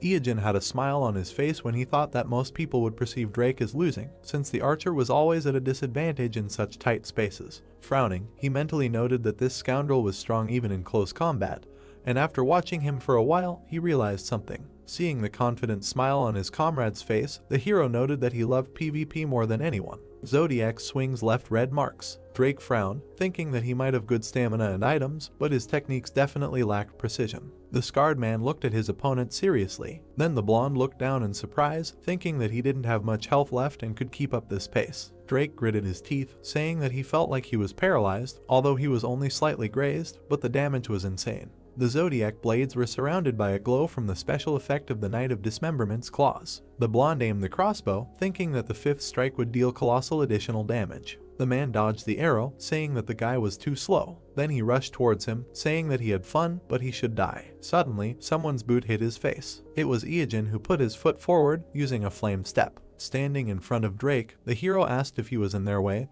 to which the boy replied that he was angry, but it was better than dying. Seeing Zodiac pinned to the wall, he asked if he was really dead. The man raised his head from the hole in the wall. Looking up and breathing heavily, he asked them who they were and where they came from, calling them abominations. Iajin had already rushed towards him, thinking that this idiot was still alive because he hit with a boot and not a weapon. Seeing Zodiac put his hand behind his back, he thought that it was still hard to stand after a direct hit within a rank item. Dodging the attack, the hero did not understand how much health the enemy had. Closing his eyes, Zodiac dodged the attack, saying that he had dealt with many abominations that were in his way. Afterwards, he looked at the hero again, saying that he felt some kind of intent from the two of them. The man rushed towards the hero, saying that he didn't quite understand, but Iajin kicked him in the arm. Then Zodiac looked down. Iajin gritted his teeth, telling his opponent not to be surprised because he would kill him. He managed to tear off Zodiac's arm. A blade appeared from the man's boot. He directed this leg forward. He managed to strike the hero. Zodiac frowned and looked down. The blade on his leg was broken. Dark aura was coming out of Iajin when using the special effect of the heart. Zodiac dodged the attack with a dagger. Seeing the hero in front of him, Zodiac smiled, noting that he was using an unusual weapon and even his armor was funny. Drinking the potion, Iajin asked him if he thought it was comparable to his armor. Then the man lowered his eyebrows, saying that they were starting to irritate him. Some sound was heard. The pumpkin-headed monster grabbed his weapon Jack had recovered. Looking away, Zodiac called him a thorn. Iajin frowned, thinking that he had to be careful if he wanted to kill the man and avoid Jack. The monster stood next to him, and the hero thought that one wrong move and Zodiac would be the winner. Zodiac looked away. Da-Hyu stood with her arms folded across her chest when the man addressed her. He raised his head, offering her to team up, saying that he could see that she wanted to kill him. A sly smile appeared on his face. Iajin smiled in confusion. The girl frowned in thought. A message appeared, saying that Zodiac had invited her to join the team. Standing over him, the girl thought about how he knew that she was planning to kill Iajin. She gritted her teeth, thinking that she was going to kill him when she had the chance, but she hadn't had the chance yet, so she was still waiting. Da-Hyu closed her eyes, thinking that if he was at full health, they could do something. At that moment, a voice said not to listen to the man with the scar. The girl thought that Zodiac could be used as cannon fodder, but he still advised her to listen to him, because if she stayed with the protagonist, her path would be over. Without opening her eyes, the girl realized that now that she thought about it, the situation didn't seem so dire. Iajin said that she would get into trouble. Irritated, Da-Hyu looked down, telling the protagonist to shut up, to which he replied that he knew what she was thinking, but she should forget about it. Iajin smiled, saying that he was just warning her from the bottom of his heart. Then the girl furrowed her brows angrily, saying his name in her mind. In the fog, thoughts of how many times she died because of this pervert and how many times he stole from her appeared. The girl gritted her teeth, recalling the past, thinking that the potential damage he did was impossible to predict everywhere. She did not think that she could seriously trust Zodiac, but she could use it. The axe touched the ground. She thought that in any case, she had something to rely on. She smiled, saying that her revenge would be cruel. Then she pressed the accept button. Iajin put his hand on his head, saying that he warned her. Drake asked if the hero was okay, and said that he thought that her level was quite high and it might be difficult if she went against them. Rushing forward, she thought that he was the most insane, and she would take revenge on him for everything. Her eyes widened in surprise. The girl fell to the ground. Lying on the ground, she raised her eyebrows in surprise, saying that she was rapidly losing health and did not understand why. Zodiac, who was standing behind her, laughed. He had the Eye of the Voodoo Queen artifact on his neck. He thanked his partner. The hero looked at the necklace in surprise, thinking that the distributor was a special effect that redirected part of the damage to team members. Looking at the red eye of the amulet, the hero reasoned that if one of the team received 100 damage, the other 99 members could receive 1 point of damage each. But the problem was that the owner of the necklace could assign how much damage a team member would receive, and Da-Hyu was the last to join the team, and Zodiac gave her 99% of his damage. The blonde looked at our hero in confusion as he cursed in his mind. The thought flashed through his head that the enemy was one step ahead. Looking at Zodiac's body, he saw that he was wearing the Caltro lizard armor and thought that its specialty was fast regeneration, and his weapon was a Wadao with a special dismemberment effect. Seeing the blades on his hands, he noted that they were all above B+ rank. Frowning and gritting his teeth, Iajin thought that he should have realized this when he first saw them. These items only dropped in one location. The thought that it was in the Wajidu hive appeared in his mind again. He was planning to go there. Seeing Zodiac surrounded by a blue aura, he thought that he wanted to attack the hive after obtaining 3 artifacts, but it seemed that he had already obtained them, and now the question was how many. The thought that the boss in the hive was a rank monster appeared in his head again, and did the man kill her? Gritting his teeth, Iajin guessed that the first person to clear the Castle of Malice was Zodiac, noting that he assumed the man was fast, but even this was too much. Iogen's dagger began to glow brightly at the thought that if he did nothing for another day, Zodiac would probably take one of the 3 artifacts. Looking at his comrade, Drake asked what now. Since Zodiac had recovered a significant part of his health, he said that he was not an easy opponent, so they needed to prepare. Iogen smiled, telling him not to worry. Dahu wasn't the type of person to be bullied easily. Suddenly, Zodiac's hand began to shake. He didn't understand what was happening. Looking at it, he noticed his body was starting to freeze. The girl lying on the floor said to him, "You're welcome." She smiled ominously as she asked, did he really think it would be that easy when anyone who crossed her path would end up dead? Dahu leaned on her disappointed captain's battle axe. Its effect increases an ally's attack power in defense, but when the user dies, the debuff is applied to that ally. The man placed his hand on his head as the girl noted that there were many debuffs such as poison, paralysis, sleep, confusion, burning, frostbite, and more, while he cursed. His other hand dangled helplessly below him as he received the worst debuff, sleep. Drake smiled as he looked at this, wondering if this was the reason she begged them to join the team, to which the girl retorted, when did she beg? Looking up, Iogen smiled as he said that she was planning to use it on him, but ignored his warning and was now in a sorry state. Condition. There was a sound and the hero said goodbye to her. Jack swung his scythe. Zodiac's head fell to the ground. His body touched the ground, and then it fell completely. The comrades looked at the dead enemies in front of them. Iogen clenched his fist in victory, saying that he killed 2 with 1 blow, finishing off Zodiac and even eliminating the annoying Dahu. Although he did not expect it to turn out like this, Drake thought about it being a villain versus villain fight. Looking at the monster in front of him, Drake said that it reminded him that Jack was still here and asked what should they do, should they attack now? The hero looked at him, suggesting that they try to fire only 3 arrows at the head. The arrows hit the target, but they bounced off the pumpkin. The comrades looked at him in confusion. Jack looked at his hands, not understanding what he was doing here and asking who these 2 were in front of him. A message appeared that the petty thief Jack-o'-lantern wanted to talk to them. The next window asked if they wanted to continue the fight. Smiling, Iogen asked him if he had regained consciousness and offered to talk. The window asking if they wanted to continue the fight appeared again and they clicked no. Jack looked at the people in front of him and said that he had stolen something and was in prison. He then opened his mouth wide and said that there would be no mercy. His body was surrounded by dark flames and he told the people to get ready. His silhouette became darker and he said that he would now leave this place to take revenge on the one who had imprisoned him, asking if his comrades wanted to join him. Iogen waved his hand and said that with his level and equipment they had no chance. Looking ahead, Jack noted that he had no choice and added that he would repay for his awakening. Holding his scythe out in front of him, the monster clarified that the hero and his comrade had come here to meet the owner of the castle and said that he could open the door. The swing of the scythe left a blue trail and it remained in the air. A portal appeared in its place. Jack approached the portal and said goodbye to them. Raising his hand to his face, the hero was glad that they now had a back door to the boss room. Inside this portal was the boss that could drop the final artifact. He remembered Zodiac's face, saying that if they were in the past, he would be the first player to defeat this boss, but the hidden particle that Zodiac used to keep people in fear would now be in his possession. Iogen and Drake stood in front of the portal, thinking that history would now change thanks to one item. The top of the portal was visible. Iogen and Drake ran forward. The hero said that this made everything easier. Moving along the corridor, he saw a door leading to the boss room, but the intermediate mini-boss was supposed to appear here. The corridor ahead broke. A monster with red skin appeared in front of them. Iogen's eyes widened in surprise. The monster was large, red, and a message indicated that it was a gorgon.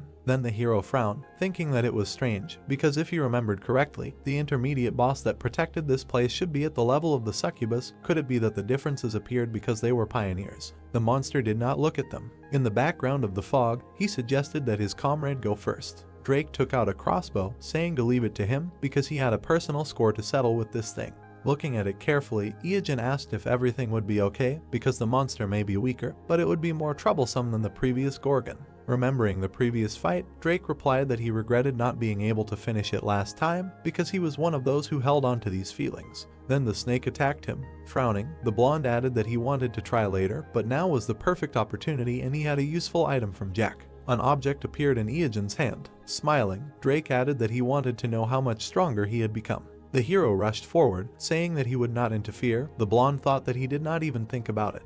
The monster turned his attention to the hero. His paw was approaching him. At that moment, several arrows pierced it. Then the monster looked at the blonde, who told him that he was his opponent. Drake smiled, saying that if he looked the other way, he would turn him into a porcupine. The monster stretched out his hand to him. Only darkness was visible. The haze gathered under the ceiling. Someone wondered who he was. The one sitting on the throne did not understand where he was, saying that he did not remember. New reports appeared that he had entered the lower floor of the Castle of Evil, the Hall of the King, and the name of the first visitor was recorded in the records of Akashic. A certain sound was heard. Iyajin was heading towards the figure on the throne. He clenched his teeth tightly. The silhouette sat motionless. Still, he was able to block the attack. The hero frowned more deeply. Sparks flew from the contact of the blades. Dark silhouettes began to gather around. These silhouettes surrounded the figure on the throne, and it turned out to be a bat from the King of Darkness. Iyajin smiled, saying that it seemed that he would not be able to finish him off with one blow, and it would not be so easy. The man began to get up from the throne, saying that he did not remember. Huge horns grew from his head.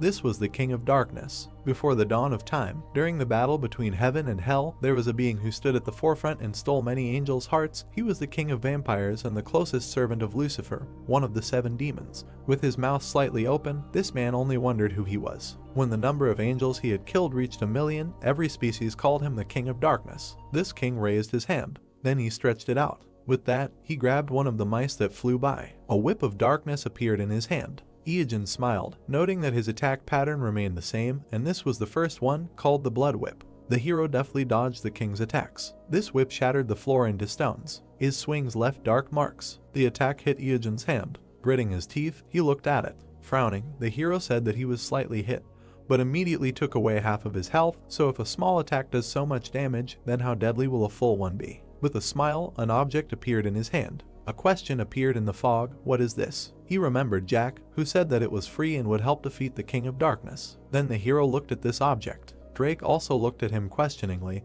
asking if he could just put it in his mouth and use it. Noting that it was very convenient, the interlocutor added that it was especially convenient for an archer, whose hands are constantly busy. The item looked like a pumpkin-shaped candy called Halloween candy. Iyajin pressed it and one of the candies fell into his mouth, for which he mentally thanked Jack. As he chewed it, he thought that this would actually be a permanent item if Jack were dead, but he was much more useful alive. Iyajin held his weapon tightly. The man with horns raised his hand above his head. Smiling, the hero realized that this was the second attack. Dark auras were sent out from his fingers. The hero managed to dodge this attack. He had to retreat to avoid being hit. Putting the weapon aside, Iyajin said that it was dangerous as always. Normally, it would take him another 10 years to arrive here. Thinking back to his past, he thought that when he was in the top 100 in Korea, back then, fighting the King of Darkness took 24 hours straight using all types of spells and potions, like viewers of his stream prompted. Seeing the King of Darkness in front of him, he noted that he had nothing now, only blood. A kick on the ground shattered it into stones. Watching the bats approach, he thought that the knowledge that had taken root in his bones and flesh over 15 years of playing was experience. Seeing the imperturbable face of the King of Darkness,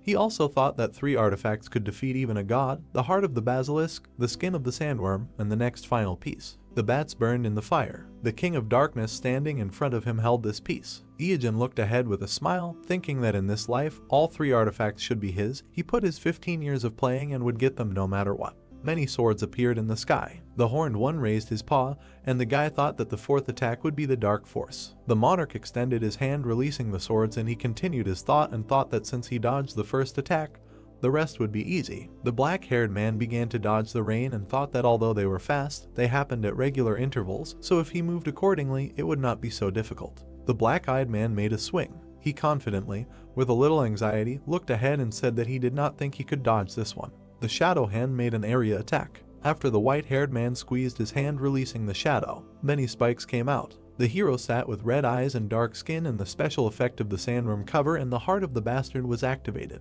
The brown-eyed man stuck out his tongue with a Halloween candy and said that since he received damage that exceeded his full health, he could activate the last battle skill, and this thing is quite useful. Suddenly the space around the evil king darkened and he asked why. He clutched his face and continued to wonder why he was here and what had happened to his people. Then the noob looked at him with a smile and said something that seemed strange to him, but he didn't remember any of those lines, and assumed that he was the discoverer and thought that the king he had met before had never said anything like that. The guy imagined the villain surrounded by power and thought that he had lost his mind and was drunk with power, laughing all the time. But suddenly, he looked at the enemy in front of him and thought that the one standing in front of him was completely different and in contrast to that crazy behavior. This one was speaking clearly and his black eyes were not full of murderous intent, but sparkling with agony. The horned one again put his hand in front of him with an unperturbed expression. Then the protagonist looked at him in surprise. Suddenly, he felt sick and blood poured out of his mouth, after which he assumed that it was a special effect. The monarch looked at him without a drop of doubt. The blood eater sucks the blood of any living creature within a certain radius. Then life streams began to be drawn out of him and 0.01 of the user's maximum life reserve was depleted every second.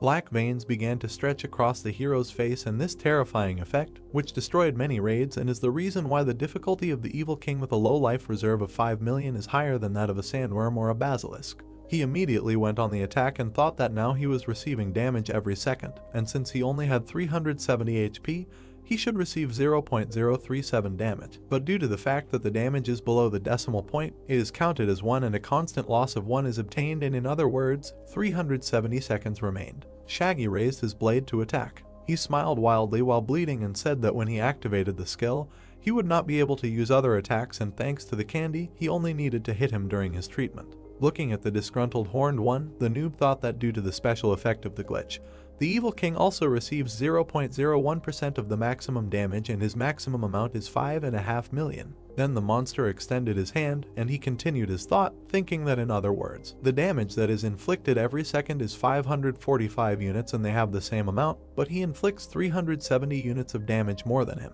Then the black hand stopped attacking. The blonde removed it, creating a splash of blood, to which he, wiping his face, asked if he now understood that he was in a much more disadvantageous position, and the damage per second together with the damage from him should be quite critical. The brown-eyed man confidently looked at him and said that this is not all. Shadow whirlwinds appeared around the king. He extended his kagun in front of him. During this lightning attack, the protagonist began the countdown and said that he wanted to win using only physical attacks. The countdown reached 2 and he smiled, saying that it was too late. Then the number 1 was heard. Something struck Black Eyes. He felt multiple damage on himself and screamed. His body began to collapse after the passive skill of Dead Water. Looking at the suffering, the protagonist thought that it was 4 times stronger and longer than normal poison damage, and it also deals 4 times more damage when it gets into the blood and penetrates deeper into the body. The monarch abruptly closed his mouth and black veins spread across his face. Iogen, standing in a low stance, began to approach and asked if he was surprised and said that it was basilisk poison.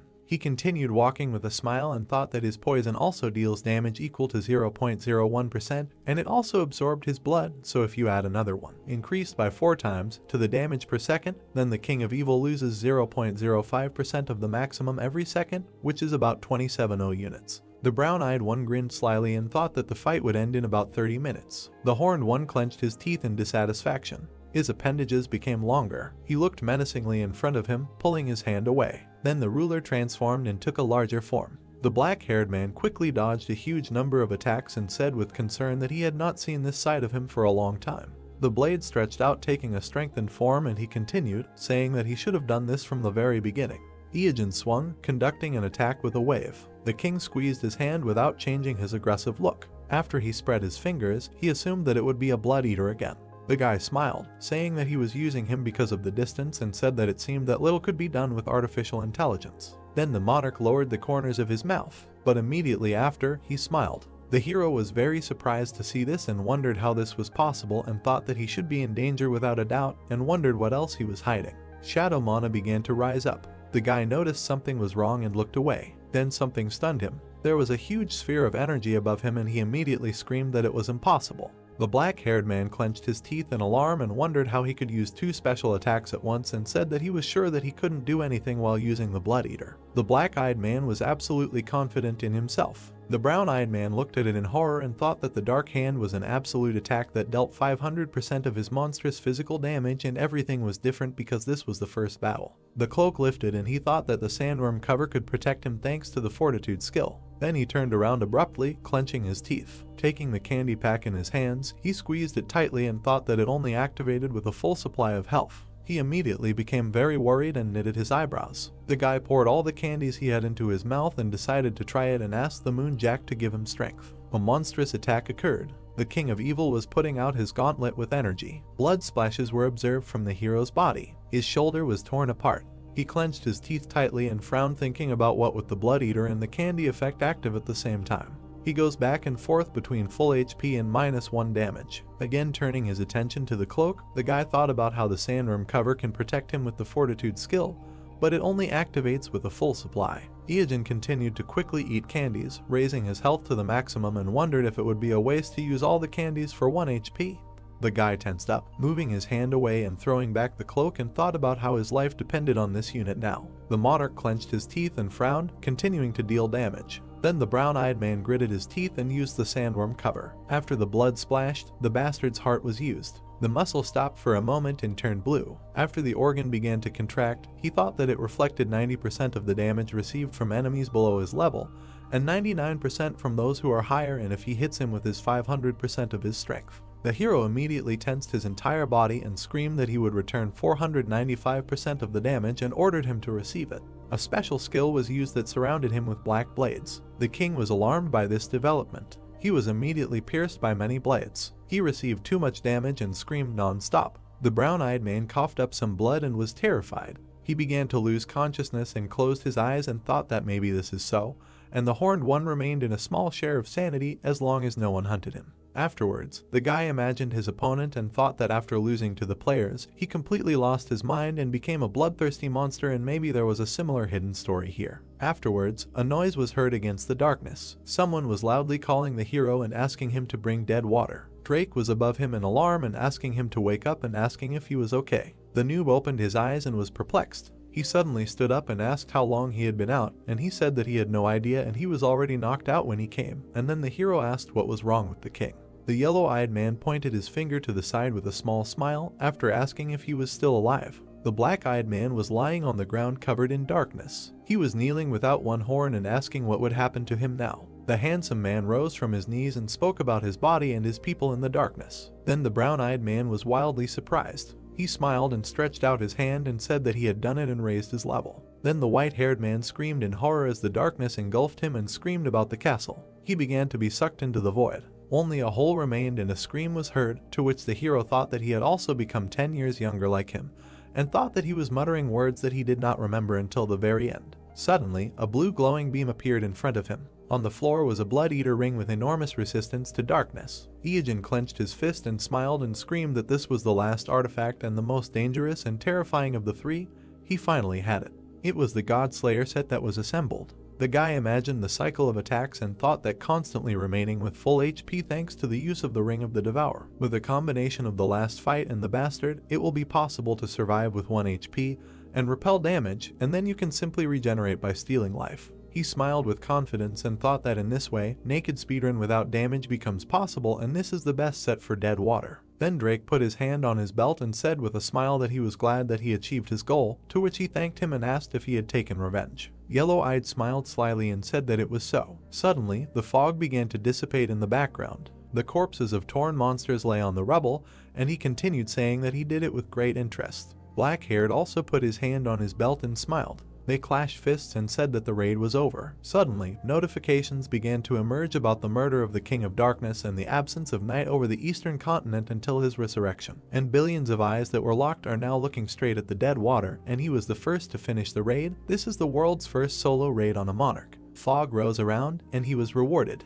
The guy looked up with concern and was offered to leave his name and began to count the data on the solo raid. Then the brown-eyed man scratched his cheek and anxiously asked if he heard correctly and asked if he had already received the reward. Then a glowing beam descended on the throne. There was a small chest. The hero looked at his ring and thought that it was a rare drop, but he was able to get it because it was guaranteed at the first cleanup. The black-haired man continued to look with a little concern and asked what the other reward was. He slowly reached out to the box and wondered if it was a mimic. Afterwards, the guy imagined a crab crawling out of there, but there was some kind of artifact there. There was a scroll and a necklace of Solomon, which gave special resistance to darkness. Then he imagined a monarch on the throne and thought that he was smart enough to be known as the King of Wisdom, and they say that he sealed 72 monsters that destroy the earth in a brass can, and then used his power to change the earth forever and rule the world. The protagonist looked at this with a smile and thought that this was in history and that this was a secret piece of the whole picture that only a few saw. Then he smiled even wider and thought that Solomon was a hidden NPC, and it turns out that he was the King of Darkness, and thought about something he would never have guessed. Suddenly, the smile on his face became more confident. A new hidden quest of the King's Will was activated. In his hands was a scroll. It was written there that he was known as a smart ruler, until one day one of the 7 demons who controlled this world put him to endless trials. Then the demonic creature introduced itself, and the story continued with him believing in his virtue and wisdom. But now the one on his knees wondered what would happen to the people who trusted him and helped bring change to these lands, and then the appeal to the reader began. The crown was also introduced after the words that he was probably much smarter and more virtuous, as well as stronger and braver than him, and asked to avenge him, and the demon who did this to him, Beelzebub. But suddenly the hero with an irritated look pressed the skip button and said that it was his mistake, that he could not fit his will into 3 sentences and probably everything will be saved in the Akashic record, so he will read it later. A notification popped up demanding murder. The black-haired man closed the chest with a soft smile and said that whether it was a quest or a necklace, now was not the time to use it, so it was worth putting it away, and said that he would definitely avenge it. And then he thought about how in the near future, when big changes would come to this world, then the time would come to use this necklace, and he thought that in any case, it had finally happened. He stretched out his hand in front of him and thought with a smile that since he had finally collected the 3 artifacts of the God Killer set, he could crush those who could kill him in this world, and his era had arrived. A few days later, under the bright sky, a call to the king was heard, asking where he was. In the middle of the city, a guy said that something happened on the way and asked why he asked him to meet today. The hero was talking on the phone and looked away when he heard that he had shocking news. He was sitting in his underwear in the police station where he was dragged for instigation, and someone shouted into the phone about his planned professional debut. The sky was clear. One of the apartments was completely empty and there was silence. There was absolutely no one in it. Suddenly the phone rang with an unknown number. The hand pressed the answer. The brown-eyed man got out of the shower and wiping his head asked who it was. When they addressed him by name and said that it was the junior PD, he put the towel away with a smile and said that they hadn't seen each other for a long time. And when the guy just stood there looking tired, she immediately screamed and asked if he had written down her number and said that she was upset and thought that they had become closer during the last episode, but it seemed that he was taking it easier, and asked how he could not save someone's phone number and asked if he knew how she had signed it and said that it was their lifelong guest and said that she had added 2 hearts at the end and said that it was a betrayal and said that he had gone too far and that she was in pain now. Afterwards, he started putting on his shirt and told her to calm down and that he would save the number now, and she asked if that was true, to which she replied in the affirmative. The black-haired man finally exhaled, and the woman asked how he had recorded her, to which he replied that it was JGBPD from Prince in her name. The kitchen was surprisingly in perfect order, and young HWA said that it was very professional and asked about the hearts, to which he replied that he would think about it and asked why she had called him. The cutie held a folder in her hand and said that she was preparing new material for the show and she wondered if he wanted to be their guest. Then the brown-eyed guy started to put different ingredients in a bowl and said that he was very sorry, but he was a little busy these days, so it would be difficult, and said that he would try to find time for it in the middle of next month, to which she said that it would be great. The guy started to put food in the blender and she continued asking to find time for it and said that she knew one cafe that served great cakes and asked if he liked them. And while the black-haired guy was making a terrible mess, she continued to talk about how she knew a great restaurant that served gopchang and thought that they would need to create another program and she had something like a backup plan in mind. Finally, the process of preparing the hellish mixture began. Then Iajin removed his hand and she got scared and asked what he was saying, to which he said that he said nothing and said that he always watches that show and asked what the next episode would be about. Then the pink-haired girl anxiously scratched her butt and said that she usually doesn't say things like that, but she can say that the topic she'll be covering on the show is currently very popular and said that she heard that the person she'll be covering went pro right after debuting. Then the shaggy guy paused for a second and meaningfully kept silent and thought about it. Then he looked ahead anxiously and asked if he'd give an interview, to which she said that the community had turned him down. He grimaced after they told him that they'd be working in front of his house secretly, to which the hero asked if that community was popular. A disgusting smell came from the blender and a notification about the dead man's health juice appeared, after which she continued and said that they were #1 in Seoul and asked if he'd heard of K1, to which she heard that it was possible. The cutie in the earpiece with the cup said that almost no one knows him, and said that she heard that he was from some mysterious or underground league, to which the guy asked if she wanted to bet whether he really knew that person. The pink-haired girl looked away with a smile and said that it sounded cool, and after the question about the punishment, said that if she wins, he will come to the program 10 times. The black-haired guy picked up his horrible goo and asked what would happen if he won, to which she said that she would go for a walk and eat with him when he asked, but only 10 times, to which he refused, and offered to come to his streams 10 times, and she asked with displeasure what about walks and food, and the protagonist said that he eats alone, so. Then the girl started drinking and said that she would probably win in any case, and asked how he would guess the person hidden from the ranking. Then she was dumbfounded after the words about the king. The guy anxiously watched the phone from where the sounds of coughing and screaming were coming. She jumped up from her seat and asked how he found out, to which Iijin said that if they are talking about a hot newcomer in the underground, then only that one comes to mind. Then, in the middle of an empty kitchen, on the other end of the line, words were heard that he was right, and even Joseph, known for his arrogance, was inferior to him, and heard that he had already become the unofficial #1 on their team, to which the hero said that. In addition, he looked good and was very thoughtful, and the beauty asked again in surprise, saying that she had never heard of him, and then mentioned that he really had a lot of connections, and if Mr. recommended him, then he must be a really amazing person. Then the brown-eyed man put his hand to his chin and said that this was a really amazing person and perhaps he would lead the next generation of players, and she immediately asked about the possibility of using this phrase. With a wide smile, she offered to meet later and said that if he needed a guest on the stream, he could call her anytime on weekends and during the holidays. The guy put the empty container on the table and said with a smile that he couldn't believe that he was able to invite her to his streams 10 times and in the future it would be difficult to do even with money, and it sounded like one chance for a lifetime. Suddenly, he was alarmed by a notification. There was a message for the Demon King asking him to come to the studio, and they wrote that there was a conversation, so they needed to meet. The brown-eyed man immediately threw off his clothes and thought that Atoga's company was going to hold a major professional league soon.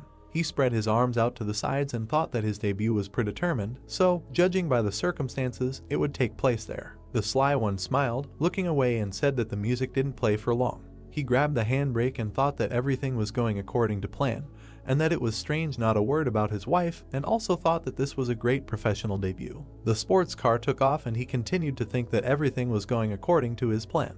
Iijin drove with a smile and said that because everyone was covering for him. The roof began to come off and he said that he had a chance to have fun. He sat naked behind the wheel and shouted that no one could stop him. It was clear outside. Afterwards, the guy sat at the police station and wrote an explanatory note, thinking that even though he was naked, the fact that he was in the car saved him from arrest. But he had to write an explanatory note, and the cop allowed him to borrow his underwear, and apparently he was lucky. It was clear outside once again. There was a large building. The guy in the mask sadly crossed his eyes and thought that since he constantly runs naked in the game, it was strange to wear clothes, and then he was called out. He changed his voice and looked up and said that he was listening, to which he was told that their conversation was over and there was something that was bothering him. Ying raised his finger and said that since he had not revealed his name and insurance number, he was the guarantor of his identity, and asked if that was true, and then said that it was obvious that the sponsors were a little reluctant to do this. But after being asked again, he lowered his hand with anxiety and said that he was just talking. Then the hero thought that he was trying to gain the upper hand before the salary negotiations, and inside he was a well-worn 15-year-old noob, as well as an experienced member of society. The blonde man extended his hand with a gentle look, saying that then they should talk about his salary, to which he received a sharp refusal and an offer to discuss it after the league. The hidden one put his hands in his pockets and thought about how after the league his popularity would increase and the owners of the companies would crawl on their knees before him. A super newcomer, a new superstar, and thanks to him, the number of viewers would also be guaranteed to increase. He imagined himself in a suit and thought that, in other words, he would wait until he was worth even more. Then the brown-eyed man surprised his interlocutor by simply turning around and saying that he could even get a blank check if he went to China. And he asked with horror how he could say such a thing and asked if he thought that they could not offer the same as China, to which he said with regret that he heard him. The blonde looked at him with concern and wondered what was wrong with him, because he was only 21, and he was acting like a seasoned snake, and then said that in any case this would need to be discussed later and suggested moving on to the main thing. A map was placed on the table and he continued, saying that this was the upcoming league competition. He began to draw with a felt tip pen on the paper and said that there would be 10 city leagues, including Seoul and Incheon, and they would start as the league that chose to represent the capital, and the elite team was theirs, and K1 was the main enemy. The hard worker leaned over the table and said that they were also their first opponents and would now tell about the elite. Their coat of arms had 2 shields with blades, and they were an enemy professional team created at the same time as the national team, and they were sponsored by many large corporations. So they had a huge budget and a wide selection of players. The man in the shadows was hiding, and it was their leader, Storm, who was number 1 until Joseph passed him not long ago. There were 3 people of different classes, which made the lineup even more terrifying, and these 3 were a real thorn. The blonde looked down with concern and said that they synchronized their attacks, switching places, and it was a real art, as if you were fighting 3 at the same time. He imagined the gray-eyed man, saying that he needed to deal with Gino, so they would use him as an ace in the hole. After the hard worker exhaled, handing over the sheet, and said that he did not think anyone else could deal with them, which was what worried him, and he thought about the gold, silver, and bronze sister and had not seen them for a long time. The hero frowned and thought that although the decision had not yet been made, he already knew which teams would go against each other, and of course, he remembered the fight between the national and the elite. This was the hottest topic 15 years ago. He remembered himself in the crowd and thought about how this was a battle that would be remembered as a legend for decades to come. Now the brown-eyed man grinned with a smile and thought about something else. He remembered the Toto League and thought about 21 times. He imagined many flashes with a record price for bets. The voice of the host was heard shouting that they finally waited for 140 big and small national teams, and only 10 of them will reach the best league. The lights were shining in the background of the stage, and he continued, saying that now the confrontation that will determine the future of these players will begin here in the stadium for esports. The stands were noisy and shouted that the Otogi League is starting. During the flashes, words were heard that the event that will fill the front page of their giant league is today's conference match. Silhouettes appeared and he continued, saying that the players were on the storm side and were not going to stop, and then asked to greet the elite. Gino appeared first and everyone was shouting his team's name. Then Hyung came out with a smile and was shouted to go forward. Behind them appeared 3 green-eyed beauties who delighted the crowd. The team proudly raised their fists up, but suddenly the blonde stopped. He embarrassed the others by raising his hand up and demanding not to gossip. The crowd also chanted after him. The special effects began again, under which they said that a team was coming out that would confront them, namely a group with the #1 player in Korea. A man in a robe appeared, supported by the host. Several cunning faces of the guys appeared. Joseph looked at the crowd with a smile while his fans praised him. The dark-haired ones behind were completely confident in themselves and heard kind words addressed to them. Teagang walked onto the stage with a disgruntled face and they tried to praise him and wondered where he was from. Suddenly the last one showed up. The hero walked with his head bowed and everyone wondered who the hell was wearing the mask and who it was. The blonde guy from the enemy team looked at the screen and thought about how they didn't take a healer and wondered the same thing as everyone else. Then he thought about how he heard rumors that one lucky scoundrel from an underground league.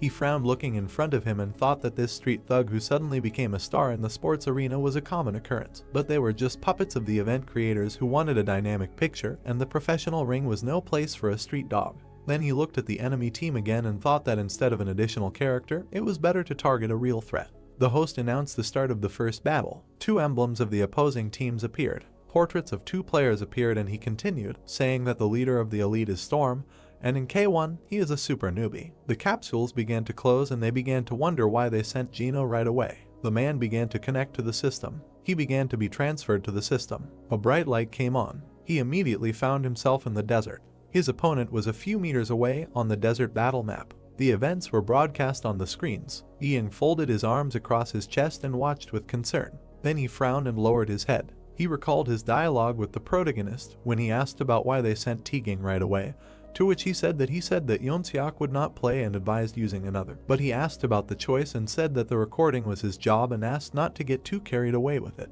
Then the hero with a menacing look said that he shouldn't be like that and promised that he would have a powerful influence and asked if he knew about his skills, to which he was immediately told that he had no experience in competitions and there were many older participants. Suddenly, the red-haired man came up from behind, surprising the blonde, and said that he also recommended him.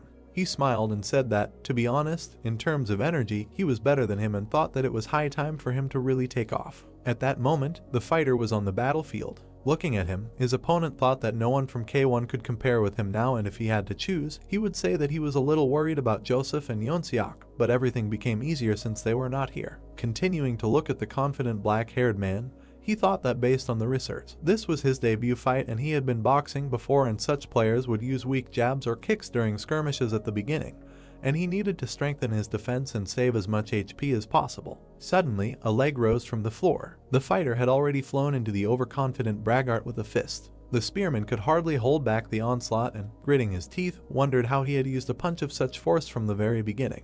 Afterwards, he looked at the equipment in horror and thought that this was an infinity gauntlet, and even after the block, the damage had passed due to the penetrating ability. But right after, a fist flew into his face. The blonde flew far back. He tried to slow down and thought that he had mispredicted his game strategy and greatly underestimated him. Afterwards, the guy tried to swing a 2-headed snake and thought that he had just received a return from using the skill a lot. The blue-eyed man looked at his shoulder, which received damage, and then the enemy thought that he managed to use poison. The fair-haired man jumped back arrogantly and watched the situation. Then he retreated with a smile and thought that he would lose 0.025% of HP every second, and now he would retreat to check his condition, and he needed to wait for this moment and fall like a storm. The black-haired man could barely stand on his feet, and he thought that both players were retreating to prepare for the next attacks since they had just fought. Suddenly, only a gust of wind remained in sight. The spearman noticed a fist approaching his throat with great surprise and wondered why it was approaching. The gray-eyed man anxiously asked Gino to step back.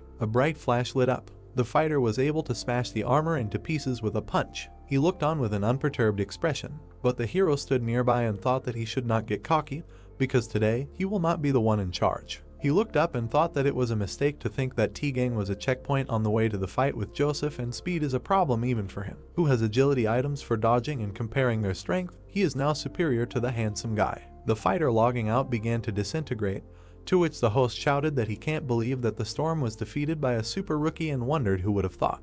Ian clenched his fist and said with a smile that he can't believe that he marinated him on the bench, and it seems that he is not such a qualified trainer. The protagonist looked at the screens and said that he saw the legendary 3-hit KO again, and he was wondering what to do with it since there is no way to prove the results from his past life. But thank God Yonsiak is not involved. He looked calmly at the screens and said a meaningful word and thought about how 15 years ago, he was just one of 1,500,000 spectators. The arena roared again and he continued his thought, thinking about how while he watched the players fly and fight, an ambitious dream grew in his heart. He imagined himself in a past life in the crowd and thought about not watching that fight that day, and then wondered if everything would have been different. Then the guy shook his head and thought about how useless this question was, and the question if it meant nothing in his life. The brown-eyed man looked menacingly in front of him and thought about how only the present makes sense, after which the host shouted about how the league has surprised them since the very first match and can't wait for the next fight, trying to hold out the pause with the announcement of the next fight. People were shouting joyfully, waiting for the performance. The young man thought that in life, nothing matters what will happen under certain conditions, because only the present matters. Joyful cries of the spectators were heard throughout the arena. The hero wondered what kind of person he was now, because he was now standing at the top of the stage where investors and their allies were fighting. Standing in a mask and hood, he bowed his head and decided that this was enough to make his heart pound, but there was something more important.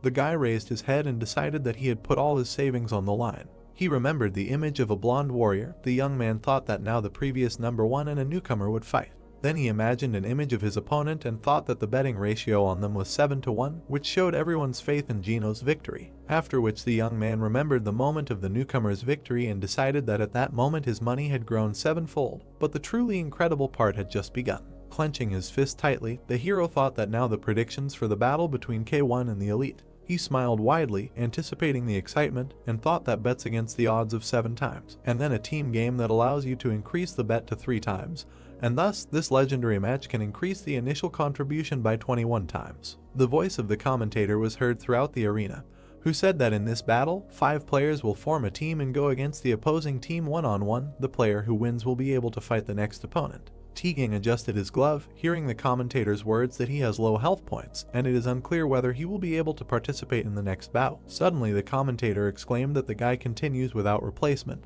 because this rookie's confidence is as aggressive as his fighting style. The crowd started screaming again. The announcer announced the continuation of the fight and wondered who the elites would send to the battlefield. Junhyun came out with a weapon in his hands. The announcer said that he was number 11 in Korea, a monk with the ability to self-heal as well as a huge reserve of health and defense. The young man looked at him sternly, preparing for a fight. The man beckoned him with his finger and with an evil smile asked if he wanted to dance, because he could just try to attack him, but the guy was greatly overestimating himself if he thought he could hurt him. After 10 minutes, the young man lifted his opponents into the air with one blow. The man looked at him in confusion and thought that the boy had predicted all his skills. Taking a stance, the young man thought that he was wondering how to break through his endless heal, but everything turned out to be easier than he thought. Having schematically imagined the enemy's healing, he thought that when he healed himself, the skill was not applied to him, because self-healing occurs due to the calculation of the position and area of effective healing magic. Then he imagined his attack and added that before the spell works, there is a small delay, about 1/10 of a second. The young man imagined how he stood up under the influence of Aga and noted that if right before this moment he managed to push the healer away and stand in the place of the spell, then he could heal himself. Lost in his thoughts, the hero thought that the guy was able to do this thanks to amazing dexterity and insight. T-Gang needed his hand and thought that thanks to this, he restored a lot of health points. Enthusiastic cries were heard throughout the stadium that now everyone understood how to kill a cockroach. However, it is easier said than done, but still incredible. The man pulled his hand to the side, clenched his teeth and said that he was going to die soon, then ordered the enemy to stay away from him and began to ask for a replacement.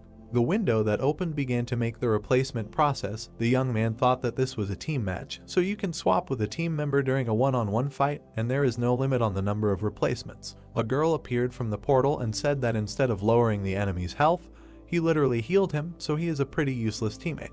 When she completely entered the arena, the commentator happily exclaimed and said that this is a new recruit of the elites, after which he wondered if this was the beginning of the teamwork of the three sisters. The girl rubbed her fingers lightly, showering some dust. She blew the particles off her palm, calling them seeds of confusion. Suddenly, strange plants began to grow from the ground. All the space under the guy's feet was captured by these sprouts. The hero frowned sternly, watching what was happening, and thought that these bloodthirsty plants can reduce the enemy's health if you just step on them, and the amount of HP taken away increases with each touch. Teagang frowned in confusion. The hero noted that if the first time a person loses 0.001% health, then the second time it is 0.002%, and the third 0.003%, and although the loss of health itself is already bad enough, but that's not all. The girl watched the growing plants and thought that she had prepared everything. Suddenly, the player change window appeared in the arena again. Yunbai ran out of the portal with a weapon in her hand. The hero swung his left hand, preparing for battle. Suddenly, he stopped, feeling the weight. He lifted his foot off the ground and saw that there was a sticky spear because the whole field was covered with white juice, which slows down the speed of movement. The girl took advantage of the moment and fired an arrow from her bow. The projectile hit the fighter's shoulder. With quick movements, the young man dodged and fought off several of her arrows. The girl grinned awkwardly, surprised by his talent. Teagang prepared for a strike with his right hand. Striking the ground, he created a powerful shockwave. His attack began to burn all the plants in its path. Junyoung looked at what was happening in surprise and said that although he was able to set fire to the plants under him, the young man would set himself on fire too. The guy rushed into battle. The man called him a real battering ram. Suddenly, several flashes appeared in the air. The girl closed the distance between them and used iron touch. The young man immediately covered himself from her attack with a glove. Having received another blow, the young man thought that the situation was bad because he did not have much health left, and this girl was quite fast and strong. Junbai grinned contentedly. The blonde frowned worriedly and ordered the guy to retreat and switch. The hero calmly watched what was happening and thought that it would be better to leave him. The man asked him why he thought so, because the guy could die. Ieojin frowned deeply and said that nothing would kill him, but if the guy was destined to die, he could die fighting, and it would be better for them if he inflicted damage on the enemy. Teagang frowned sternly, getting into a stance. The girl again struck his body a couple of times. The guy gritted his teeth, taking the damage. The commentator said in surprise that this was the same lightning-fast double blade strike, the girl's final move, and now the guy's health was 0. Smiling widely, the girl said that this was the end. The hero watched what was happening and said that the result was excellent because she passed. Small black particles scattered through the air. Suddenly, there was a boot print on the girl's stomach. The image of the fighter appeared on the screens. The commentator enthusiastically said that he could not believe it because the young man, being on the edge, repelled her attack. Using all his incredible senses and sharp mind, he was able to defeat his final opponent.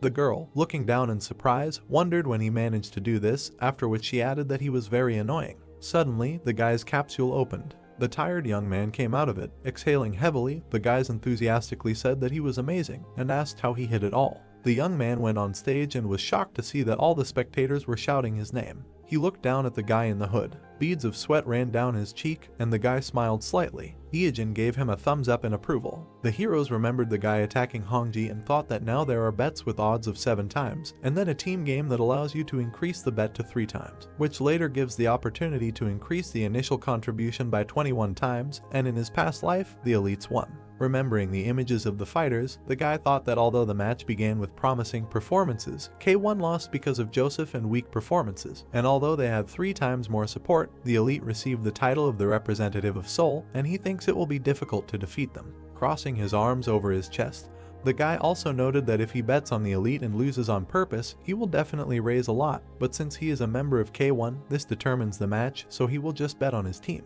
Yeongun gritted his teeth.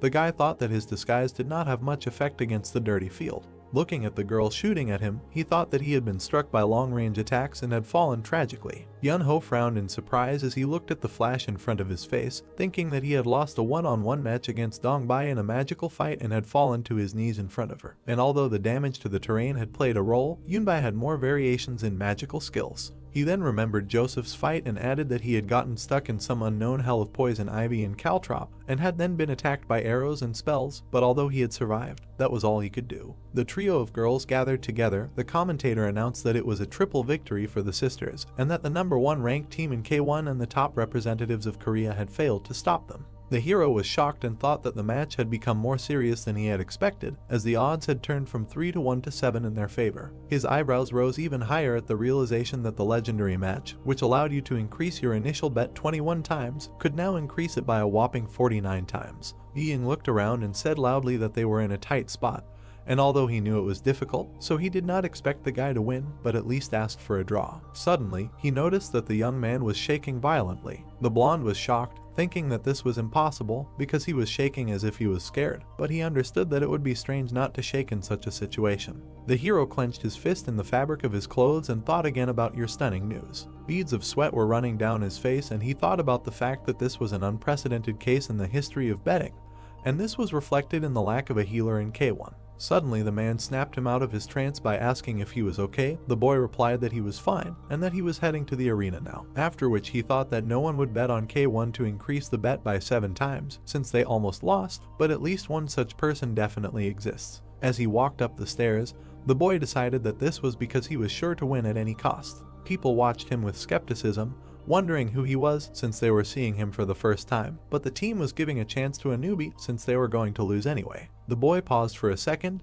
then raised his head. He slightly narrowed his eyes and thought about how much he missed this feeling. The blinding spotlights, the fireworks and dry ice, the smell of gunpowder, dust, sweat, glue and Clorox. The stream of shining particles quickly scattered through the air. The hero noticed that the feeling of all this was overflowing his heart, and it finally began. Suddenly, a young man dressed in scarlet armor appeared in the arena. He silently looked around. One of the sisters frowned and thought about what was making her angry, and then wondered if she had met him, although she did not care. She opened her palm again and blew the seeds of leaves and plant seeds around the boy's body from all sides. Sprouts immediately began to break through at his feet. The girl put out her staff, used her abilities, and said that since he was the last, she would finish him off with an explosion of shock. A powerful discharge of lightning struck straight at the hero, incinerating everything at his feet.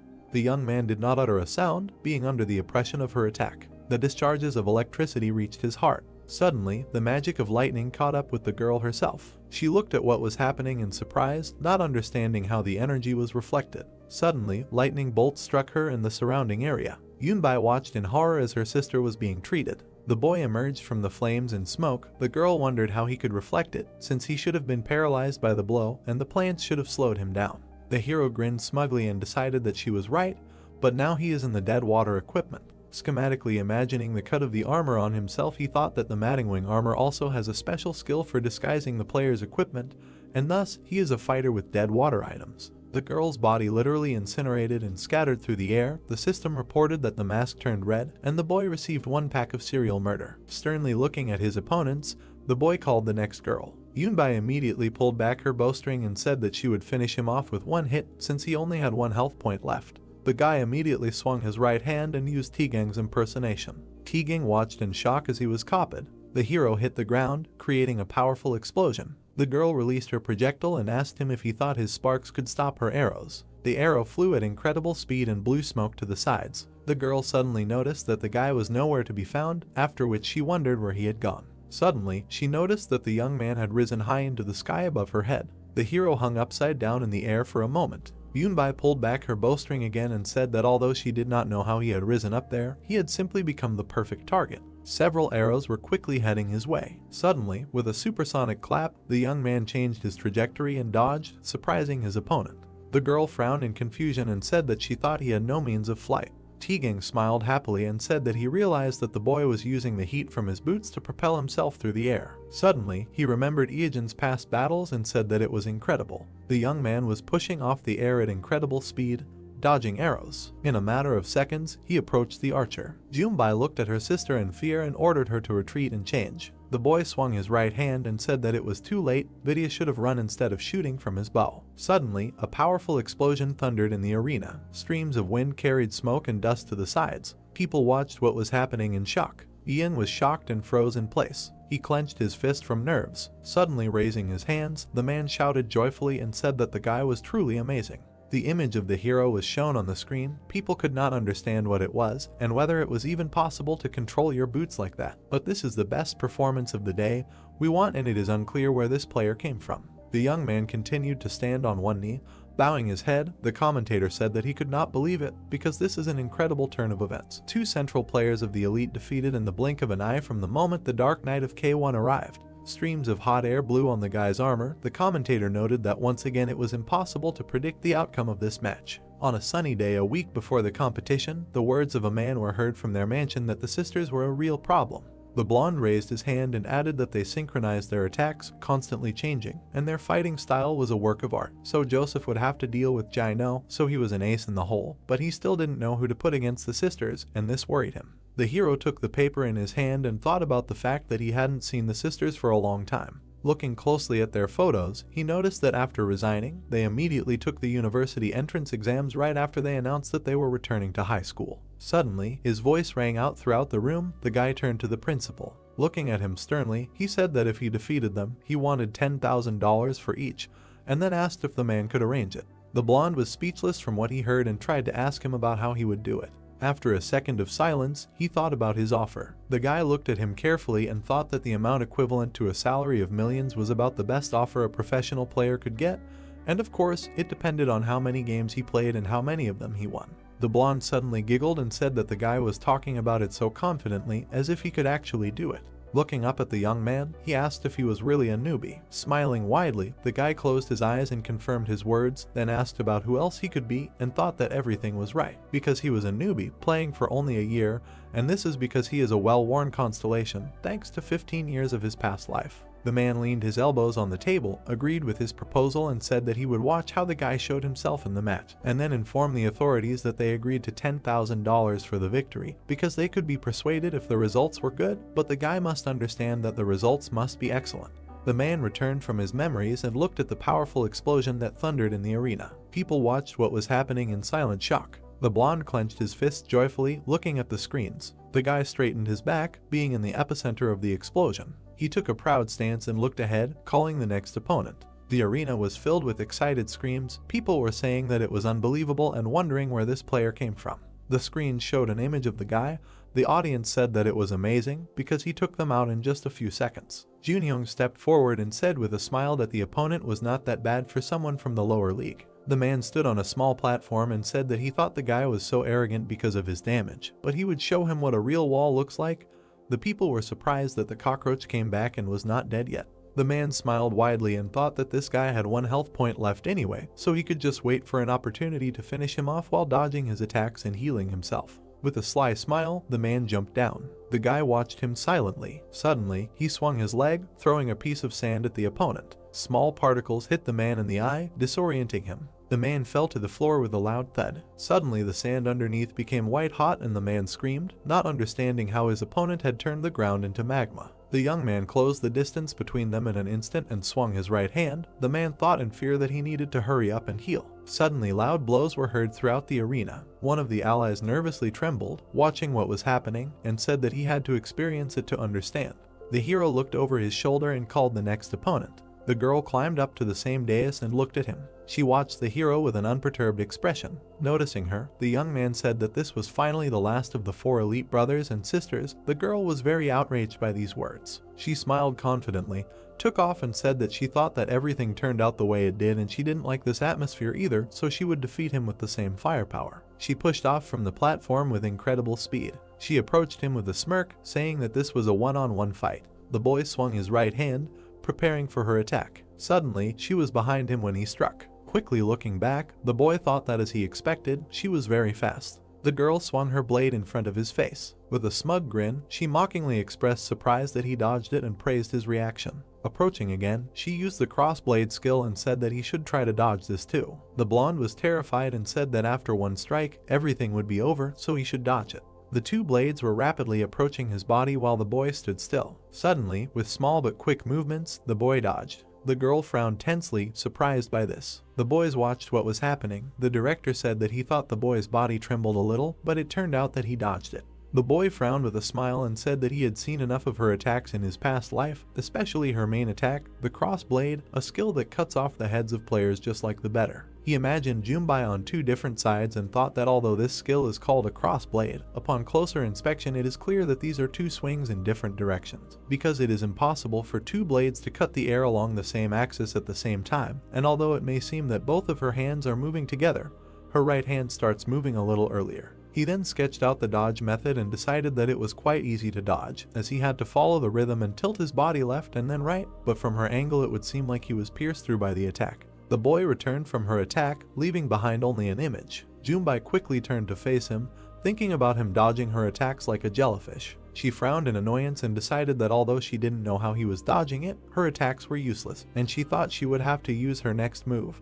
And although she didn't want to use it because of the recoil damage, this guy had dodged most of her attacks. Iijin once again dodged her blade's direct attack. He leaned to the side and turned to face his opponent. Suddenly, the hero noticed a surprise attack coming. One of his allies frowned in surprise, noticing the attack right in front of him. The girl aimed her blade straight at the guy's neck, noting that the lunge was immediately followed by another attack. She smirked contentedly, anticipating victory. Suddenly, a metallic screech was heard throughout the arena. The young man put his hand forward and stopped her sword with his blade. He slightly lowered his head and said that he had been waiting for this moment, because dodging, defending, and finishing, this is a complete counter to her cross blade. Suddenly, he waved his hand, splitting her blade into pieces, and thought that the scenario in which the three sisters would achieve triumph was impossible while he was in this place. The hero frowned tensely and thought that in any case, their lives would only improve after retirement, so she should hurry up and prepare for the exams. He looked at her sternly and decided that this stage was now his. With a powerful kick, he threw the girl aside.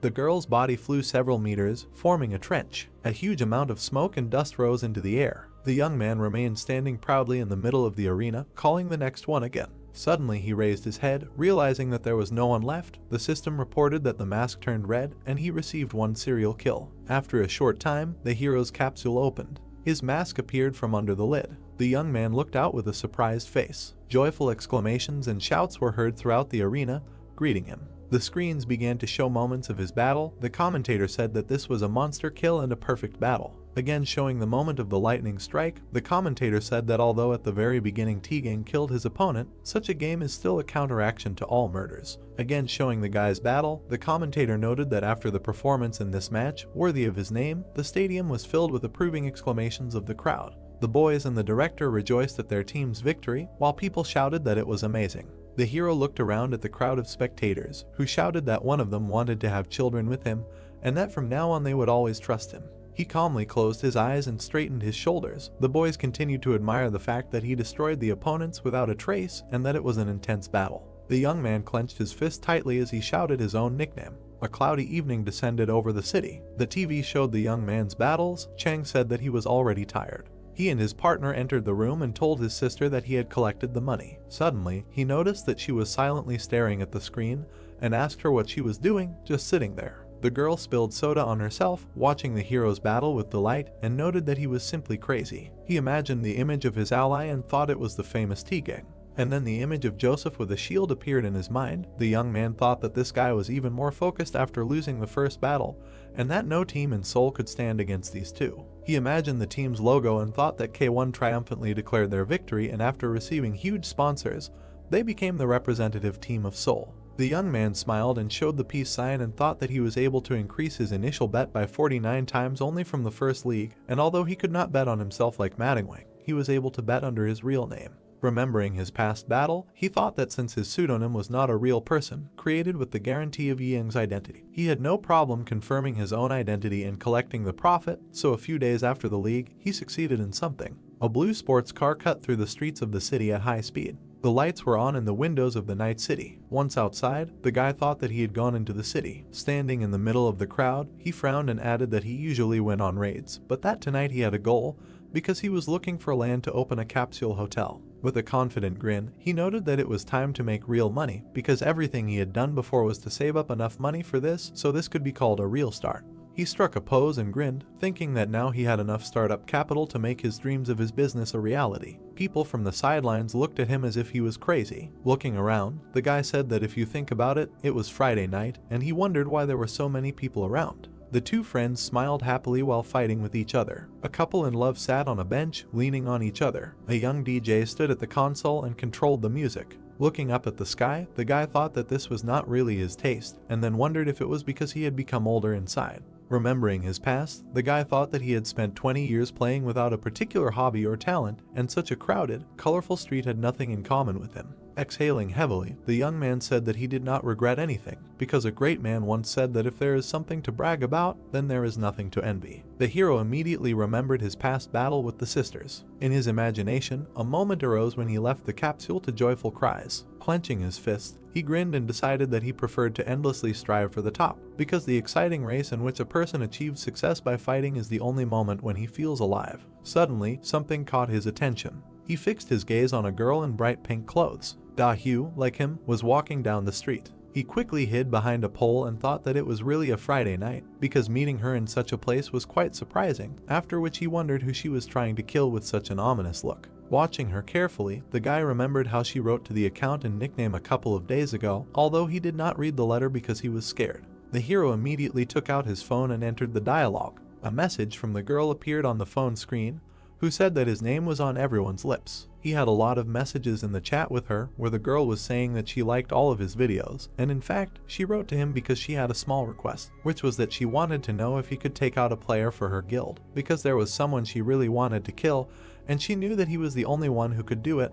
The boy said that she reeked of business. Raising one eyebrow, he looked at his screen. Suddenly, an idea popped into his head. The girl was walking down the street, annoyed, talking about how damn hard it was to drink on a dare because she wanted to show how much she could drink. She was wondering why the bar she usually went to was so crowded, but she forgot that it was Friday night. Frowning sadly, she thought about what she was doing outside at night. Suddenly remembering her battles, the girl thought that half a year ago, when she felt uncomfortable with something like this in a nightclub, she realized that such things really weren't for her because she preferred games filled with monsters and bloody raids. She stopped, exhaled heavily, and thought about the fact that she could be in a dungeon, but now she'd better go to the supermarket instead of a bar when her phone suddenly vibrated. The girl stopped her thoughts, paying attention to it. She took out her smartphone and said that she was sure that she had turned off social media notifications because there were too many of them, although she had turned them on for some accounts. Da-Hyu raised her eyebrows in surprise when she saw something on the screen. In the dialogue with Madingwing, she saw a message agreeing to her request. The streets became a little quieter. A bright red car stopped at one of the buildings. The girl threw off her coat and wondered why the young man answered her only now.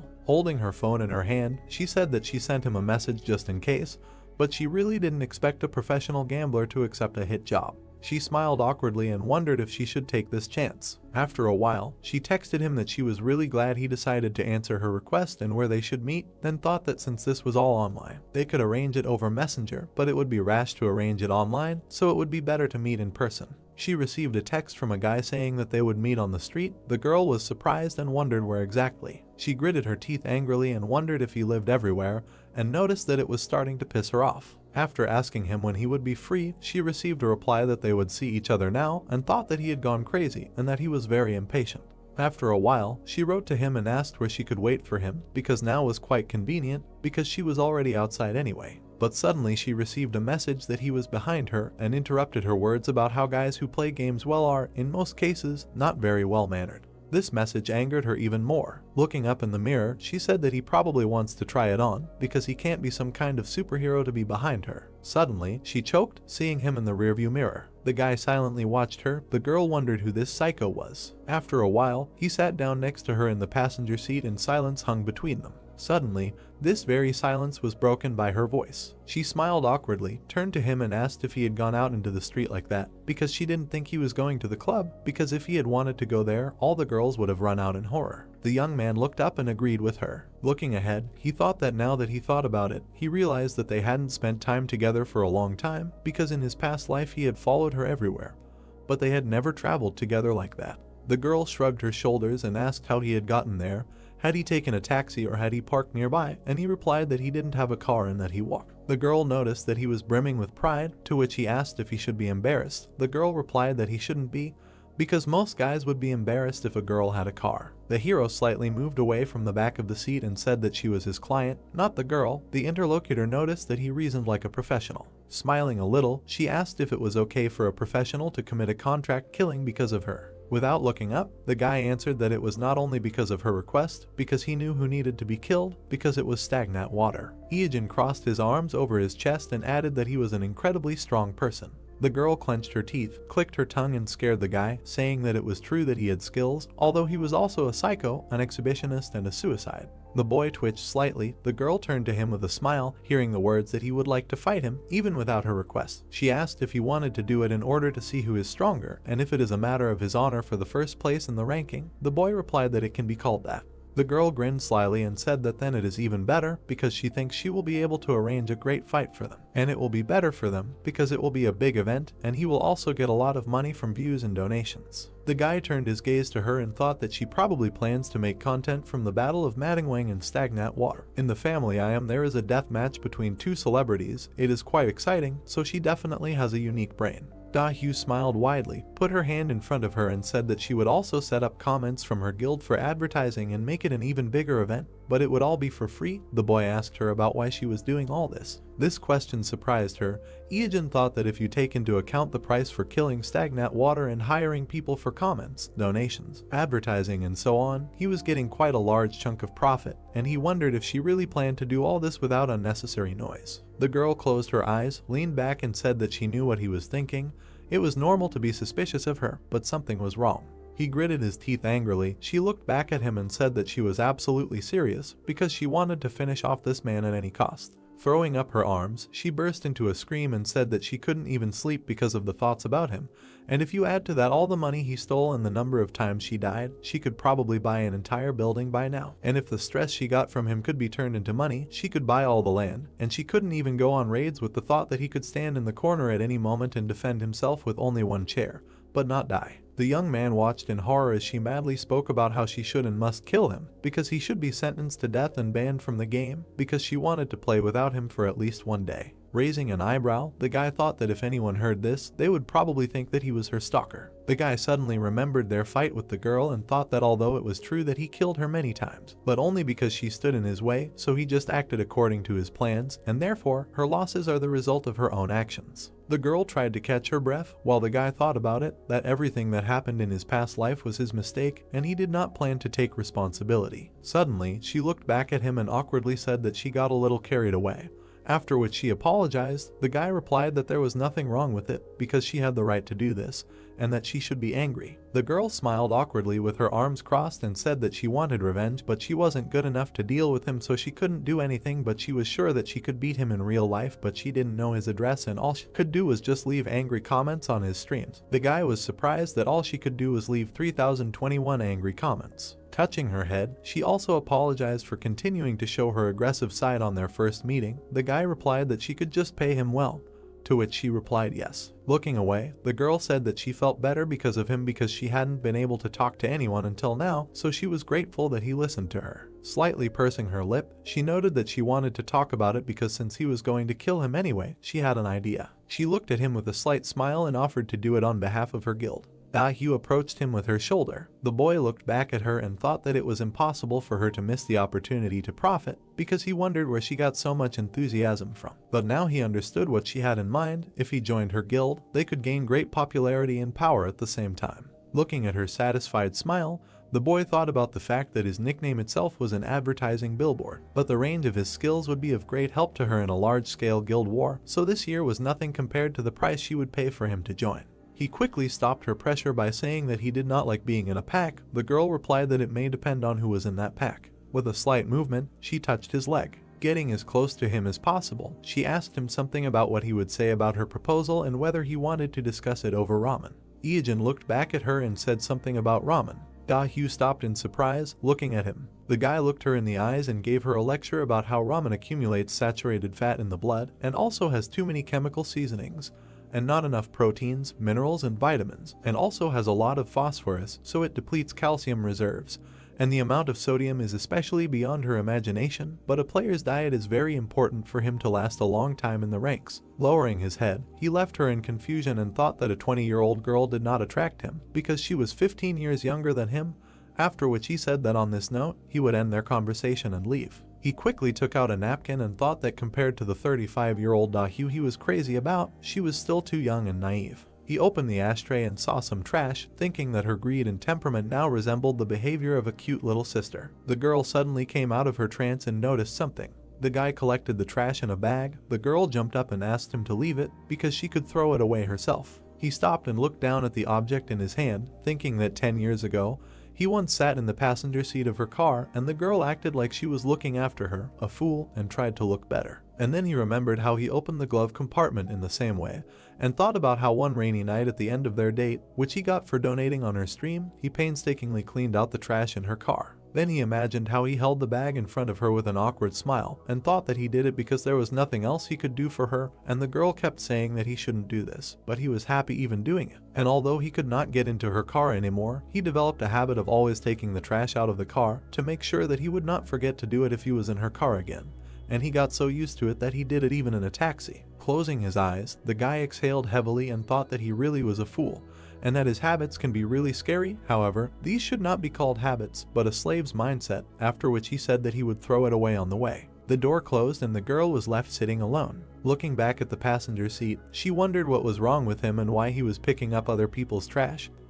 But it was so natural, like he was practicing or something. Something caught her attention. She noticed that the ashtray was sparkling clean. Iyajin walked down the street silently and thought about what he later learned from her, that she was touched for the first time because he was the first one to pick up her ashes, which were too dirty for her cool car. Suddenly, it started to rain, but the guy continued to think about what she said, that it was like demonstrating her inner self too. Dahu touched her chest, not understanding what was happening. The guy thought that now he would never know if it was true. She lowered her hand, looked back at the passenger seat and thought that she didn't even drink, but something strange was happening to her heart. A question was heard, "Who is he?" to which someone answered that his name is Madong Wang, after which the first one said, "Oh, a newbie in the professional league. Those were great matches." Against the background of the blue abyss, the player said that enough foreplay, he is finished. The brunette looked at his opponent angrily. Then he picked his ear, smiled and asked what, is he going to kill him? The monster answered indifferently, yes, after which the red-eyed one, still smiling, continued to ask that he was crazy, to which he answered that he does not want to hear such things from an exhibitionist psychopath, and the guy asked another question, why would he kill an innocent person? Madong Wang extended his hand and answered to find out who is really stronger. The protagonist jumped. Hanging in the air, he sarcastically asked if a professional player can kill ordinary players. Iron Man looked at him and answered that his contract does not prohibit it. Suddenly the guy dodged the enemy's blow. Then he extended his hand with a weapon. His foot ended up on the enemy's face. Then he pushed off him, jumped up and said that the man who single-handedly beat the elite was trying to kill him. The main character frowned and shouted that it was an honor for him, of course, but that did not mean that he would let him finish him off. He hovered above the opponent's head. Someone was looking at a tablet and saying, "Holy shit, Madong Wang is fighting that nudist, live on air." The guys were having a conversation when one of them asked what map, to which the second replied that he said he didn't want to be distracted, so he didn't know. His map, mini-map and even landmarks are all hidden. The brunette grabbed the tablet, opened his mouth wide and said, "Bro, this is really dead water. The voice is identical. This will be legendary," then said to wait. Looking at the fight, the young man said that they were both incredible. The players continued the battle. The monster flew up while the guy was below. Suddenly the red-eyed guy looked up and screamed. People were looking at the monitor when one of them asked, "Madong Wang won, dead water just got carried away, and the stream stopped. What happened?" Someone looked at the dead water page and said that he posted a video. Let's take a look. The brunette opened his mouth wide and screamed that they already sent the link, to which the second one screamed to turn it on. The protagonist sadly said that he died from some weirdo. Then he clenched his fist, gritted his teeth and continued that he was sorry, but today's stream ended because of a death penalty. He will be back tomorrow at the same time.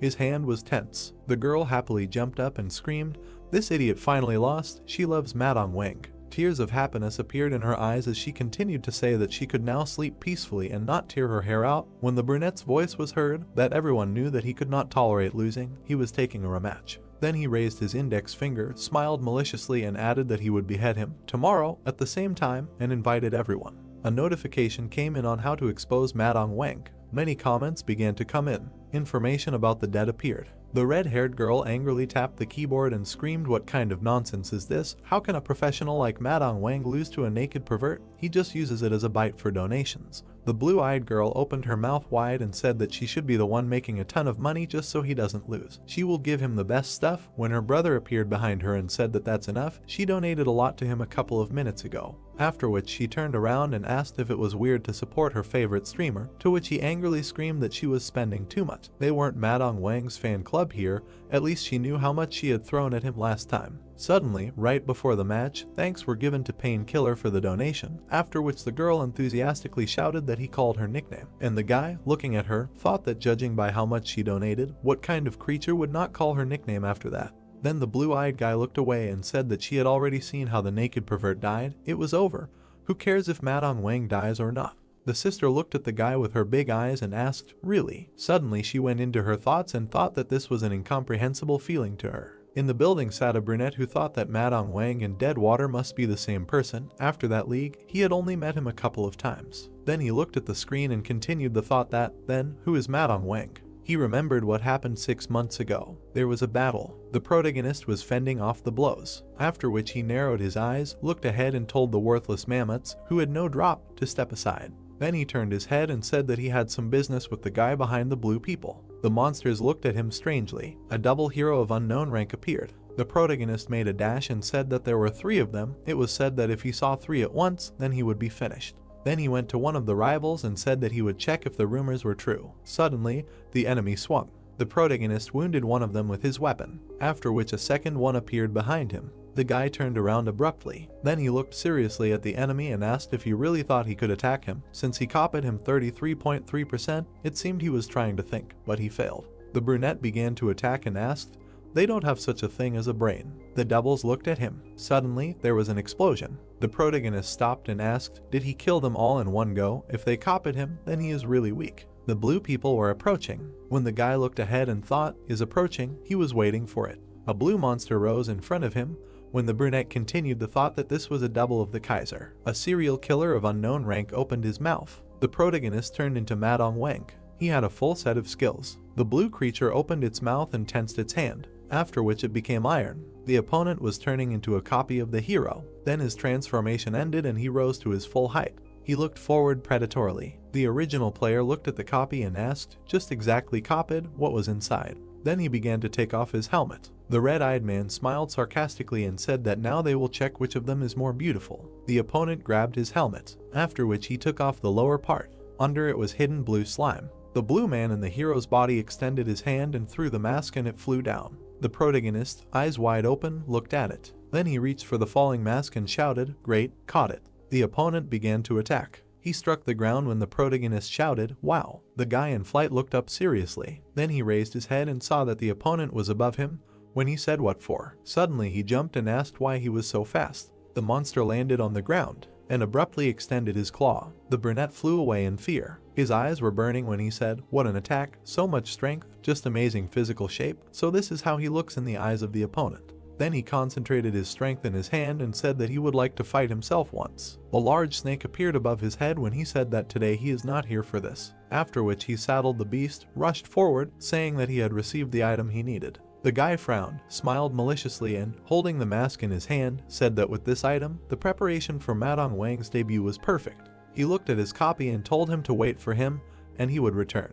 The opponent's face was evil. The protagonist narrated that he had 2 reasons for coming to Dorian Gray's forest that day. First, in order to obtain the necessary inventory for his debut as a professional, the Rogue's Mask. With the help of an item that is made from the skin of the monarch's double face, you can get rid of monsters using a method that not everyone will know about even after 15 years. He said that the second reason was the creation of this monster. It is quite difficult to detect the doppelganger monarch as the hidden boss of the Forest of Dogs. If there is a suspicion that Deadwater and Madong Wang are the same player, killing this monster with Deadwater will remove all suspicions. Deadwater is his game feature and the monster is a world star. Then he frowned and said that he would like to see them fight. Anyway, it will be an interesting fight. This scenario he came up with about half a year ago. And now the present. Smoke was floating in the forest. The protagonist looked ahead and said that he never thought that he would come for Yu.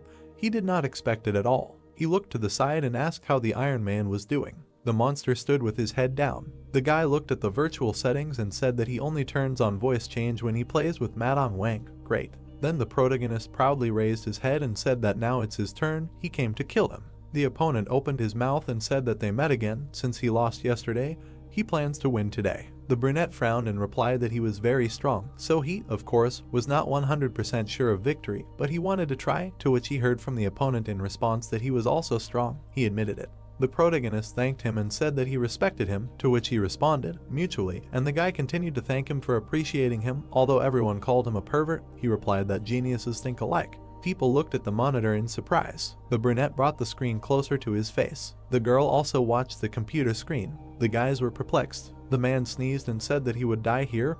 Oh, Jin is just something. The protagonist smiled and said that they would start. Today would not be easy. The opponent, looking at the guy, replied that he had never lost. Then he put out a claw and told him to attack. The monster used a special skill of the claw of the ghost ant whirlwind. The red-eyed man looked up and asked, was he serious from the start? Absurd. The brunette concentrated his power in his fist. Then, in response, he launched his power. People watching this shouted that the whirlwind at the same time as the summoning of the sea serpent was incredible. A beast appeared. The protagonist jumped above the opponent. Lightning emanated from the opponent's hand. An explosion occurred between them. The protagonist frowned and asked, it seems he has become stronger, has increased his level. Lightning scattered across the guy's body. Then he launched a special skill, the heart of an immoral person, vice. The fog spread through the forest. The protagonist said that he came to kill him. The monster replied that they met again and asked if he could win today. They stood opposite each other, and the protagonist said that the monster was very strong, so he was not 100% sure of victory, but he wanted to try. Today would not be easy. The monster replied that he had no defeats on his account and offered to attack.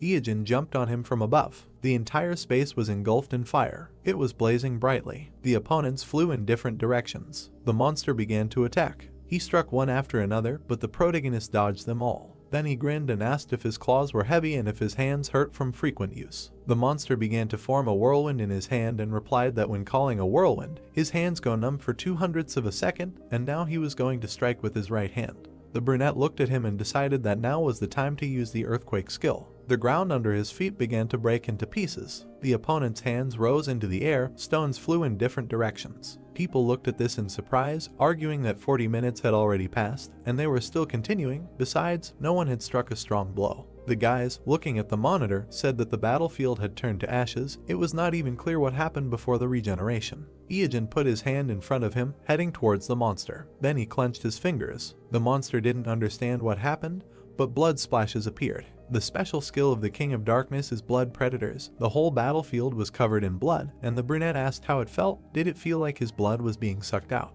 He grinned and said that even if his blood was poison, he still had this skill. He took out his weapon and suggested that they wrap it up. The monster perked up. Then he hit the ground with his hand. Sparks rained down from there, and the opponents found themselves on small islands flying in the air. The protagonist asked if he was running away. He raised his leg up to strike. The monster looked at him in surprise. The protagonist grinned and said that he had just made a massive attack and he did not have the strength to jump. He would just fall into his own magma and melt. The monster looked at him silently. Then he bent down, preparing to jump. He glared at the protagonist and said that he would definitely come back. Iijin stared at him in amazement. The guys silently looked at the monitor. Everyone else also stared at their screens. When the shock wore off, they were surprised by the monster's real voice. Because it was so low, he always turned on the voice changer, hiding such a powerful voice. There was still fire around the main character, and he did not understand what he was doing, what kind of line it was, and what he could say. Then he straightened up and said that he dies so beautifully.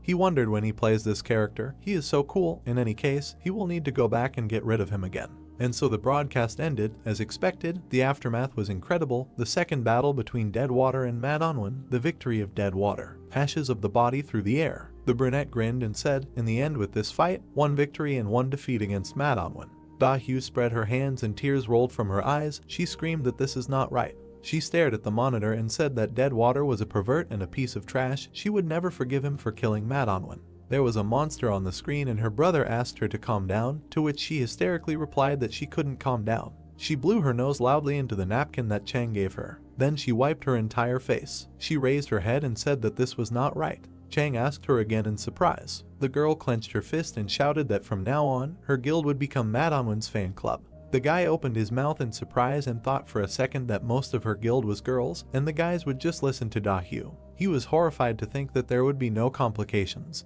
But he still wondered why the fuck it was needed. But he could simply be kicked out for resisting, so he would have no choice but to quietly argue. He asked his sister what she planned to do next. The girl clenched her fist and said it was obvious. She gritted her teeth and said she would kill Deadwater and avenge this defeat. She frowned and said that for Madonwan's sake she would kill dead water and he could be considered a corpse. Iajin smiled widely and said that he had hit the jackpot. Money from sponsors was coming in from both sides in the midst of a stock rally. He scrolled through the comments enthusiastically. Then he looked at the TV and said that a video of the raid on the King of Darkness had been uploaded. They needed to add fuel to the fire. Then he grinned evilly and said that views were increasing at a tremendous rate, subscriptions were also growing incredibly, and soon Deadwater's channel would have over 1 million subscribers. Many were impressed by the monster's last words, especially the female fans were jubilant. They fell in love with him because of his voice, and many began to hate Deadwater and brand him a scoundrel. The girls already thought he was a pervert, and now they disliked him even more, although the guys sent him thoughts of support.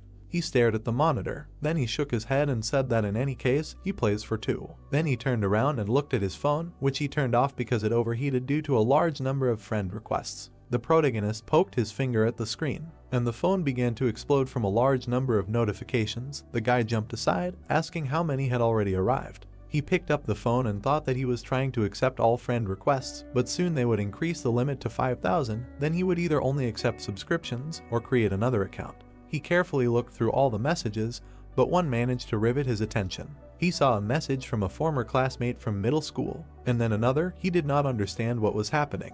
Then he saw an invitation to a class reunion. He stared at the phone and said that he was an outcast. Why is everyone pretending to be his friends now? He looked thoughtfully at the phone screen and read that everyone wanted to see him at the class reunion. The girl was holding a paper in her hands. She loudly asked if anyone wanted to pass the printout to Iajin. She was too lazy to study and she dug it. Another girl looked at her and asked what it was, to which she angrily replied that it was a statement about the absence of a family, to which the girl replied that it was her responsibility because she was the class monitor. The girls began to argue. The class monitor said that she did not want to do this because he stunk. Another girl asked why she had agreed to become a class monitor at all, to which she replied that she wanted to enter a vocational school with a good character reference. The class monitor opened her mouth and shouted that they should decide on a place. The class monitor said that she would seat the class monitor next to someone who did not have a deskmate.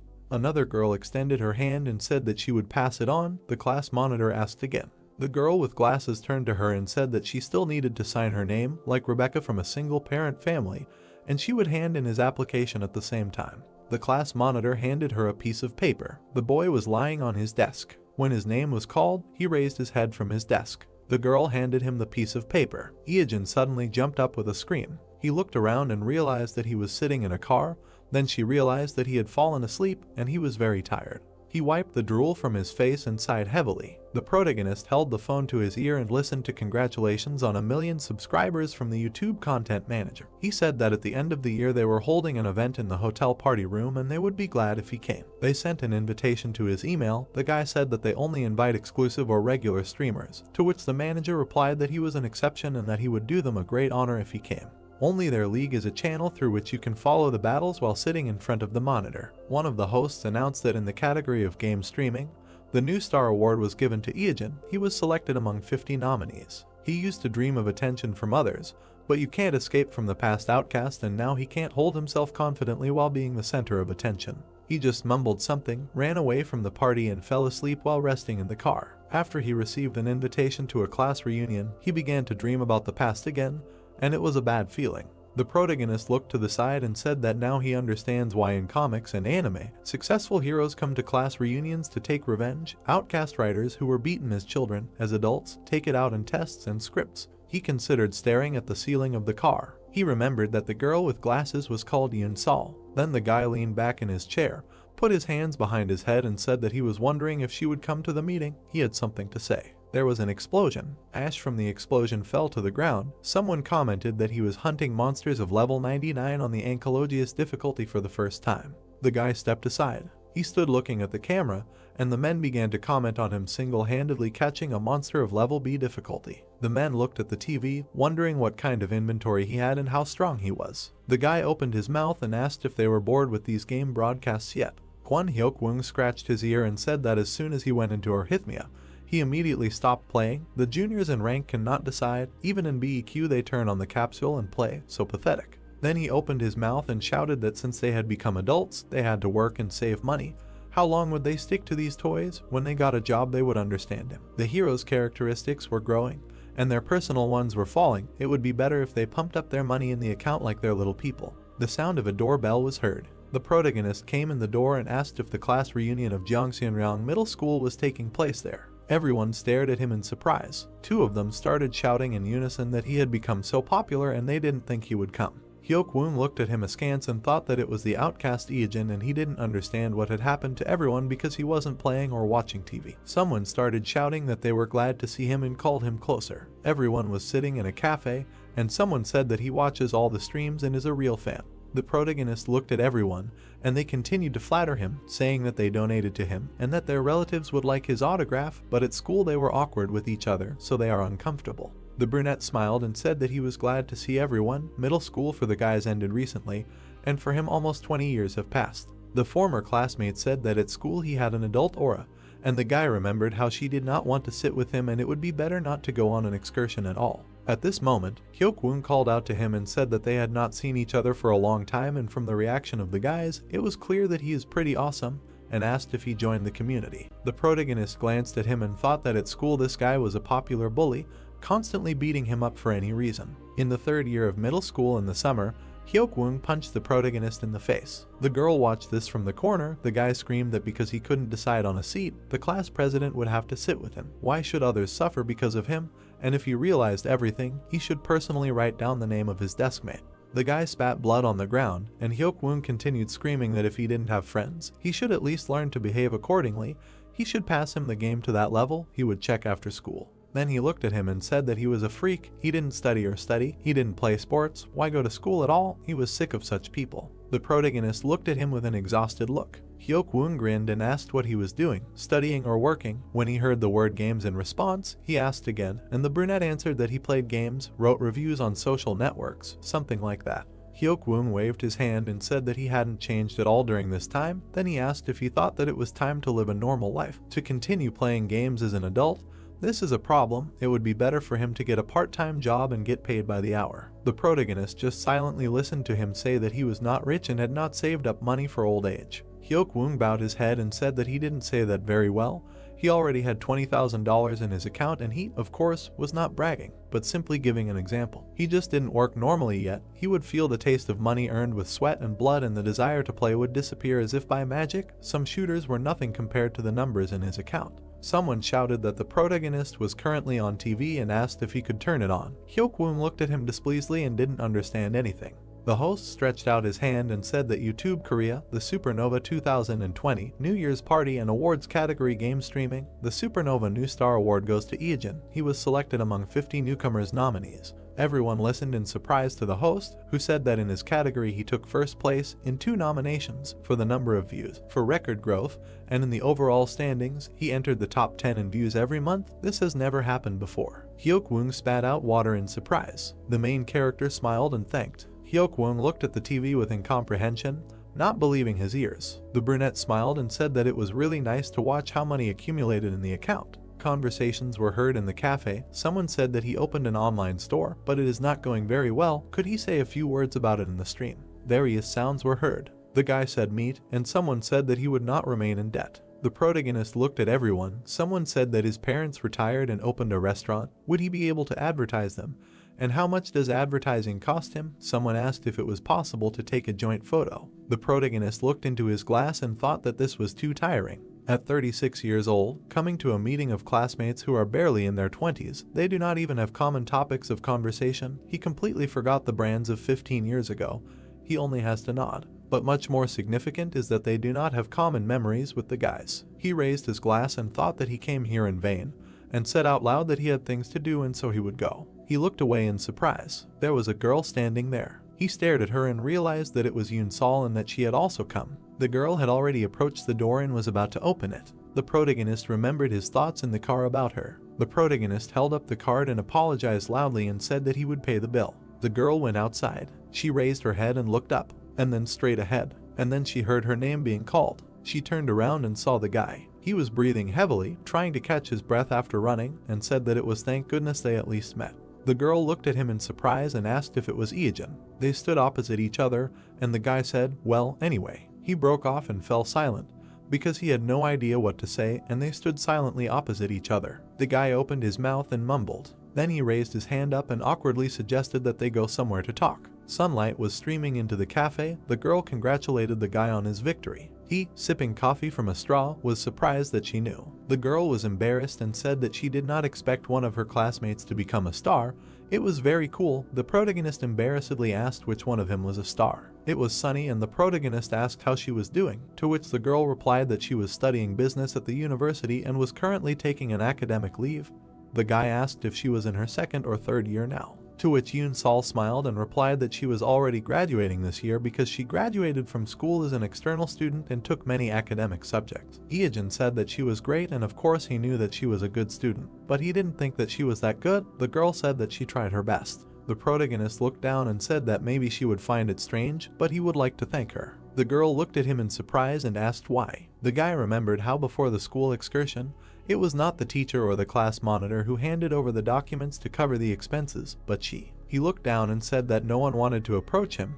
This incident was imprinted in his memory, and so he wanted to say thank you for it. He fingered the glass in his hands. The girl smiled sweetly and said that she didn't remember it at all, and to receive gratitude for nothing was somehow even awkward, and the guy replied that it was very important to him at the time. The girl opened her mouth and apologized to Yeojin. He smiled awkwardly and asked why. The girl looked at him and said that she came to the meeting to see him, but seeing him, she couldn't start a conversation, suffered, and eventually just left. She looked at the smiling protagonist. The girl clasped her hands together and tried to say something. Then she turned to Yeojin. He looked at her in surprise. The girl looked at him and said that of course it was simply shameless, but she had a favor to ask. The cafe was filled with different sounds and sunlight, and the girl continued that her mother got sick, and because of the high costs of treatment, she moved out of the house and began to rent it out. She abruptly put her hands in front of her and said in fear that she was not going to ask for money. She pursed her lips. The protagonist looked at her in surprise and thought, so that's how it is. The girl was embarrassed and continued to say that she was looking for a job that could be combined with caring for her mother and started streaming, so far just a hack room.